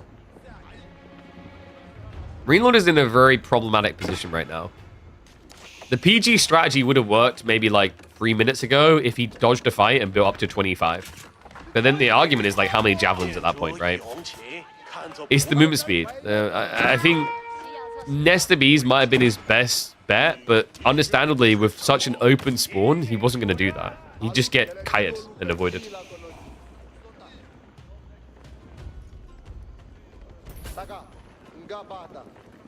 I mean, you could argue that Marine Lord didn't have an opportunity to take this board, right? But, like, there isn't even an opportunity to try now, right? I don't know. I need to check, like, the general rulebooks because, like I said, I could see it as an element of, like, its strategic gameplay and denial, etc. But historically, most tournaments, definitely at one stage, ruled it as, like, invalid behavior. We still have some of these, like, borderline clunky things, right? Like, another classic one is pulling the board to remove the icon from the map. The fact that you can shove deer far enough away, the icon disappears. That just feels unintended as well. This unit should be unintended. Come on, look at this thing. Oh no, you've reached us. Start a step. Start a step. And breathe. It needs to get away from the outpost. That's the one thing that's going to maybe lose in the game, is every time he dives here, there's more and more outposts coming in. It's going to be his undoing. Still 16 javelins on the front side. We have got Zhug getting added in. Interesting choice, the Chuginu. Not really what I would have expected against javelins, if I'm honest with you guys. Considering, you know, javelins kind of already countered Zhug before they got this upgrade in the Furumba. He might just feel like he needs something to add a bit of extra damage in, and also it deals with any small handful of Donzo and Mustafa that come through. So the whole idea is just PG, Horseman, whatever it is, gets straight onto the enemy.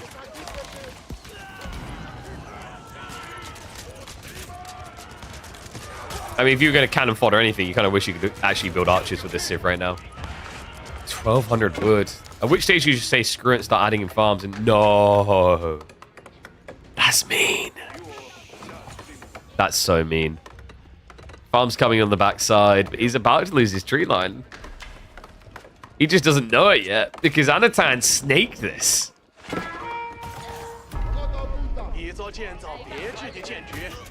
Japanese again. He's at least going to see the outpost now. I think he did actually get a glimpse of it. If not, he will most definitely soon.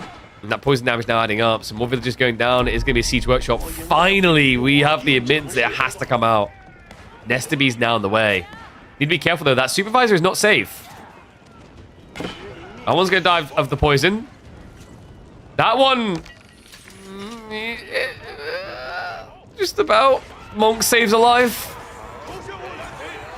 Don't want to be losing these. Remember, it's not Chinese. You have to build them out of the town center. Very expensive.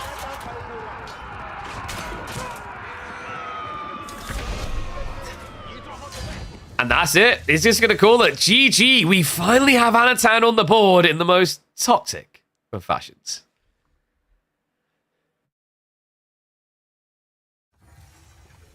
Don't mind me just dying.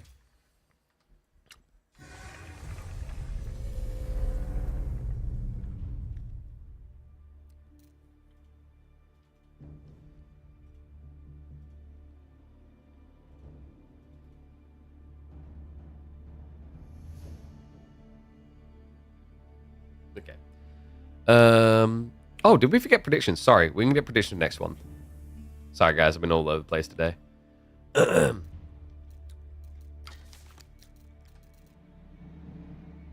So, I might have a tiny bit of time to actually add in the civs for each game.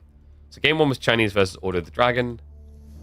Coastal Cliffs, we just saw Shuji versus Malians. And then it was English versus Nippon.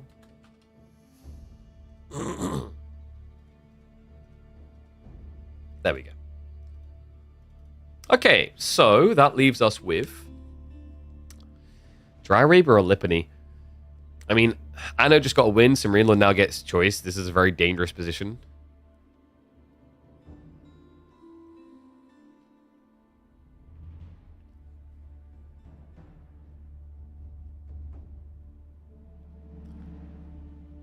Don't you just go... Did you just go Biz on Lipany? And then that leaves you with Jean or Mongols for Dry Arabia, right?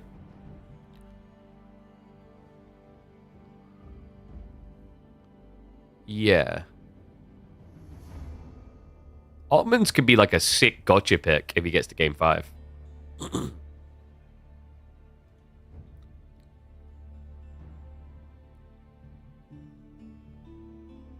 What's up, Xanax? I'm surviving, mate. Hope you're well. I'm trucking along. Looking forward to javelins on horseback. Yeah, I'm very intrigued by that. Okay, so it looks like we're going to be going to Dry Arabia, actually. Oh, sorry, I forgot HRE. Yeah, sorry, Anatan still has his HRE. My brain, because all the dragon got used, right? Yeah. So we've got HRE versus Jean. Ooh. Now, I think, I'm still believing this, by the way. If HRE plays, like, all-in aggression, you can actually, like, dismantle Jean. Is that a husky in the corner? Huh? Oh, that. It's a Shadow Fox that was from the Shadowlands World of Warcraft expansion. Limited edition. There's not many of them, I think.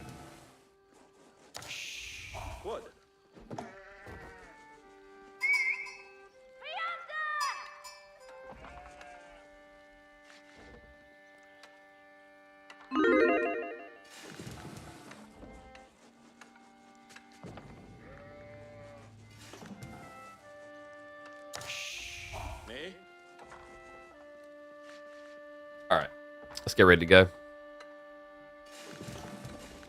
1-0. Throat.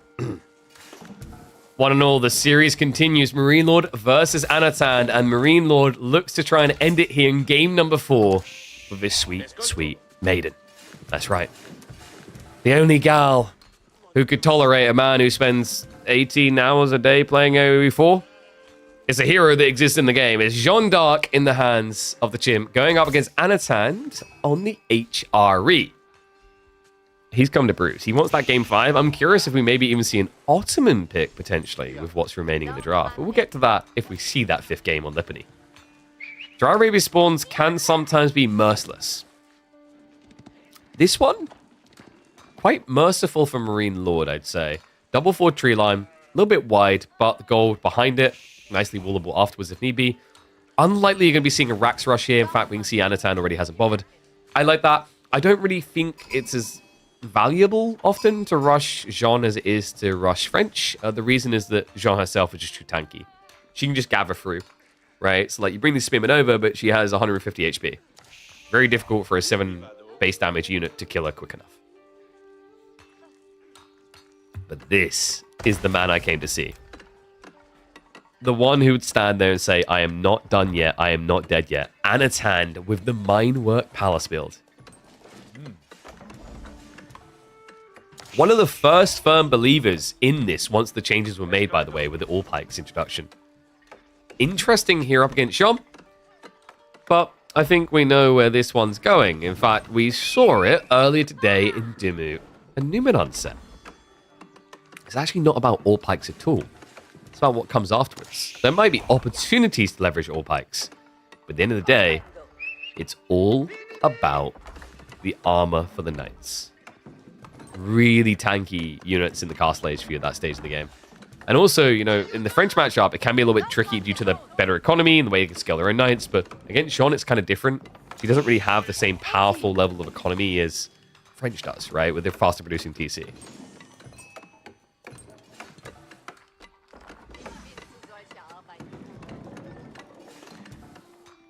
How do you guys predict, by the way?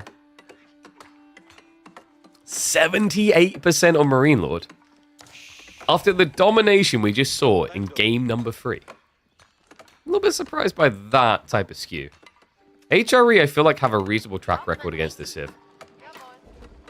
Like, there was a time, I remember, where we used to see the 2TC strat Jean in response to Fast Castle. And HRE, there was a 6 strat where, because you're expected to go Fast Castle, instead you just go all-in feudal and kill her on 2TC. Same way, if she went all-in, you just went Fast Castle. Now I think you just have as much flexi, pro scouts as well, and like with spawn like this as well, I kind of got to lean a bit towards Anatan. Double the stack on the west side, very close to his base. Marine Lord has a split spawn. This is something you can actually kind of punish a little. And we should be seeing a Rax opening? No, that's interesting. So Anatan just completely forgoes the Rax play. Only wants to just rush immediately into the stables. I think, you know what this is about, guys? It's a timings difference. If this was French, you'd be seeing him go Rax because French are much more competitive at this opening point. This is where Jean is notably weaker than French. Because you want to get level 2 of her, you need to slow your tech timing. And then once you do actually get level 2 of her, you lose a villager. That leaves you insanely weaker compared to French, who would already be 1 villager ahead of you going into feudal age, but now they're going to be 2. So he's keeping that in mind, realizing he actually has the momentum on his side to just rush greed. I like this. It's pretty cool. And then the horseman should be in expectation of range on here. And they can still play kind of a pseudo pro scouts blocker on the flanks. Reason why you would expect range on here, by the way, is usually when HRE sees melee on, they can just hunker down and greed instead.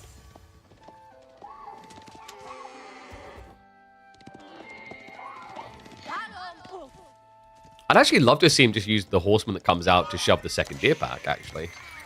Just get them, like, pushed towards this small choke point, stab them down. And yes, 2 villagers on the age up is quite common, because with Jean, she's a much more efficient villager. So remember, it turns into an aura once she reaches level 2. You see that right there, 33% faster. The way that building maths works in AoE 4, the first village is worth 100%. Every additional is worth 25%. So if she's doing this type of effect, it means that as a building villager, she's like 2.5 villages on a construct. So really, you had 3.5 villages building that landmark.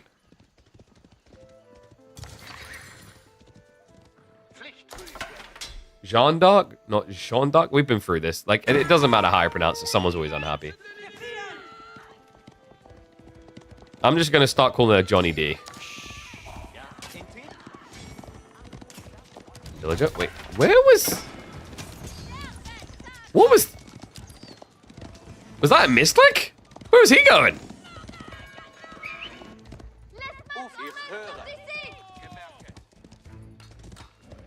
The horseman can arrive on the other side. Somehow he actually gets away with that. Blessings of the prelate.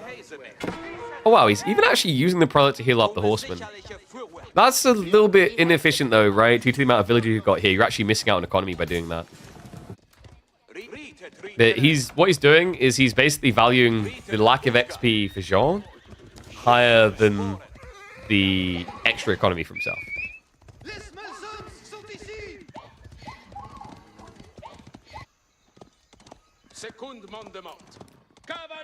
You call her Joanna. Just call her Jeans. Call her Jeannie. I mean, the easy one is just call her JD, right? But then I feel like a certain alcohol brand owes me some sort of sponsorship, you know? I'm not saying they should feel overly obligated. They should feel overly obligated.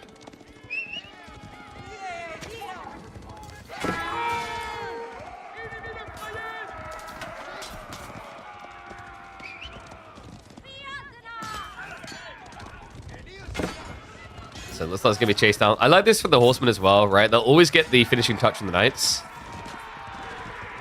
Jean is just being avoided like the plague, you may be noticing. But unfortunately, Anan not quite on point with the micro. Does end up dying in range. So more XP going in the pocket of her. Yeah, this really did just change the kind of scripture of things. Like we were saying, when you see melee Jean, usually your reaction is just go next stage. But he got so in the hole on the idea of the deer and wanted to get them and didn't get them back quick enough that he now feels a necessity to be present. That's dangerous. That's the type of thing that can just give an easy win over to Marine Lord here. Especially considering just how historically Marine Lord has been, I must say, almost unreproachable when it comes to his micro. Always considered one of the best in the game.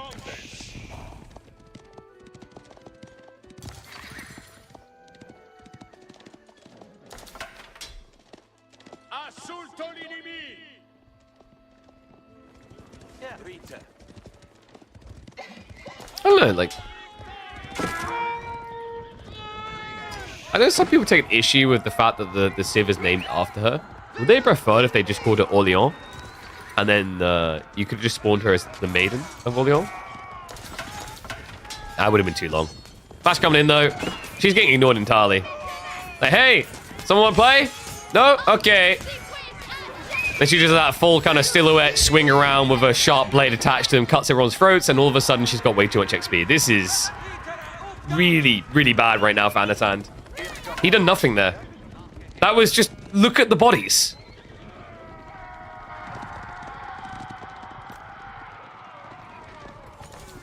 I feel like I just watched a cinematic from Bayonetta, man. This is already snowballing. In a very unacceptable way, actually. Anan, he has got all pikes. It just seems irrelevant. I mean, all pikes should somewhat prep you for melee, sure, but it feels like he's just been in a rush to get his timing, and it's been exacerbated by the fact he never secured all of his deer.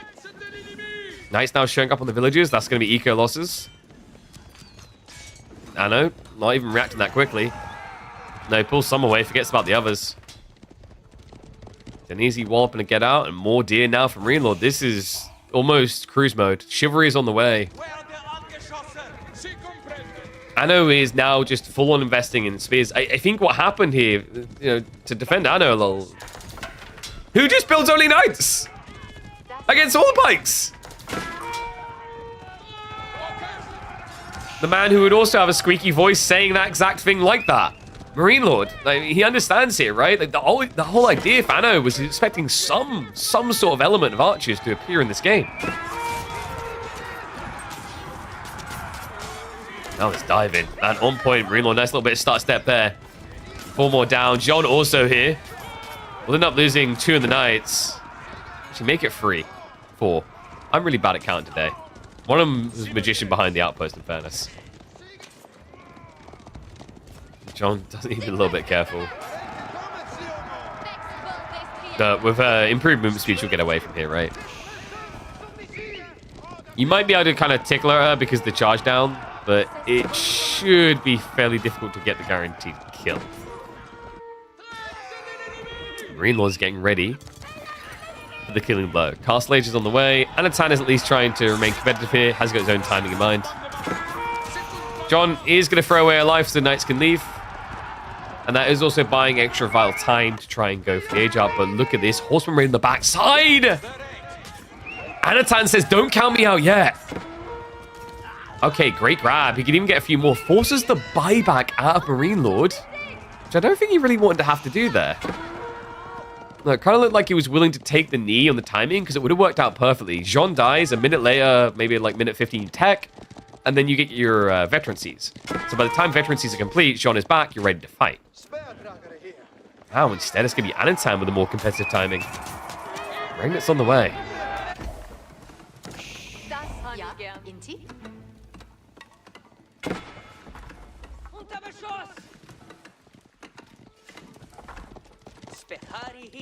And Marine Lord goes for the Guild Hall. Okay. Interesting. I think Marine Lord was probably always trending towards this, but it pretty much got locked in when he realized his timing was going to be inefficient. Because it wasn't just that he missed his timing, efficient timing and teching, he also missed his efficient timing of scaling into like double-digit knights, right?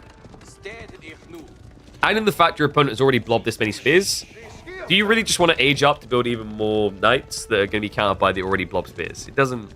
You'd be better off having the backup plan. Next goal is going to be the relic race. Good news about the Minework build. Anan should already be in position for multiple relics. One guy out here. One guy over here. Who's running for this one. And then we should have a third guy moving soon.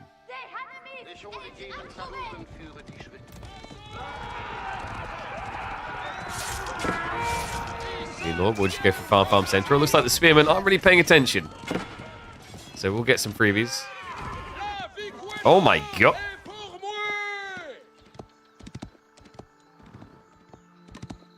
How much powder did you put in your shake? Whew. The boy's been lifted.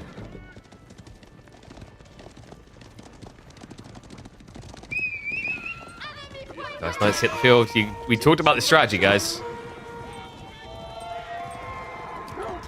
Nice target. This is classic Marine Lord. If he sees you're just slightly out of position, he always looks to extract maximum value and pain. More XP. John can't be too far away at this stage. Keeping her at the back. The Rome Restoration has already been used, but the TC fire is going to be big, and the Knights not giving up, but there it is. Level 3 in. Gets her away just in time. She cost a lot to bring back at this stage. No barded armor, but that is now queued up. 25 seconds away, and that's when these Knights start to become a little bit unkillable. Usually. You know, against the Civ that isn't just going to build only Knights. Champions. Really good here. Remember, these are the ones that get bonus damage against Spearmen. Cleave also just got buffed up, so a lot of damage. All the spears are just gone. Okay, so, like, these are the type of clips that people send in about Jean that they list her for being OP for. They are quite rare. It's quite rare that you can just turn it about like that off the spawn of the 3 units. But yes, they done the business in that fight. As did she herself. I mean, that's another thing, right? We just don't really, or at least in the last several months, haven't really been seeing much Melee Jean. I want to say, and it's quite funny because when she was first released, Melee Jean was by far the most dominant. But the interesting thing is that in more recent times, in like the last 2-3 weeks, I want to say it's almost like a 50-50 split. Melee has been making a comeback, whereas before that, range Jean was dominating. Oh, by the way, guys, I did get confirmation on the earlier game with the board disappearing. I think yeah, so thank you to Chim for clarifying. It used to be banned. It did get fixed. It's still a UI bug, so the board would have been gatherable for Marine Lord. That was the Coastal Cliffs game between Malians and Juji. Just wanted to clarify that.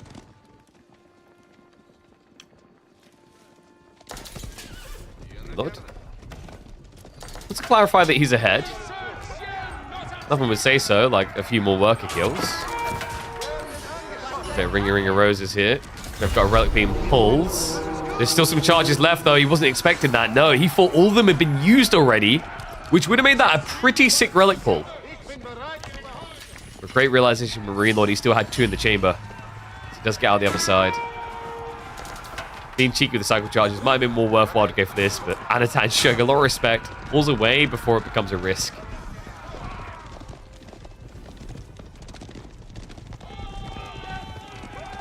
Why no expos from Anan? Because Marine Lord's expos are better. If you turn this into a crossbow measuring race, as a British person, this deeply pains me to say, the French come out bigger. Yes, the Arbitraries are the irrefutable kings of crossbow warfare. Only other one that really comes close is Gilded Crossbowmen. Because of not just the crossbow strips down the line, but things like the Beasty in the meantime. What were they? Do you see them just waving at the outpost? Like, I think that, wait, no, that was a war crime. They were surrendering. Oops.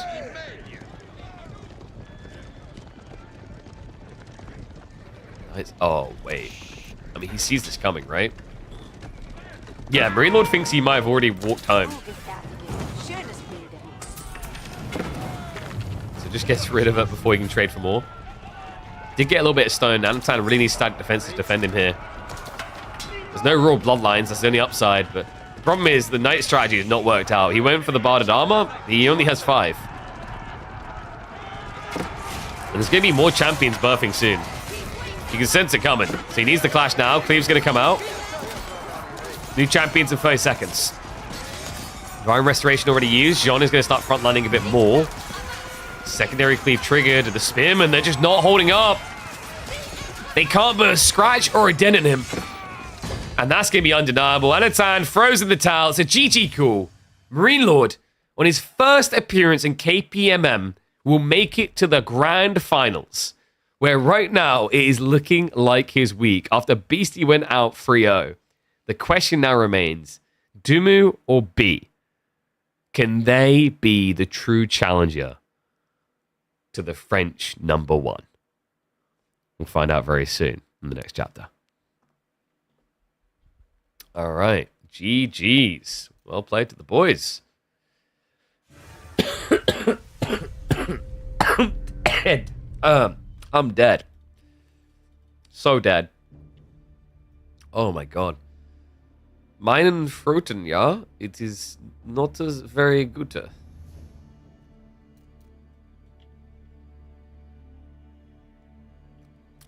No, that's the final matchup for today. We're all caught up. So, I can confirm. My throat. That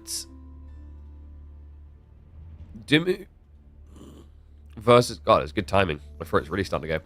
Dimu versus B will be tomorrow.